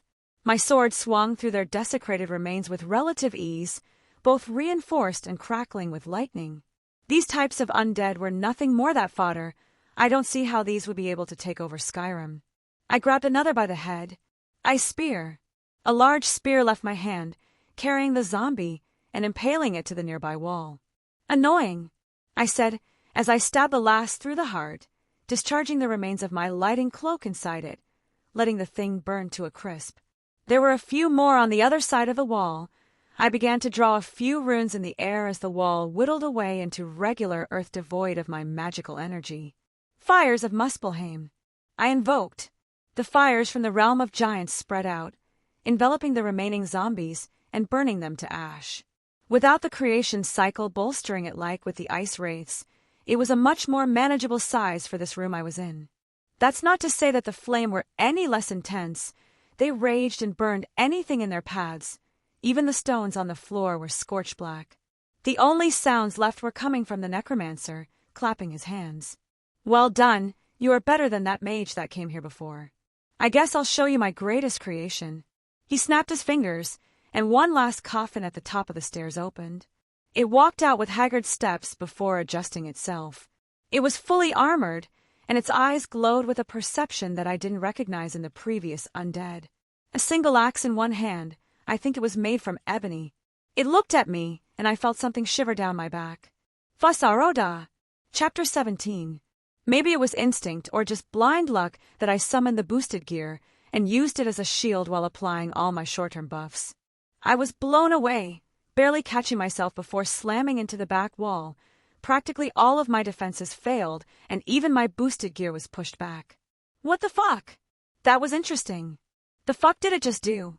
That wasn't like normal magic. The world bent when it shouted, almost like a marble phantasm, but that isn't right either. My oak flesh was torn apart at impact too. If I get hit by that, I won't come out unscathed. Better finish it quickly. Okay, serious time. Drake, let's do this. Finally, I thought I would never see any action. Boost! The echoing roar of the gauntlet shot out. My body was filled with overwhelming power as everything about me was doubled. What a rush. A few spells flew towards me. I saw the necromancer in the corner began joining the fight. I moved, and it felt like the world around me turned slower. Reinforcement, along with my physical abilities, doubled. I had long surpassed the physical limits of normal humans. My gauntlet-clad fist found the cheek of the zombie, picking it off its feet and knocking it back into the wall. It dropped its weapon, the ebony axe, as my eyes darted towards my next target. I think the necromancer got scared because he started throwing around wide-range spells, ignoring everything else. Firestorm, he screamed, as the entire area was enveloped in a red hue. At the focal point near the ceiling, a cascade of fire began to rain from above. He dove behind a nearby pillar, casting a shield spell along with anything else he probably would have time for. Annoying, but not anything I can't deal with. I had a couple more runic spells I had created, waiting to be used. The first of the flames fell towards me. I sidestepped them, but the air above me continued to ignite with flaming projectiles. I waved my hands, forcing the runes into existence around me, gathering and stringing them in the correct sequence. Freezing winds of Jotunheim, I clapped my hands together. The runes spun around me like a tornado. Cold air bellowed out, freezing everything in all directions. My spell overwhelmed his fire even as they collided. Magically, my spell should have been on the losing side when they fought due to his natural advantage from the elemental properties. But mine was invoked with much stronger power both from origin and amount of magical energy pushed in. His pitiful fires were extinguished in a cascade of wintry air. The entire area was filled with a cold frost that permeated every inch of stone. I calmly walked towards the pillar the necromancer was hiding behind. I saw him jump out, hands ablaze, and throw a few fireballs at me. It looked like he was predisposed towards fire-based spells. Not that they were anything impressive. His true specialty was most likely necromancy. I could tell by the look on his face that he wasn't used to fighting head-on in magical conflict. With a flick of my own hand, I conjured a lesser ward and swatted away the weak spells. Kicking off the ground, I moved faster than he could react, and my sword impaled him through the heart. The life died in his eyes, and I made sure to flick an Ansa's rune onto his corpse, no telling what he had hiding inside his body. Necromancers tended to be strange people, no point in taking any risks, and just burn the whole thing. I was about to look over his burnt ashes, but my instincts flared and I quickly ducked down. I felt a sharp edge was past my head, slamming into the stone wall. "You're still alive," I mumbled, pulling my sword back, ready to stab him. "Soon hail, Vike," the thing shouted again, and my sword went flying. The grip I had on it pointless, as whatever occurred, the world forced the weapon to dislodge from my hand. It quickly followed up with another swing of its weapon as I used the gauntlet to block. Whatever intelligence it had, I don't think he could realize that my gauntlet would win against its ebony. No doubt if it were regular steel, I may have lost an arm here. Using my greater strength, I knocked its weapon away, giving me an opening. I cast telekinesis in one hand and turned undead in the other. Both basic spells in their respective schools, and pushed them together at the center of the zombie. Turn undead didn't make undead flee as one would think. Granted, that was the most likely outcome. No, it forced an undead away from you.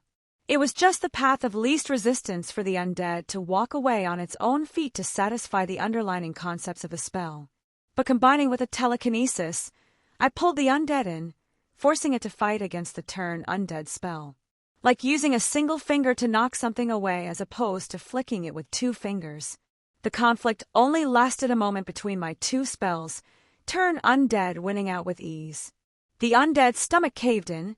I felt its weathered bones cracking as the thing's body broke down and exploded backwards. Stones broke and shattered at the impact.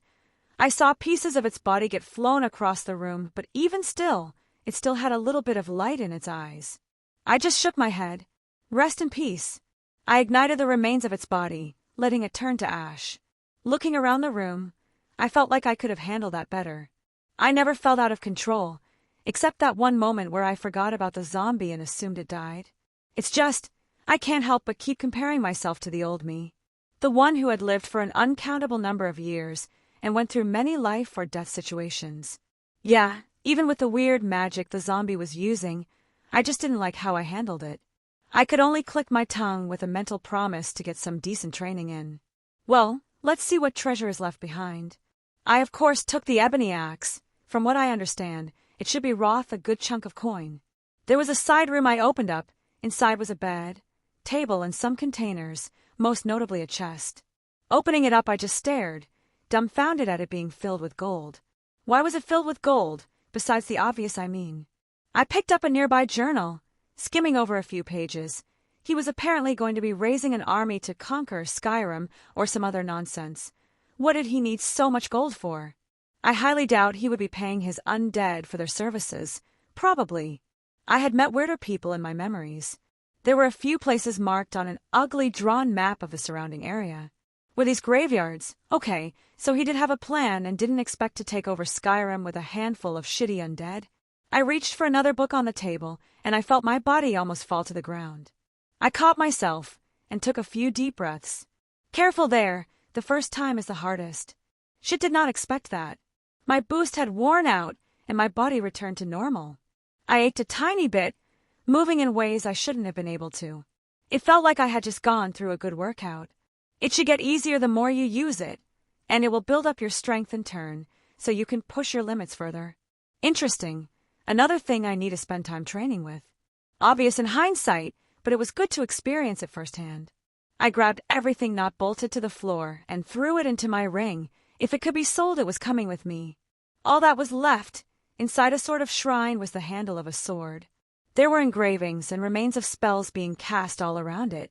I assume this is the artifact in question. I drew the sword without any fanfare and inspected the oddly shaped weapon. It looked remarkably sharp, but I could barely feel any power coming from it. Well, I guess I better head back. I made sure to burn all the other corpses along the way. Don't want any more necromancers to get any ideas. Killed the necromancer, got the sword. I waved the thing around in front of the giant statue. But my light hasn't cleansed my temple. The voice said in confusion.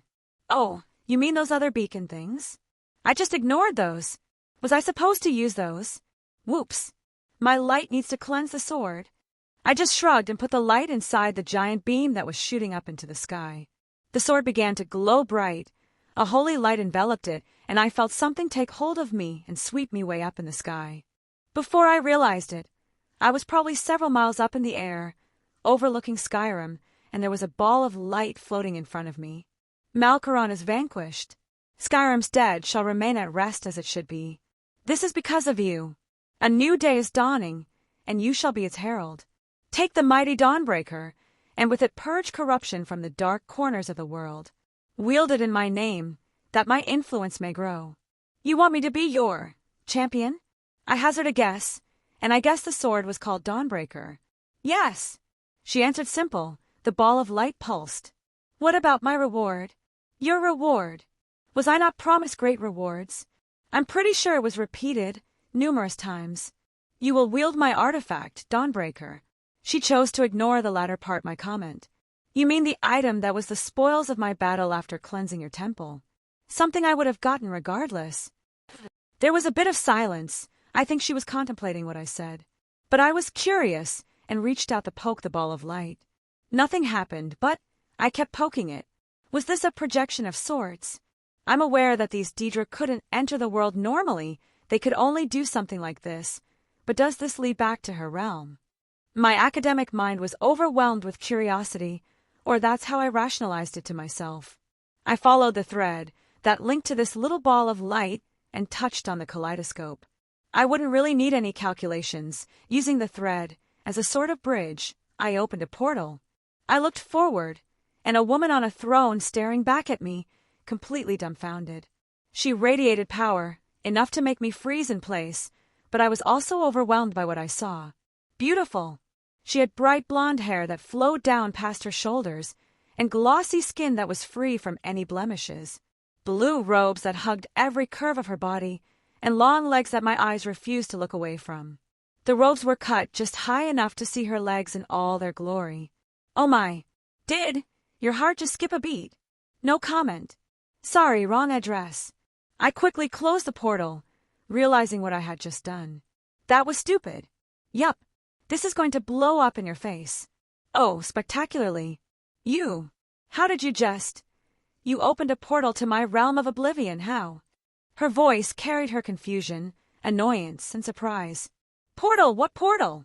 Anyways, I was promised rewards. I think great was mentioned as well. So, I masterfully changed the subject. Fine, but I will have answers to my questions. What rewards do you wish? I will grant anything in my power. Gold, knowledge. Really? Anything in your power? I questioned. Don't do it. I'm sorry, Draig. No. Don't you dare. I said I would, and so I shall. She said with a bit more power in her voice. Be my woman. I answered without a shred of hesitation whatsoever. God damn it. What? Her confused voice echoed out. Why? This can only end badly. Poor impulse control combined with the fact that I'm a teenage devil. Excuses. You're right, those legs were just too much for me to resist. Well, it was a short partnership, but it was fun. Nice knowing you. I would gladly die between those thighs of hers. Chapter 18. I can't believe you did this. I can't believe I did this. You have a plan here? Yeah, don't die. Good plan. Are there any other steps? Yeah, part 2 is where I bury my head, bet we. Okay, so no follow-up then?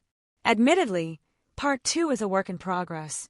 You know, this is where either a rejection or an acceptance comes. Usually a rejection in my experience. I mumbled. Okay, to be fair, it only happened once. I wasn't exactly the most social person when I was younger, and I asked a girl out. Got rejected. Blah blah teenage angst.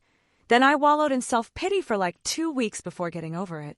I blinked and a moment later I was back on the ground, standing in front of Meridia's statue. Gone was the glowing orb of light, replaced with the familiar outline of a woman I had previously seen. Huh, I didn't think you could project such a thorough copy of yourself across dimensions. I admired her power. Yeah, let's go with that.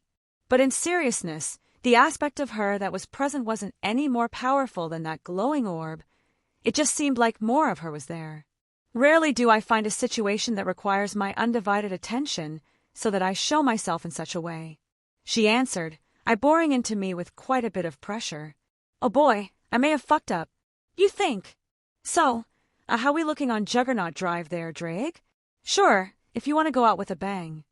Think she'll ask me how I want to die? Hint hint, it has to do with those amazing milky white legs.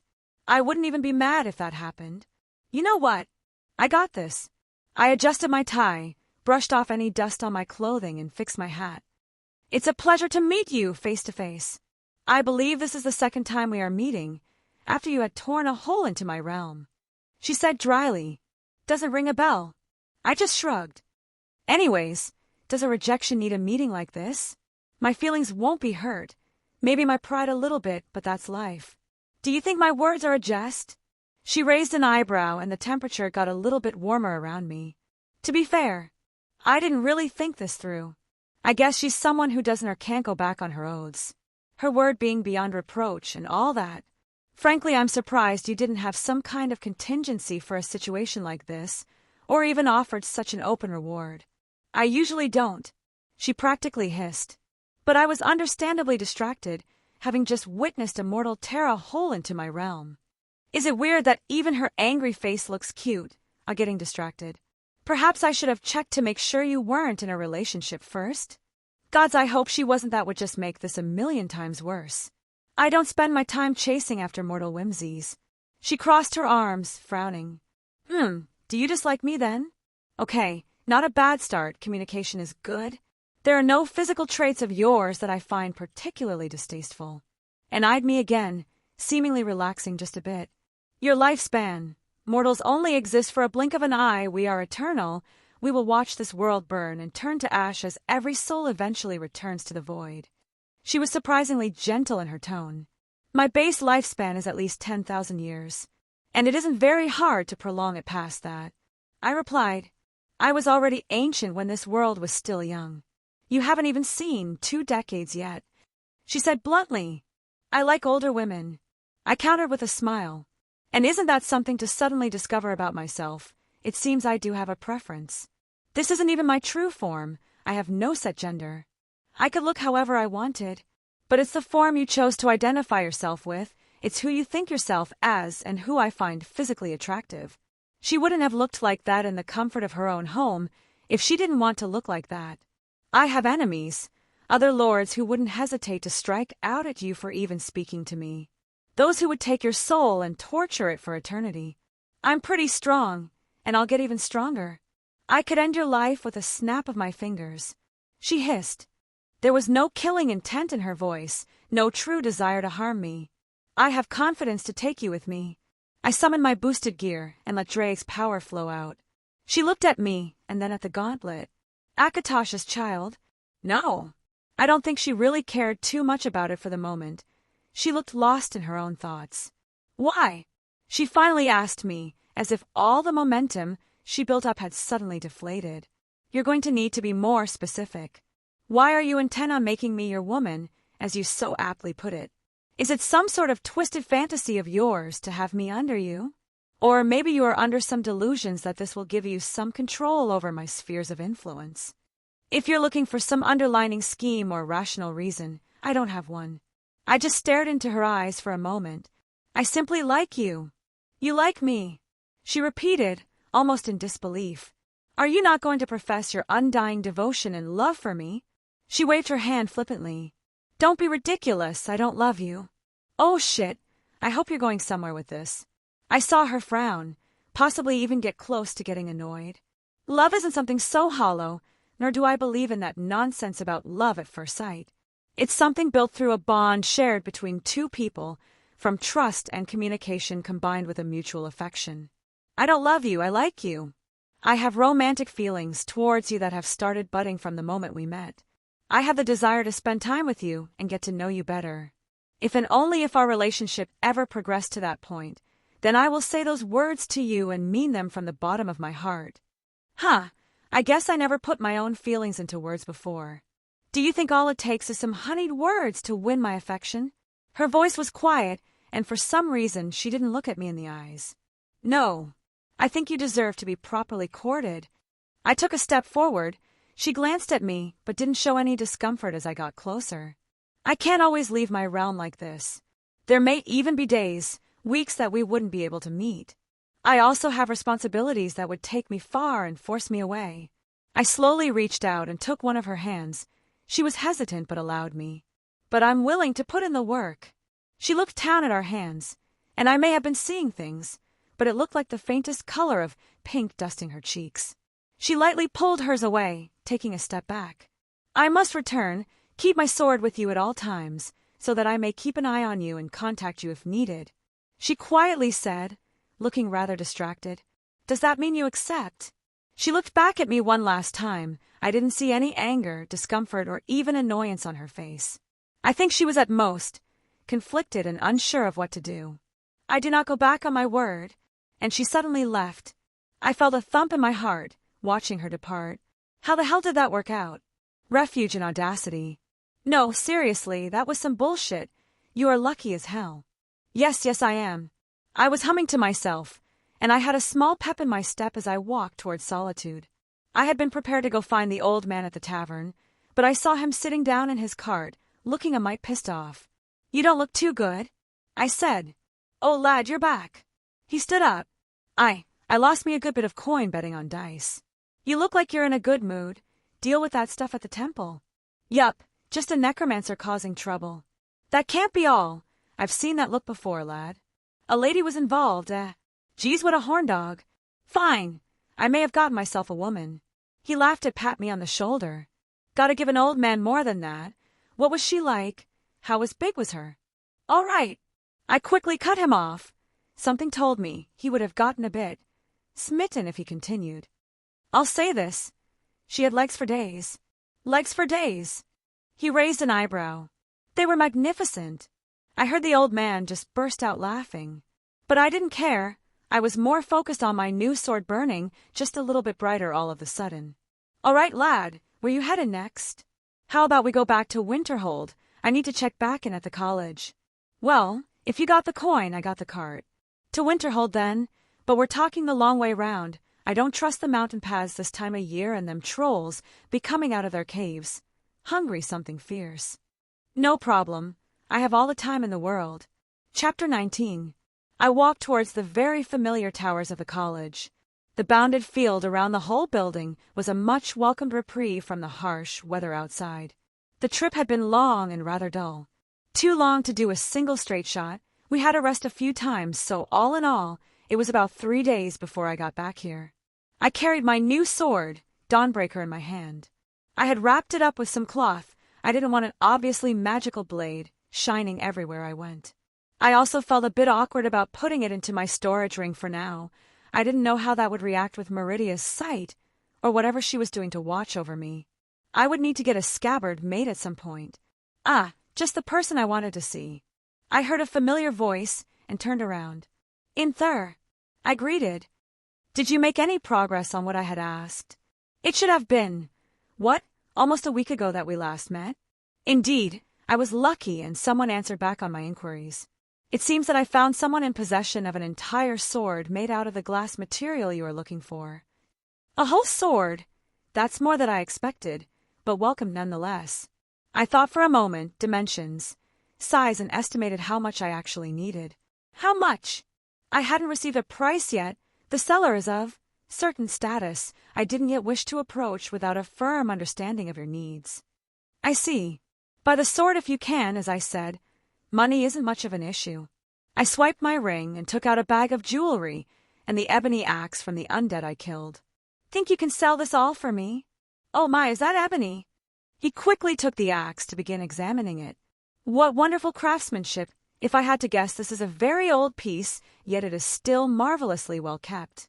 Fought an undead, swinging it around. I shrugged. Oh, a draugr with an ebony axe. He must have been a powerful one with status before he died. The elf nodded in understanding as he peeked inside the bag. It was just some trinkets that were scattered around the loot I had taken as well. Nothing too interesting. What's this? He picked out a ring in particular and inspected it. This is enchanted. Is it? I didn't even notice. Not that I had paid it much attention to begin with. Whoops, I guess I left that in there. He just hummed, handing the ring to me and looking at the bag again. The jewelry will probably run about 1,000 septims after I take my commission, of course. Of course! I accepted that he would be making coin off me. It was the nature of the business. The axe, though. Well, ebony isn't readily available on the market. Even the Nord warriors all over will want this piece.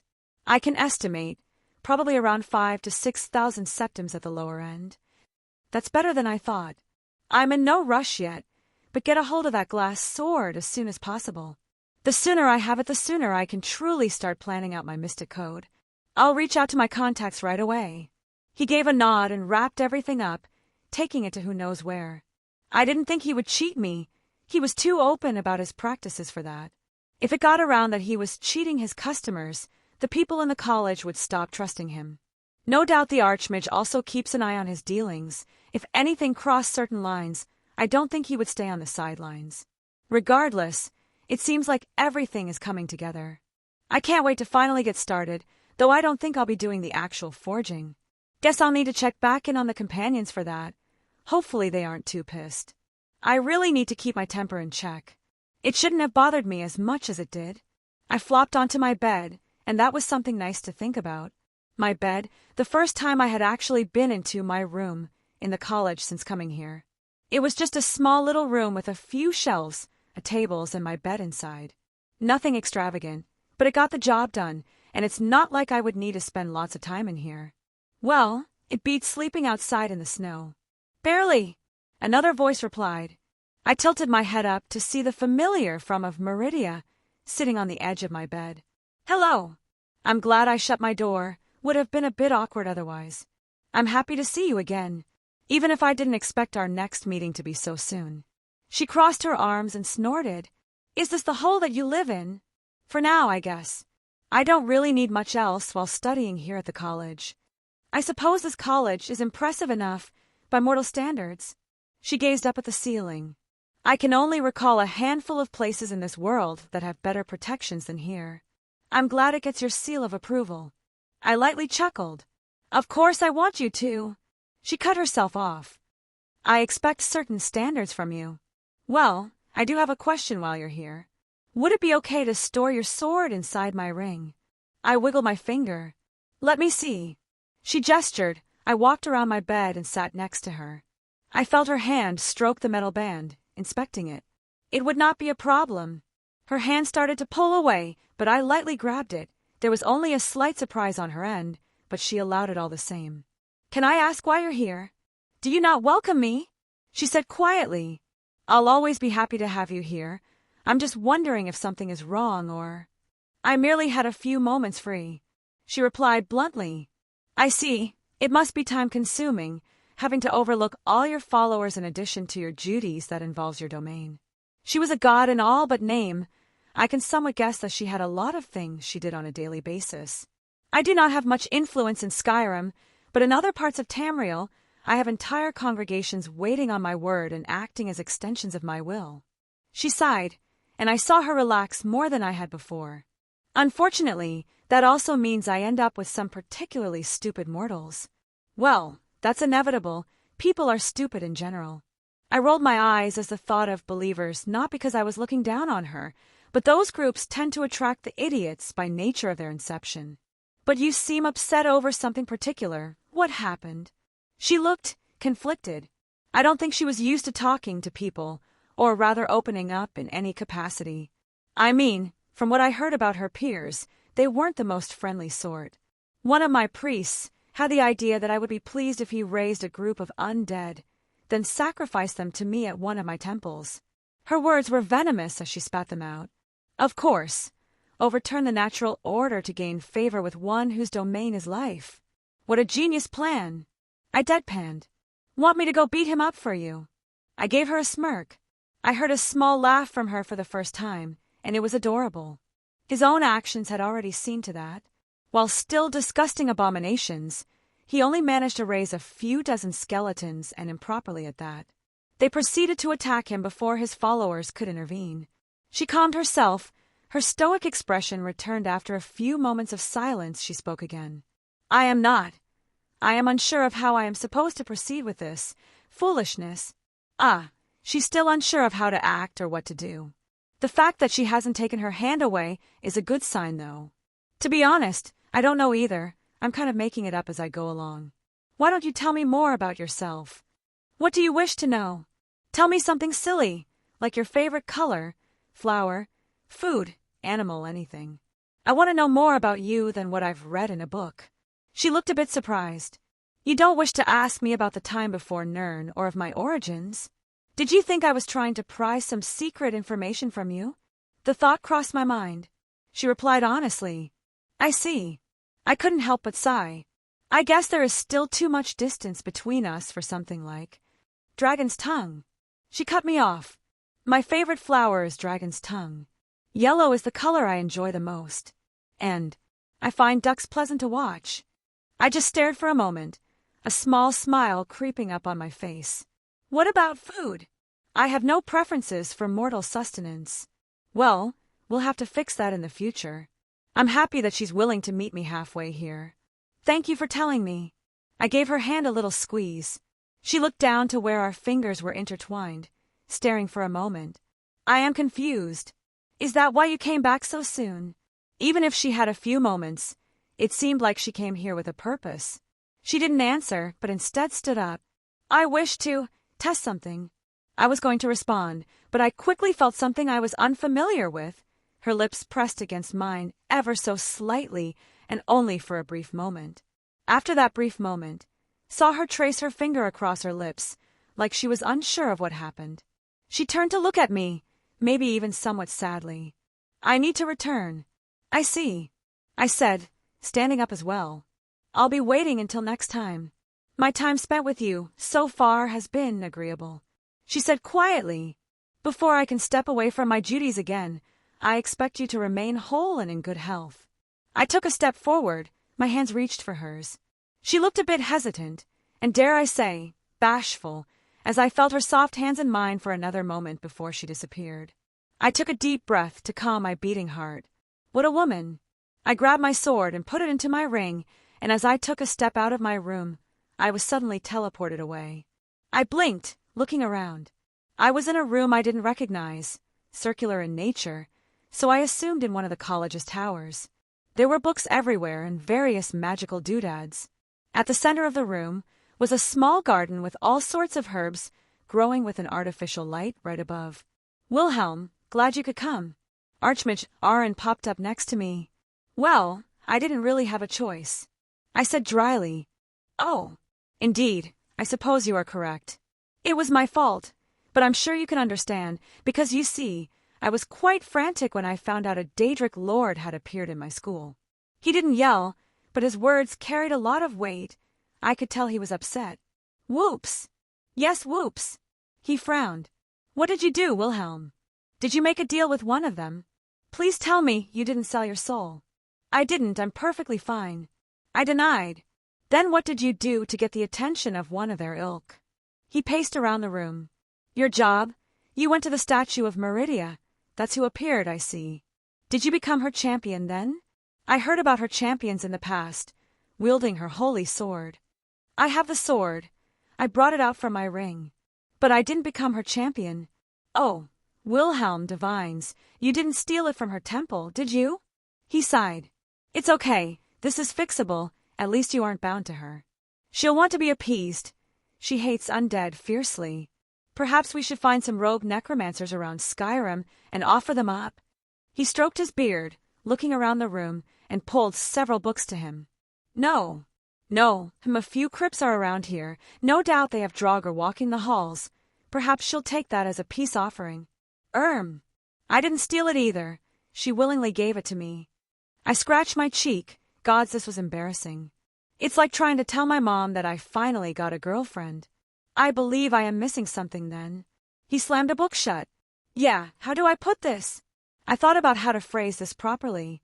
I cleared out her temple from a necromancer, and she offered me a reward, something like, I'll give you anything in my power.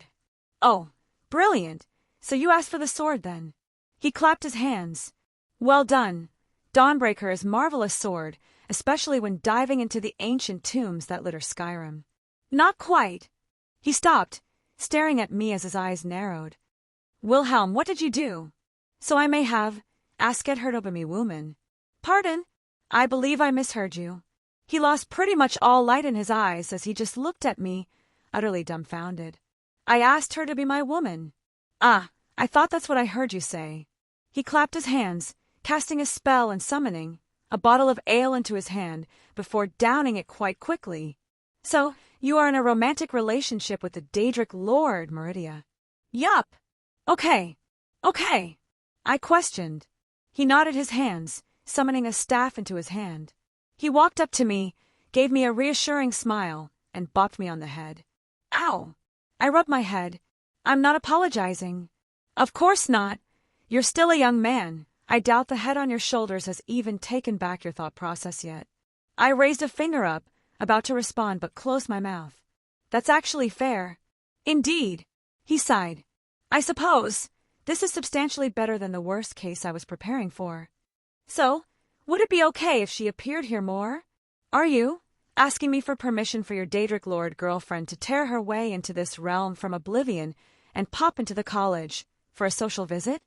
Okay, when you spell it out like that, it sounds kind of weird. You know, this isn't the strangest conversation I've ever had. I have met Sheogorath before. He rubbed his temples. Even with the power of the college backing me, I don't think I have the ability to stop her, if I wanted to, that is. Mind you, I don't wish to do battle against an entity like her. My only request is that no harm come to my college and its people. I will make sure nothing happens. I gave my word. Okay. He nodded. Now it's time for your punishment. What? Did you think you could summon a Daedric Lord into my college without any consequences? He pulled out a map and handed it to me. Talfter was heading an expedition marked on the map. He finally uncovered the entrance to some ancient ruins, and it's crawling with undead. I think it appropriate that you help deal with that considering you're new. Lady friend. He looked at the sword still in my hand. Fine. I agreed.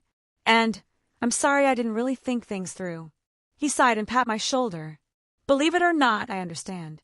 While I never fell for someone quite so, I did have my own love when I was younger. Sometimes we can't control who makes us feel that way.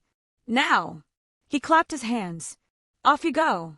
I suddenly felt myself be pulled away again, falling down into a pile of snow in the courtyard. Okay, I'll admit I deserve that. Chapter 20. So, Talfter, can you give me an idea of what I can expect? We were quietly riding along in the small caravan that departed from the college. Only the necessities had been completed over at the excavation site. Basically, setting up some stairways, reinforcing the immediate paths to stop cave-ins.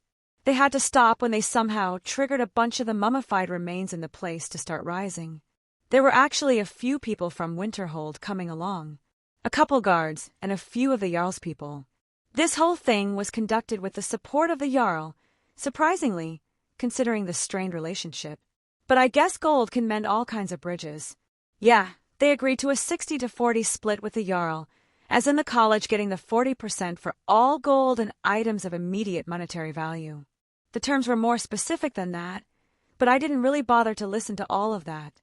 Basically, we would get the historical artifacts, a decent sum, and the blessing from the Jarl since this thing was still on his land. I recognized the guards coming along, not really knowing their names, but hey, we shared a drink and that was something important in this place. They were happy enough that I was coming along to clear the place of undead. They were more so just to make sure everything goes smoothly and whatnot. There were probably another dozen people of various backgrounds. Scholars, mages, or people who were just academically interested in the ancient ruins. So, yeah, several carts carrying supplies and everything braving these blizzards-like winds. Thankfully the ruins were only about an hour out of the city. Draugr, he said idly, producing a flame in his hand for warmth. They seem to be the basic variety, but there are quite a few of them. I ran into some of them on my job. Actually, I'd been meaning to ask a question about that. One of the undead that the necromancer used was a bit stronger than the rest. He even did this magic where he shouted and blew me away. You faced a Draugr that could use the Thursdayam? Tolfter looked at me in surprise. No idea what that is. Oh, yes. I forgot you were new to Skyrim. I suppose this knowledge isn't as widespread outside. The Thursdayam at its basic is the language of dragons, he said, molding his hands around a small flame, keeping it contained and radiating heat. The Thursdayam isn't like magic as you would probably know it. When a dragon speaks, the world listens. Oh, that makes sense. They aren't casting spells, they are forcing their will onto reality. I mused. It sounded more like divine words from back home. Actually, that's also quite similar to how primordial runes work as well. That is exactly correctly. He blinked, giving a smile. Even the fires that spout from their mouths, it is merely a few words for a dragon, yet not much a mortal can do to match it.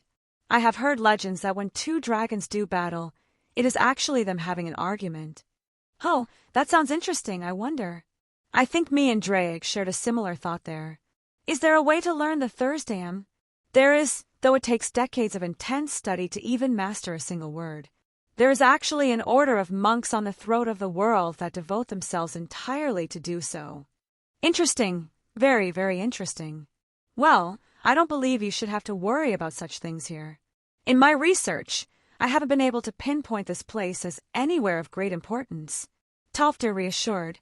Not to say that the ruins hold no academic purpose.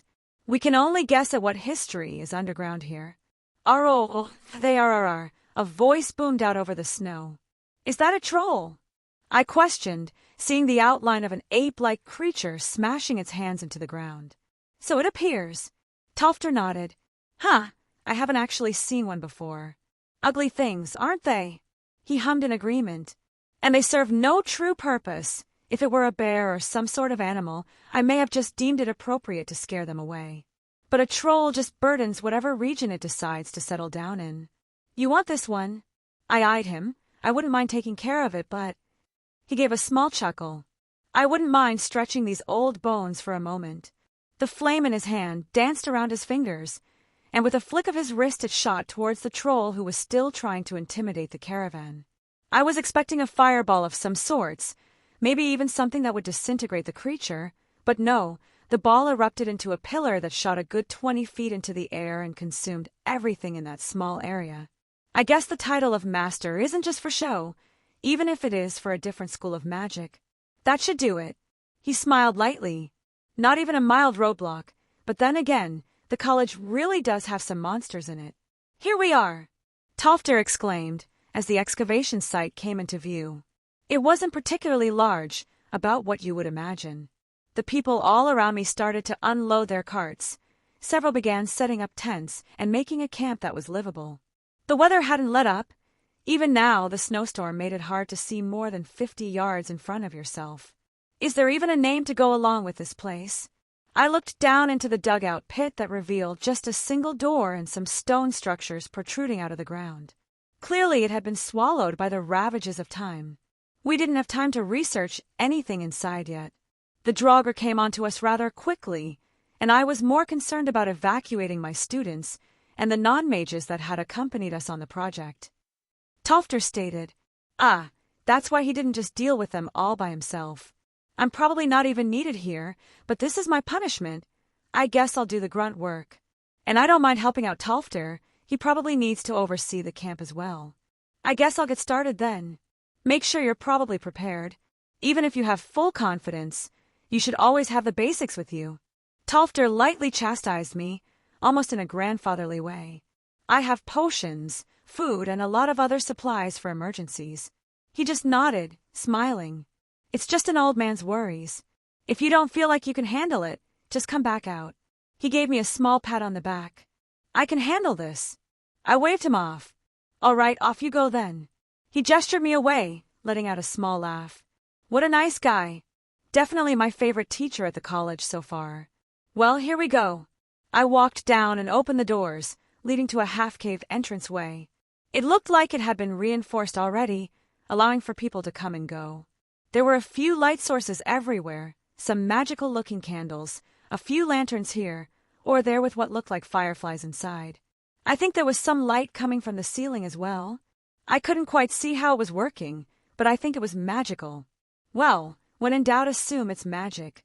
The first true room was a bit odd, like a huge stone pillar with a winding staircase and a bunch of doors everywhere. The staircase looked very weathered, practically falling apart at the seams. I think this room was about as far as the previous expedition got before being chased away. There were a couple scaffoldings around, keeping the walls nice and sturdy. I did admire their precautions. It wasn't like this in the olden days of my old home. They were more concerned about finding treasure than securing something for historical significance.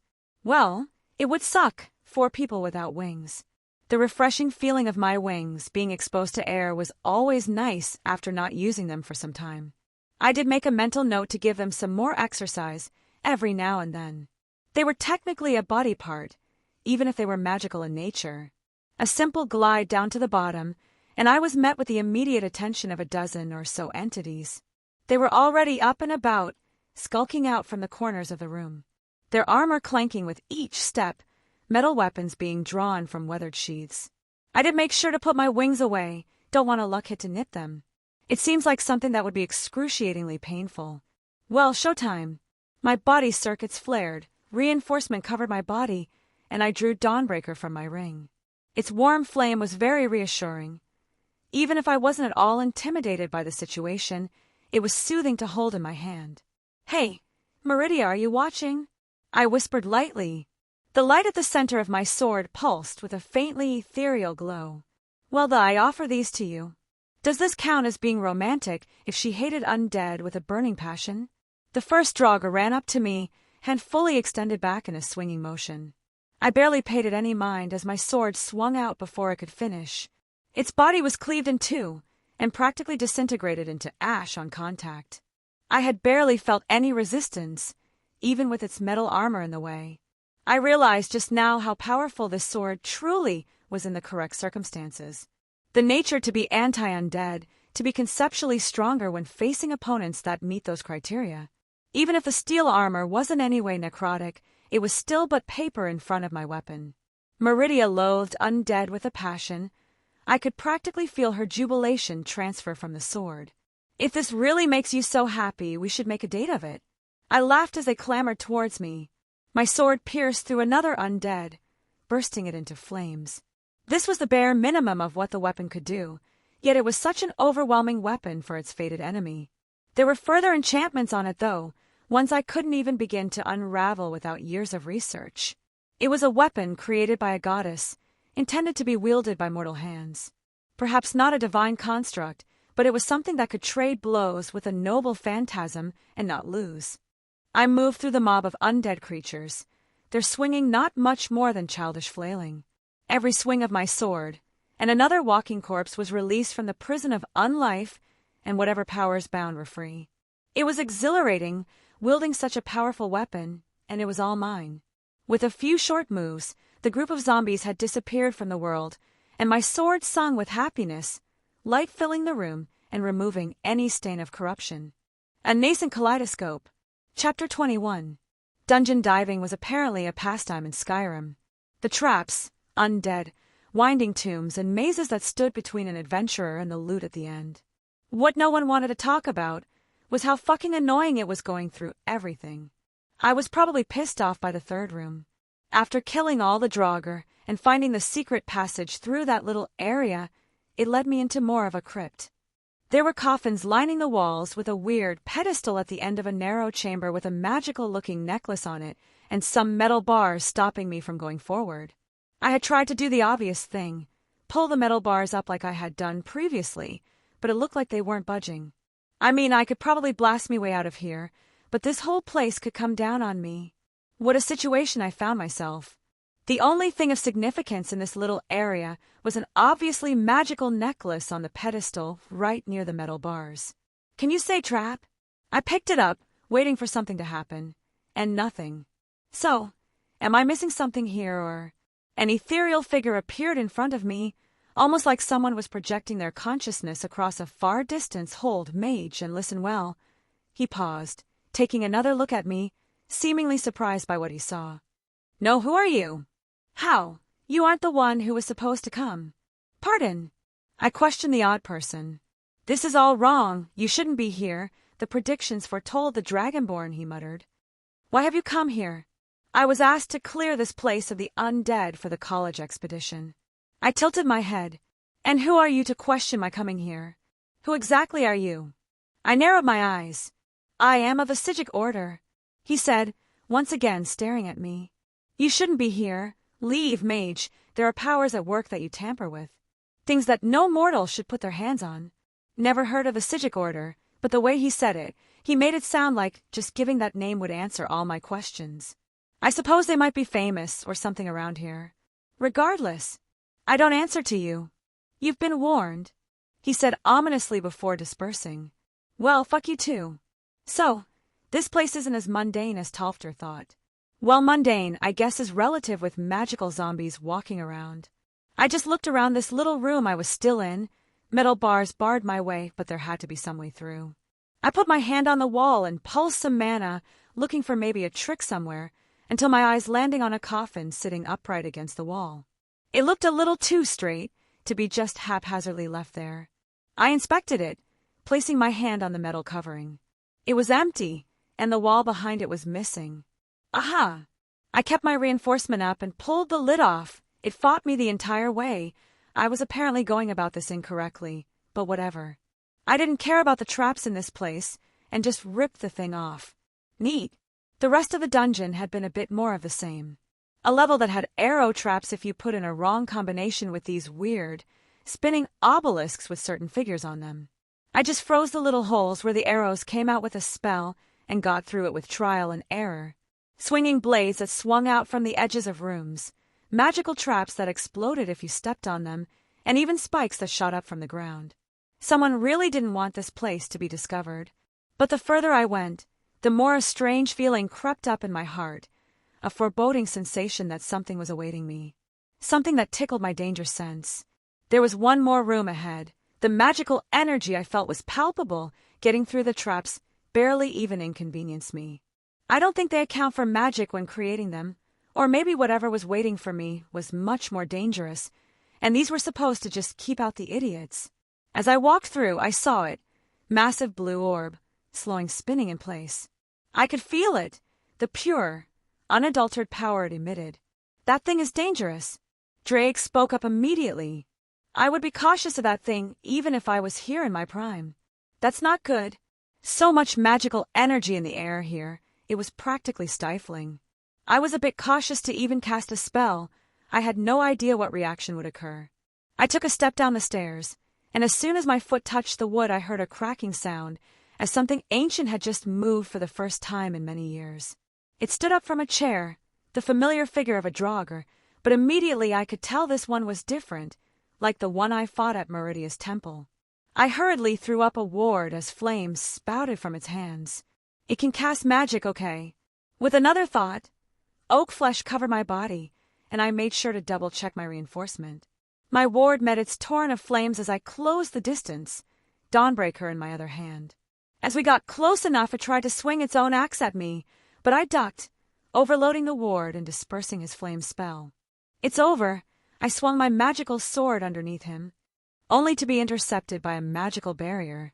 A magical barrier strong enough to fight against the weapon a literal goddess gave to me. It pushed back the cleansing flames of my sword, and a small explosion erupted at the focal point, blowing the sword out of my hand and causing me to stutter back. I saw it clearly, the torrent of power that was being streamed into this undead from the floating orb nearby. It was siphoning power from the thing, pure magical energy enveloping its body, making it practically invulnerable to damage. I tried my trick from before, pushing a turn undead and a telekinesis together, but they fizzled out when the barrier touched them. The steel axe in its hand swung with a fury as I stepped back. Its free hand summoned ice that rained from the sky. Runic letters spun around my arm as I pushed them into the ground, bindings of Gaia. But it wasn't working.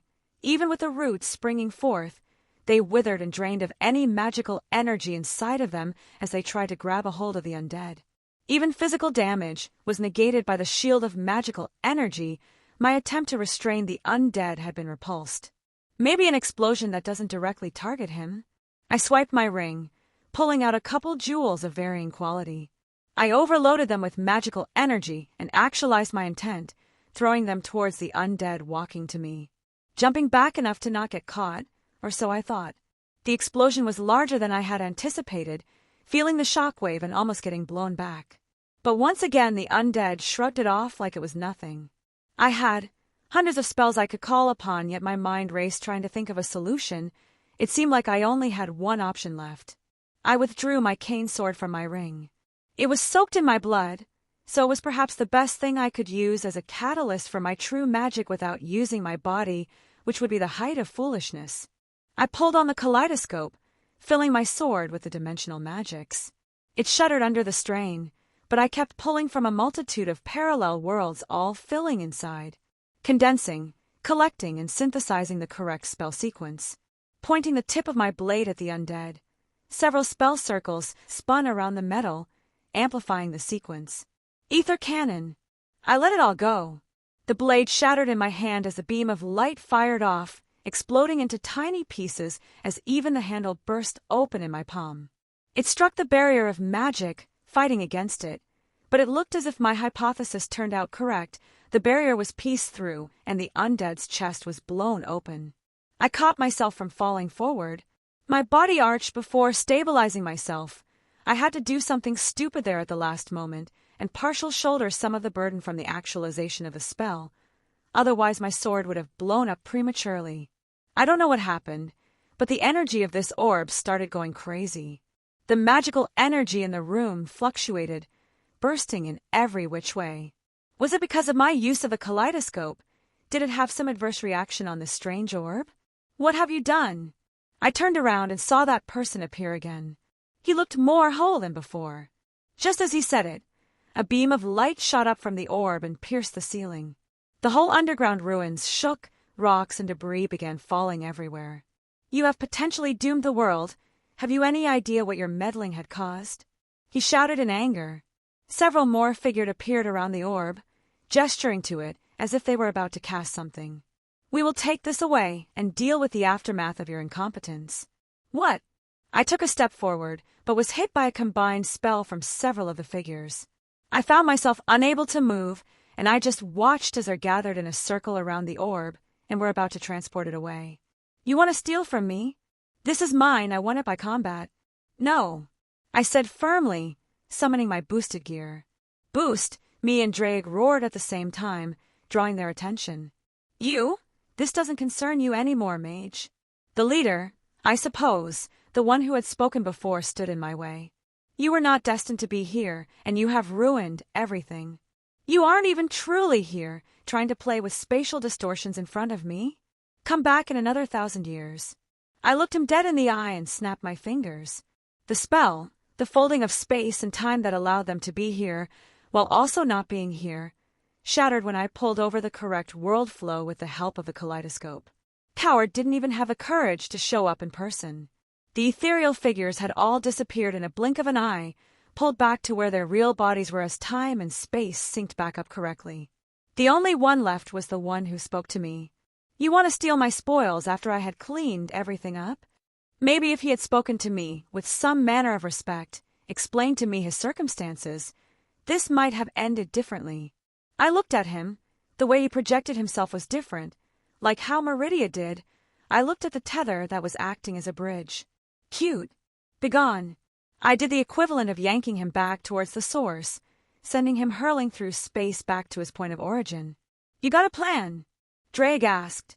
I do have a plan. It isn't a very good plan, but it is a plan. What do you need? He was being oddly cooperative. I just need your help. You should know what my magic does, the dimensional refraction phenomenon. Being able to pull an infinite amount of magical power from an infinite number of worlds. Indeed, we're going to do the opposite here. This thing is also drawing in an unfathomable amount of magical energy, possibly even infinite in scope. But it's all from the singular world. It might drain this place dry if we let it. Or it could blow up. I have no idea. You want to use the gauntlet? Sorry, it's all I got. Okay, let's do this. I'll help where I can from inside. I just nodded at the dragon, playing my gauntlet-clad hand on the magical orb and pulled open the kaleidoscope. Chapter 22. I opened my eyes, staring at an unfamiliar ceiling. My body ached something fierce, and I felt a burning sensation in my chest, like I had put a heavy toll on my magic circuits. You are finally awake, then. I looked up to see Meridia sitting next to my bed. Well, this wasn't my bed. I've been here before. This was the Archmage's quarters. Hey there! I smiled only for her to scowl back at me. I find myself conflicted. She didn't look pleased. Usually if a mortal does something to anger me or disregards my words, I can merely punish them. But what am I supposed to do now? She looked at me expecting an answer to her query. What? I told you to remain whole and healthy before I departed last. Tell me, what part does being bedridden constitute healthy? What happened? My head was pounding as I recalled what I had done. The magical sphere. It was discharging so much magical energy that it became a danger, so I had to divert the flood out of the world line. Oh, the strain on my body that was particularly painful, and I think I passed out as I finished. Well, since everything is still standing, then I suppose it worked out. But, were you worried about me? Her scowl deepened and she looked away. I am a goddess. I do not worry. She said firmly. Would a goddess accept a hug and apology for making her not worry? I sat up on the edge of the bed. Such a thing may make a goddess less angry. She whispered. My legs were still a bit wobbly, but I stood up and wrapped my arms around her, letting her head rest against my chest. I felt her own arms squeeze around me. I'm sorry. Do not think you will escape my ire with just a few words. Of course. I will accept any punishment you give. I chuckled. To make light of my words, you are bold. I can't help it, you're too cute. I gave her a kiss on the forehead. See cute, she whispered. Once again you dare say something so flippantly to me. No mortal has ever had the courage to say such words to my face. She huffed adorably. Was I also the first one to confess to you as well? I smirked at her. Of course not. I am known far and wide through the realms. I have had kings and great warriors profess their undying love and admiration towards me over the centuries. Many have attempted to woo me with such treasures and gifts that the world would wage war over. And what makes me so special? I lowered my head closer to hers. Our lips were just a breath apart. Never had I met a man with such audacity to say they simply like me. She looked a bit bashful. I hummed thoughtfully. Has any man had the audacity to steal a kiss from the goddess Meridia? I stared into her eyes. They glowed slightly with recognition for my words. I think I saw her breathing hitch, just ever so slightly. No man has ever dared, she said with nothing more than a whisper. Well, she didn't reject me, so I took that as confirmation. I placed my hand on her cheek, seeing her act almost expectantly like this. Why are you so cute? I pushed my lips against her lightly, letting her dictate how far she wanted to take it. She reciprocated and met mine. This wasn't like before where she just gave a peck on my lips and left. This one was full of affection and perhaps even longing. You conflict me, Wilhelm, she said quietly as our lips separated. I should have been happy to see you possibly die, to escape from the oath I had given to a mortal. I should have demanded answers from you about the odd circumstances you seem to perpetrate. I should not be longing for your presence when we are separated, nor get flustered when I'm finally standing with you. I tilted my head at her words, a bit surprised. I see. I'm actually her first real, boyfriend, her first time having a romantic relationship. She doesn't quite know how to act upon her feelings. Regardless of her status as a goddess, she is still a being with emotions, feelings, and some have come to the surface that she isn't used to. Even if the time had been short, it didn't seem to mitigate all these suppressed feelings suddenly rearing their head. Or maybe it was something a bit more than that. You've been by yourself all this time, haven't you? I gently pushed a strand of hair out of her face. She paused, staring at me. I don't think she quite knew how to answer that question, only giving a cute little sound in confirmation. Well, I'm not going to let you be alone anymore. I smiled at her. You're my woman after all, and I don't want to be alone anymore either. Maybe that's why we both were so taken with each other. We were both lonely. I suppose it can't be helped then, she said quietly. But do you truly wish to pursue this courtship? Are you asking me this now? I think I made my feelings quite clear.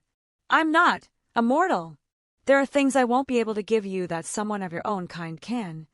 Are you not capable of love? I lightly poked her cheek, much to her chagrin. Of course I am. She gave a little squeak of embarrassment. I think she was feeling much more comfortable in my presence now. I guess we had been floating around what our relationship truly was until this moment, and she finally accepted it in her own heart. Then what's the issue? I can't give you children, she said plainly.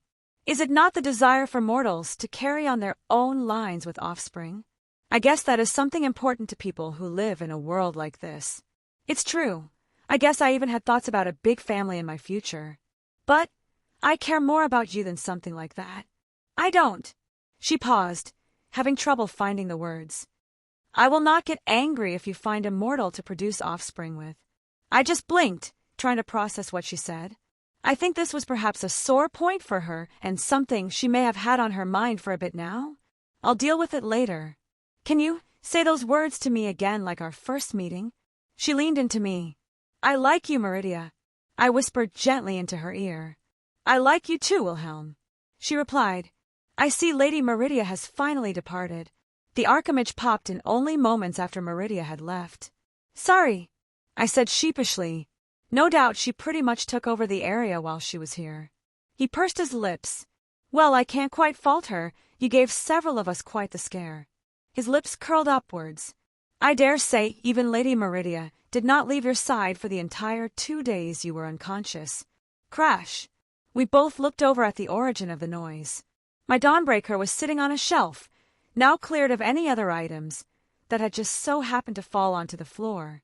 I couldn't help but smile, knowing she probably got all flustered at his comment. She really was cute when that side of her came out. The archmage wisely chose to ignore it. The phenomenon that occurred, I think all of Skyrim saw it. Yeah, I wouldn't be surprised. I rubbed the back of my head. What happened to the orb? You mean the Eye of Magnus? I was going to ask you that question. He looked at Mai with a thoughtful expression. All we had to go on were some very ancient tomes in the tomb that described the artifact in question, and they called it the Eye of Magnus. Sorry, I don't have a clue. I shrugged. I think I passed out trying to stop it from either exploding or sucking up all the magicka in the world. Or maybe it was doing neither and I overreacted. Well, the world is still spinning, and no one died. It seems you were successful in your endeavors. Well done, Wilhelm.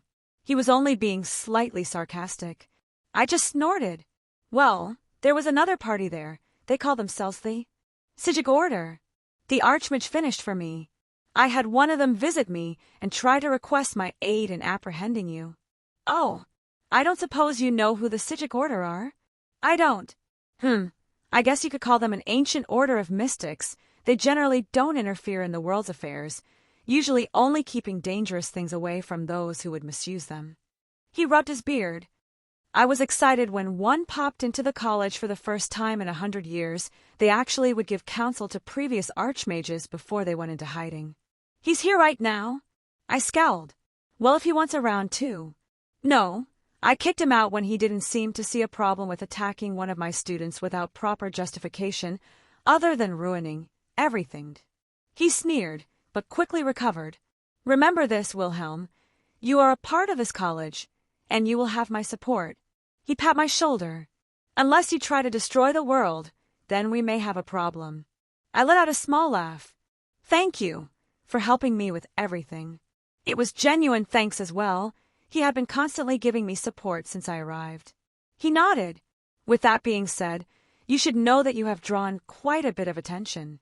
I have no doubt that Encano has already sent word to the Falmer, and while I can deny them at the college, they will most likely try something when you are out and about. Him again. I frowned. Well, if they wish to start a conflict with me, they best be prepared. Quite. He smirked. But don't be arrogant. He lightly flicked my forehead. For all their hot air, the Falmer are very accomplished in magic. Don't give them a chance to overwhelm you. He waved his hand, fixing everything that had fallen to the floor earlier. Well then, I have satiated my curiosity. And it's such a shame you don't possess the Eye of Magnus, because I just so happen to know where another artifact bearing the name of Magnus dwells. He nodded to himself. Indeed it is a shame, for I believe they would complement each other wonderfully. Too bad, for I guess the staff of Magnus will forever dwell within the ruins of Labyrinthian, guarded by very power entities that one should not venture into with proper concern and preparations. He gave me one last wink before teleporting away. He was laying it on pretty thick there, but I don't actually have this Eye of Magnus. About that! Hey, Drake, so I guess it's my turn now. Something you want to tell me? I may have grabbed the eye and took it inside the boosted gear. I just blinked, letting the words process for a moment. Oh, yeah, so it's here if you want to do something with it. I'm kinda just keeping it segregated in a corner. Huh, well, since I have it then, I do have an idea of what to do with it.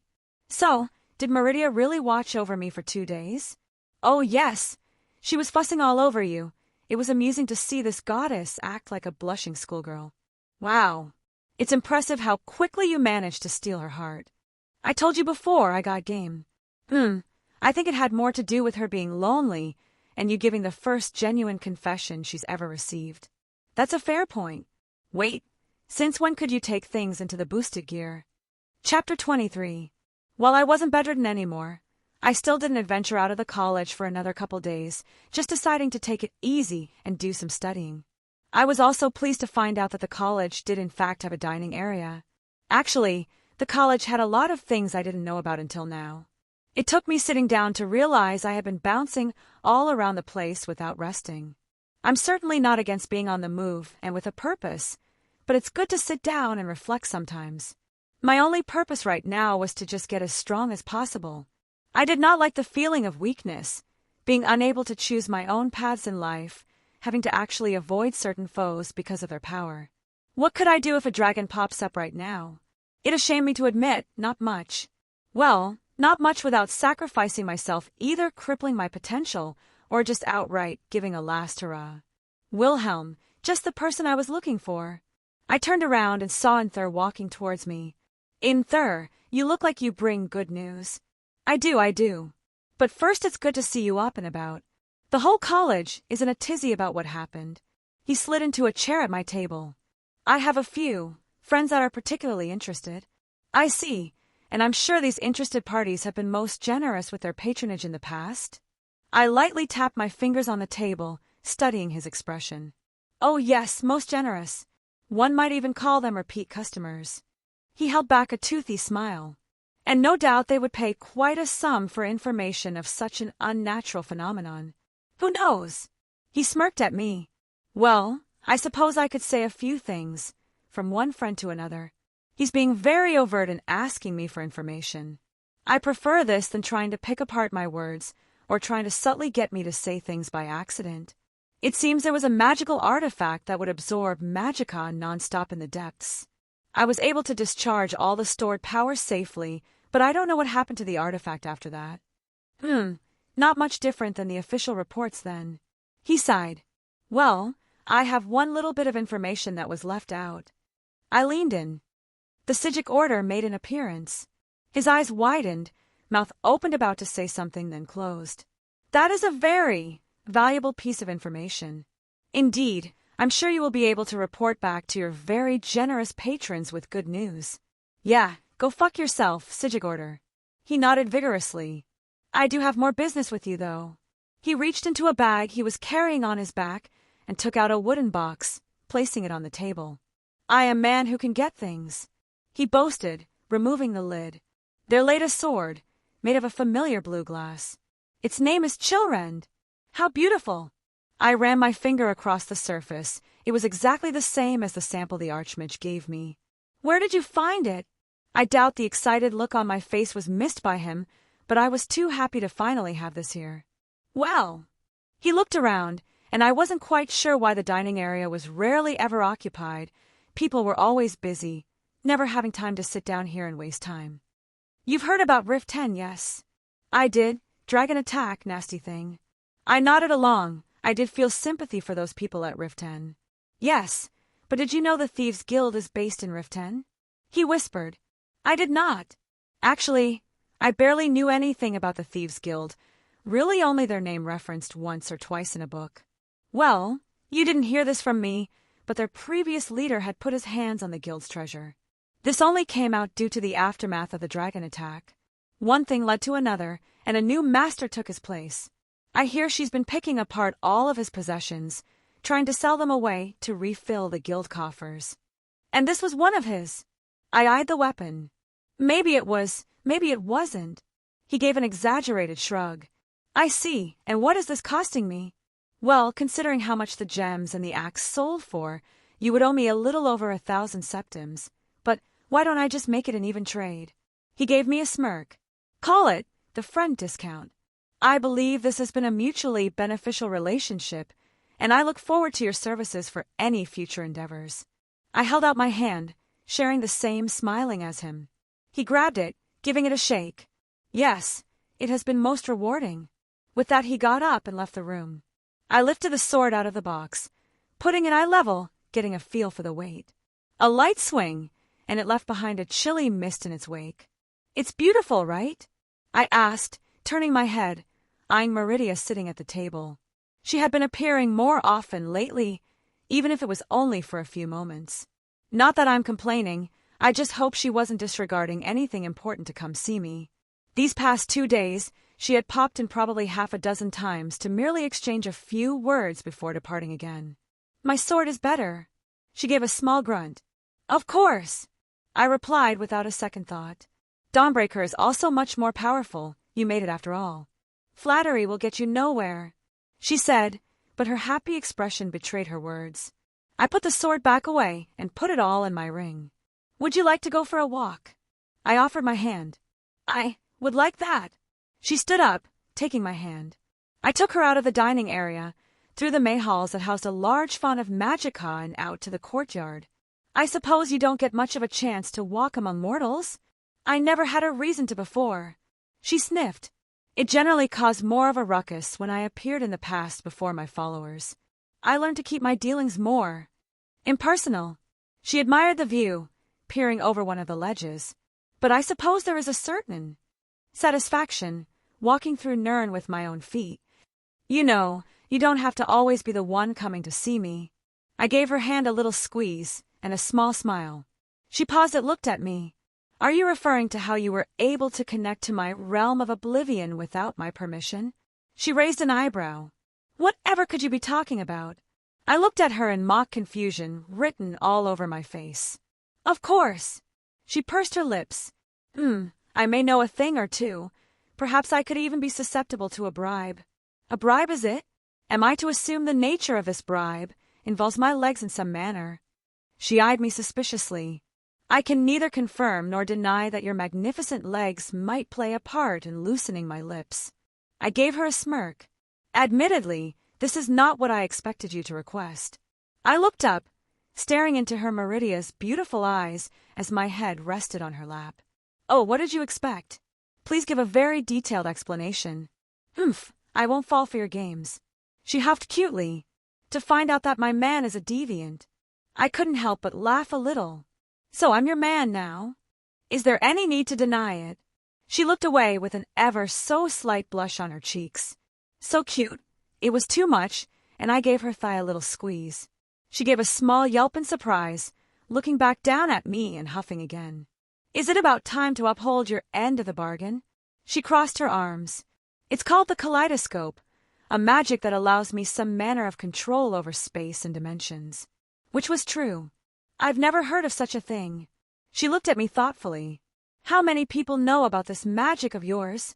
Just me and my grandfather. I guess I'll just refer to my previous self as grandfather for now.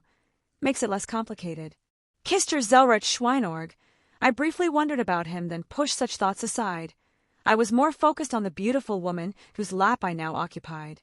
Perhaps that is for the best. The method in which you tore into my realm, I do not wish for it to be widespread. I shudder to think what would occur if one of the others could make use of such a method and possibly enter Nirn fully. I finally sat up, adjusting myself next to her. You know, I wasn't joking when I said I could come to you as well. You would venture into my realm of oblivion? She looked at me incredulously. I am not lessened there like I am here. I could do anything to you I desired. Anything, huh? I raised an eyebrow. As long as you're gentle about it. It would be my first time after all. That isn't what I meant. She puffed up. Truly, your mind is only filled with perversions. I blame the goddess who seduced me. I wiggled my eyebrows for extra effect. I did not seduce you. She huffed out with exasperation. I still remember that beautiful woman beckoning me, displaying her legs in all their glory, offering me anything I wished with that come-hither look. I gently ran my hand down her leg. I looked up into her eyes. They were not unwelcoming, but also a bit hesitant. If I wanted to push, I probably could, but it didn't feel right. Instead, I leaned over and placed my lips against hers. She was the one who broke the kiss. Reluctance was written all over her face. Will! Is it time already? She probably had to head back. I must return. I could feel the hint of sadness she gave off. I see. I stood up, taking her hands into mine as she followed. I'll miss you. I gave her a reassuring smile. Your absence will be noticeable, she replied, trying ever so hard to keep her expression neutral.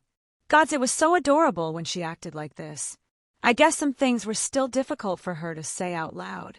I briefly wondered what would happen if I pinched her cheeks, but I didn't want to ruin the mood. She looked down at our hands, then back up to me. I wouldn't be remiss if you found yourself in my realm, she said quietly, disappearing back into oblivion. But I saw that small, rosy complexion on her cheeks.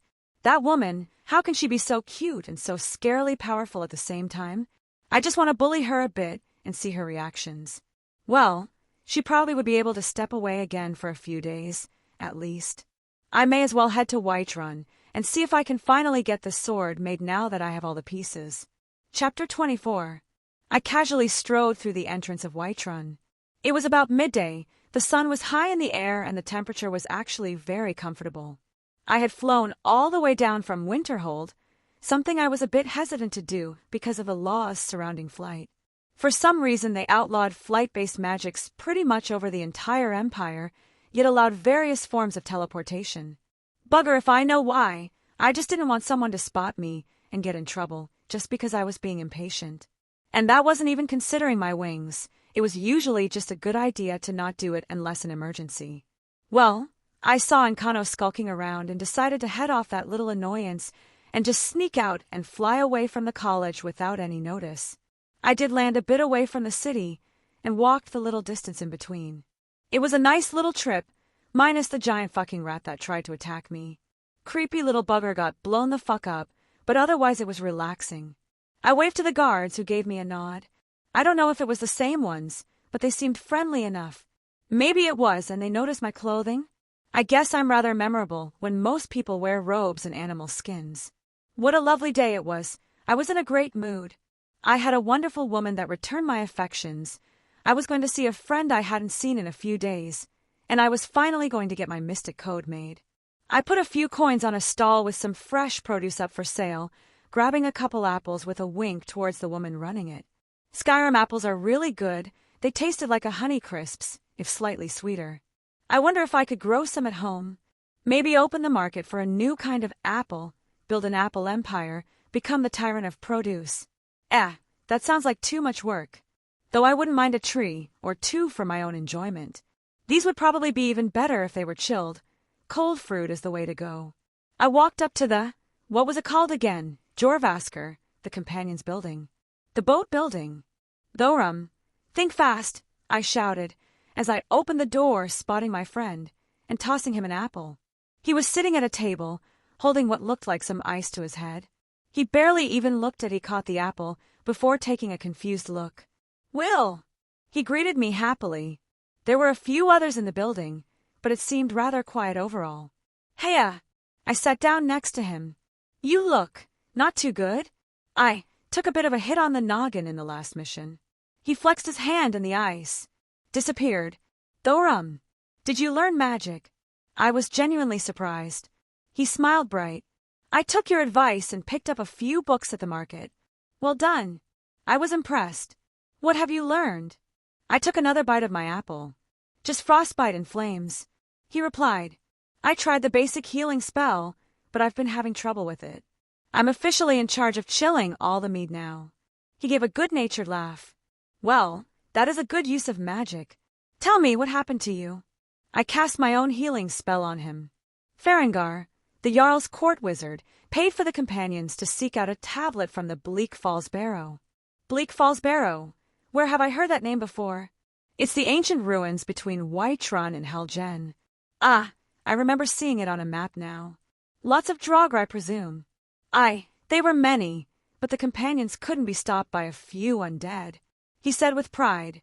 It wasn't until we met Death Lord at the end that we finally met a worthy opponent. Even in undeath, the masters of the Thursdayum are not to be trifled with. I've run into one of those. A necromancer raised one under Meridia's statue when I took that job. You fought one by yourself. Thorum clasped my shoulder. "My friend, that was mighty dangerous of you." "It worked out." I waved him off. "What about you?"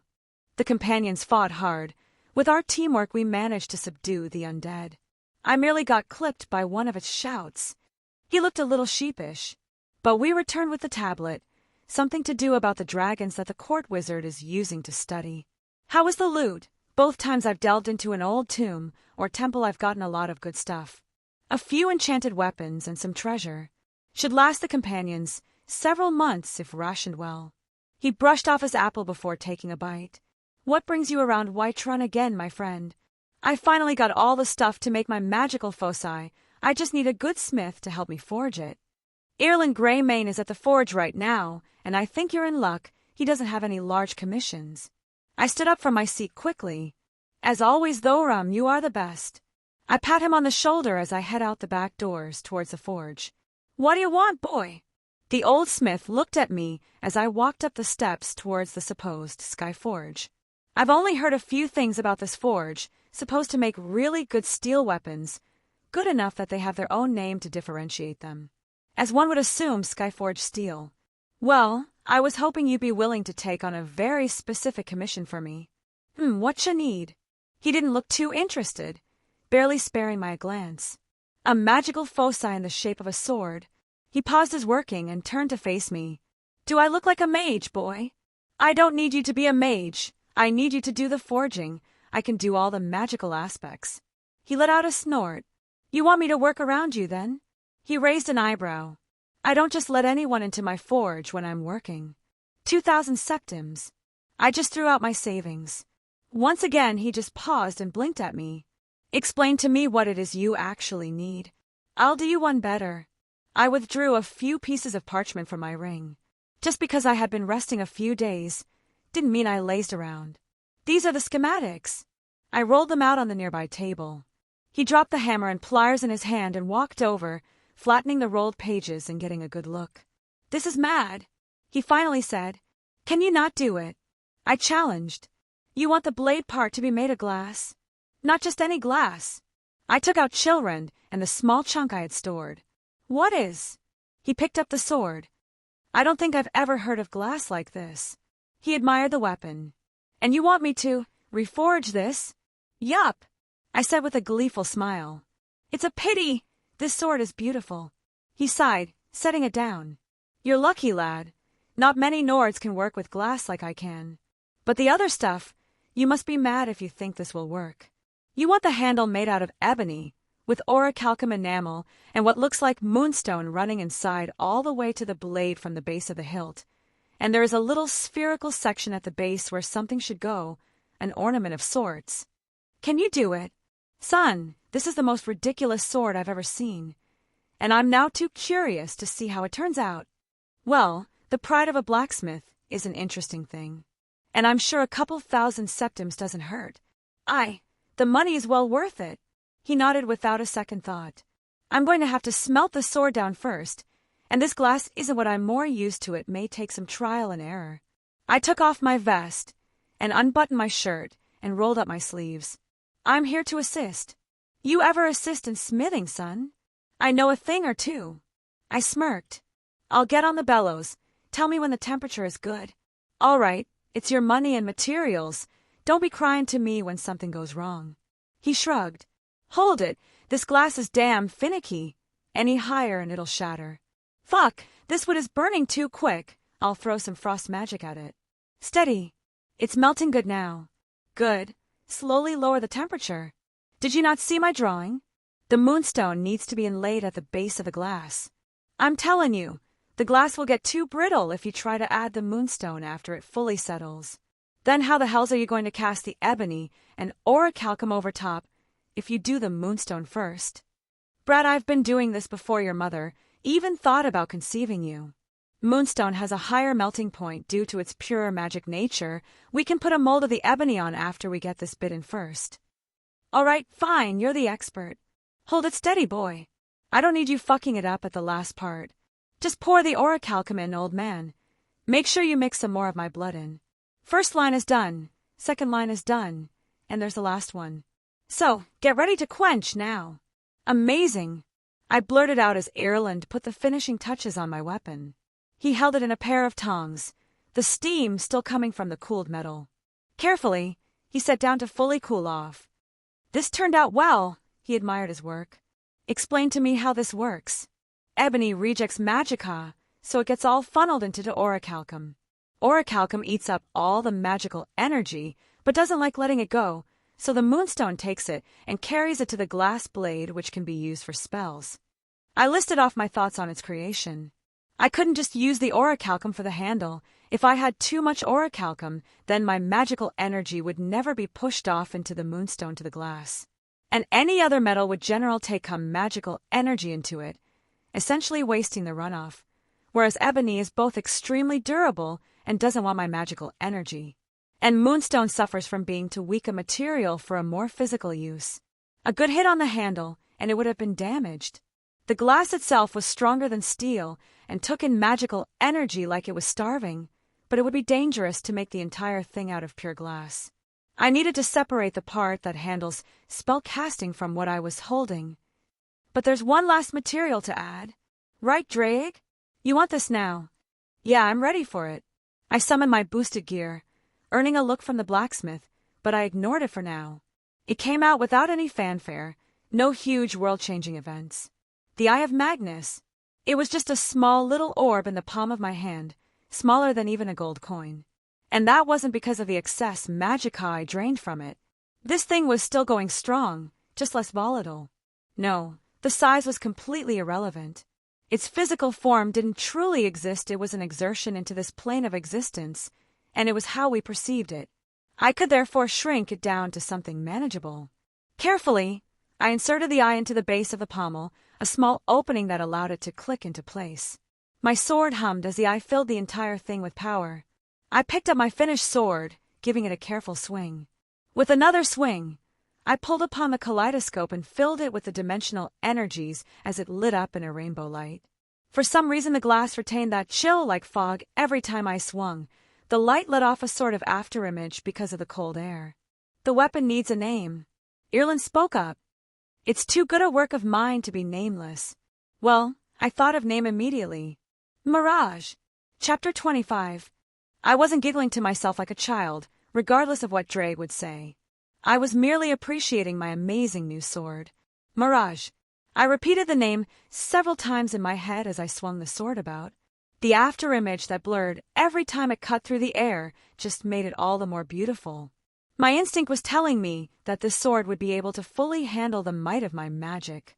The addition of the Eye of Magus, well, I would even put it on par with my old jeweled sword. Maybe slightly different in application, but to compare them side by side, I don't think mine would lose out. Truthfully, I felt more whole than I had since my memories had surfaced. The feeling that I'm no longer constrained. I had to stop myself from thoroughly testing this thing here and now. I was getting some looks as I swung it around near the blacksmith area. One of the things I did in the immediate time frame was sort of program my calculations into my sword. The Eye of Magus was many things, some which I had yet to still decipher, but it was more than capable of acting as a sort of magical computer to process what I needed and help along my magic. Perhaps its nature as a higher dimensional object had led to its ability of synchronize with those aspects of the kaleidoscope. Not just that, the sword itself was powered to an impressive level with the inclusion of the eye in the hilt. There was also the side benefit of being able to draw in magical energy faster than I could with my old jeweled sword, though further testing was required. It really felt good to complete this thing after working towards it for about a bit now. A thought did cross my mind. I really need to brush up on my swordsmanship. Since I'll probably be using my sword as an actual sword, it would be better to perhaps find a teacher somewhere. Now though, I'm kind of at a loss on what to do. Well, there's always that one place that the Archmage told me about. I wouldn't mind picking up another ridiculously powerful object. I did find a map of where the ruins were when I was bored the other day, and I really wanted to get some practice in with this thing. With a shrug, I slashed open in front of me as the immediate air distorted, and a vibrant display of colors formed a portal. I'm back, baby. As I reaffirmed my spot on the world line and re-entered the normal flow of the world, the view came forward, and the cold air once more hit my face. Roar! A familiar sound vibrated in front of me as I apparently appeared right into the nests of a few trolls. Well, I did want some test subjects. I was curious about the combat applications of my weapon. I pulled on the kaleidoscope, and I felt a weird sensation vibrate from the eye.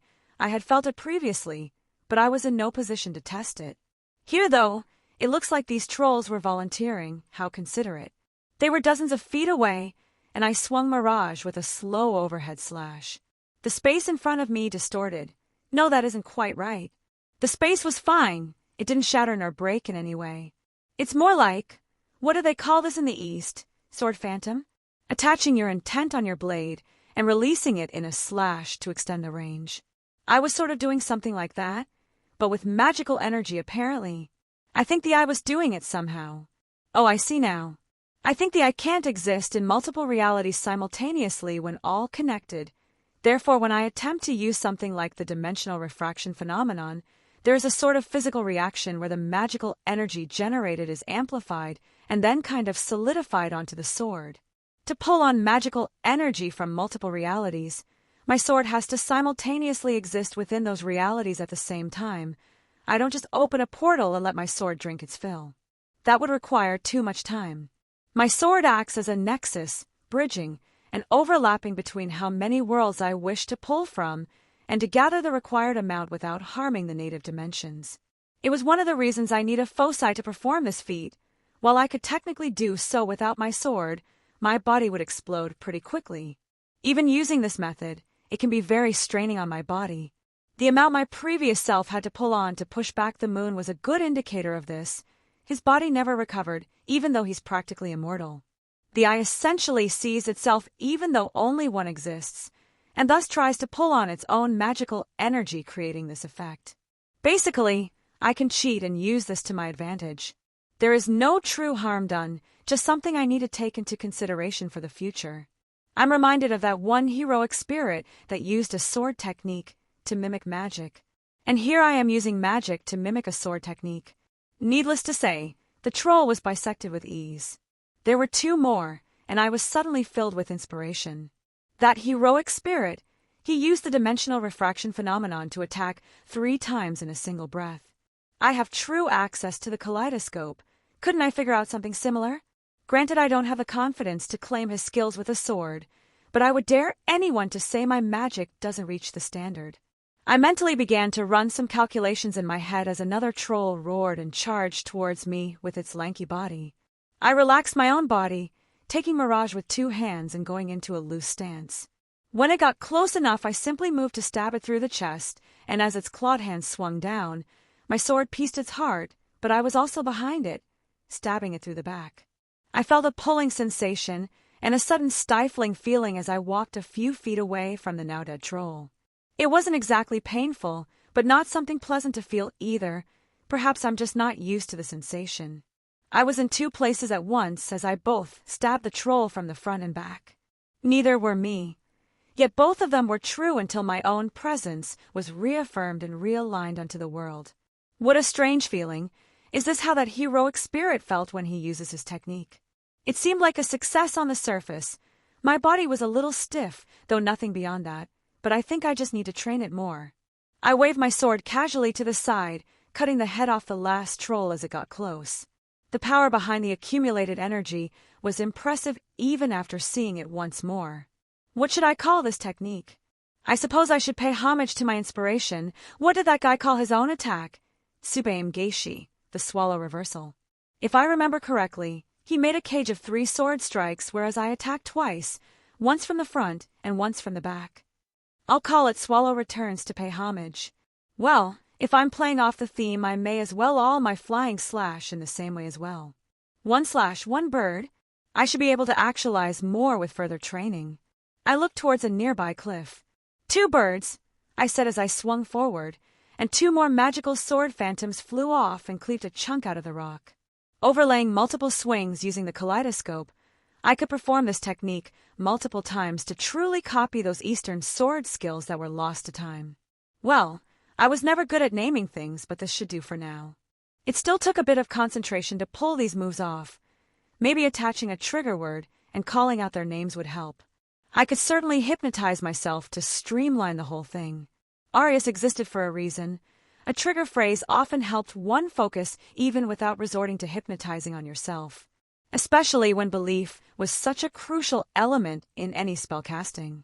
I should put all that on hold for the moment. I don't want to get sidetracked. Gods know I do easily. Now where's that entrance? Fuck, this place was confusing. I must have run around for 20 minutes trying to find the entrance. These big stone doors were surprisingly difficult to find. Oh, how cute. It's magically locked. I put my hand on the door that didn't have any key. Boop! With a thought, I appeared on the other side, only having to cast a structural grasp to see how far the stone door extended, so I could know the distance I had to teleport from. As I took a few steps inside the large chamber, it began to rumble and shake. There were large bones in the area that were lifted up off the ground, all shooting towards the center of the area as they combined into a large, familiar shape. Is that a fucking skeleton dragon? I couldn't help but blurt out. It was decently large and a bit intimidating. Except it was a skeleton.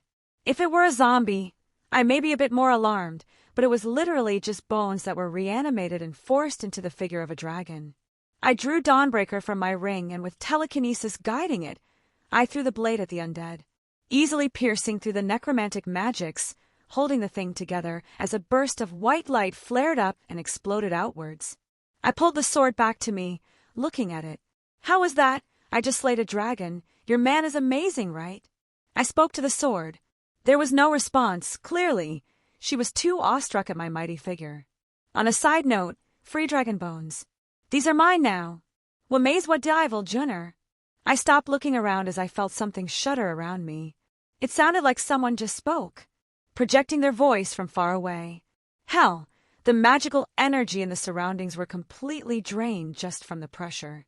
It says a lot that I couldn't understand whatever language was spoken, even though I can technically speak any language due to my devil heritage. It sounded somewhat similar to those shouts the Draugr used on me. Was this thing speaking in dragon? Was there a dragon here? Such a thought did give me pause, but at the same time I dismissed the idea.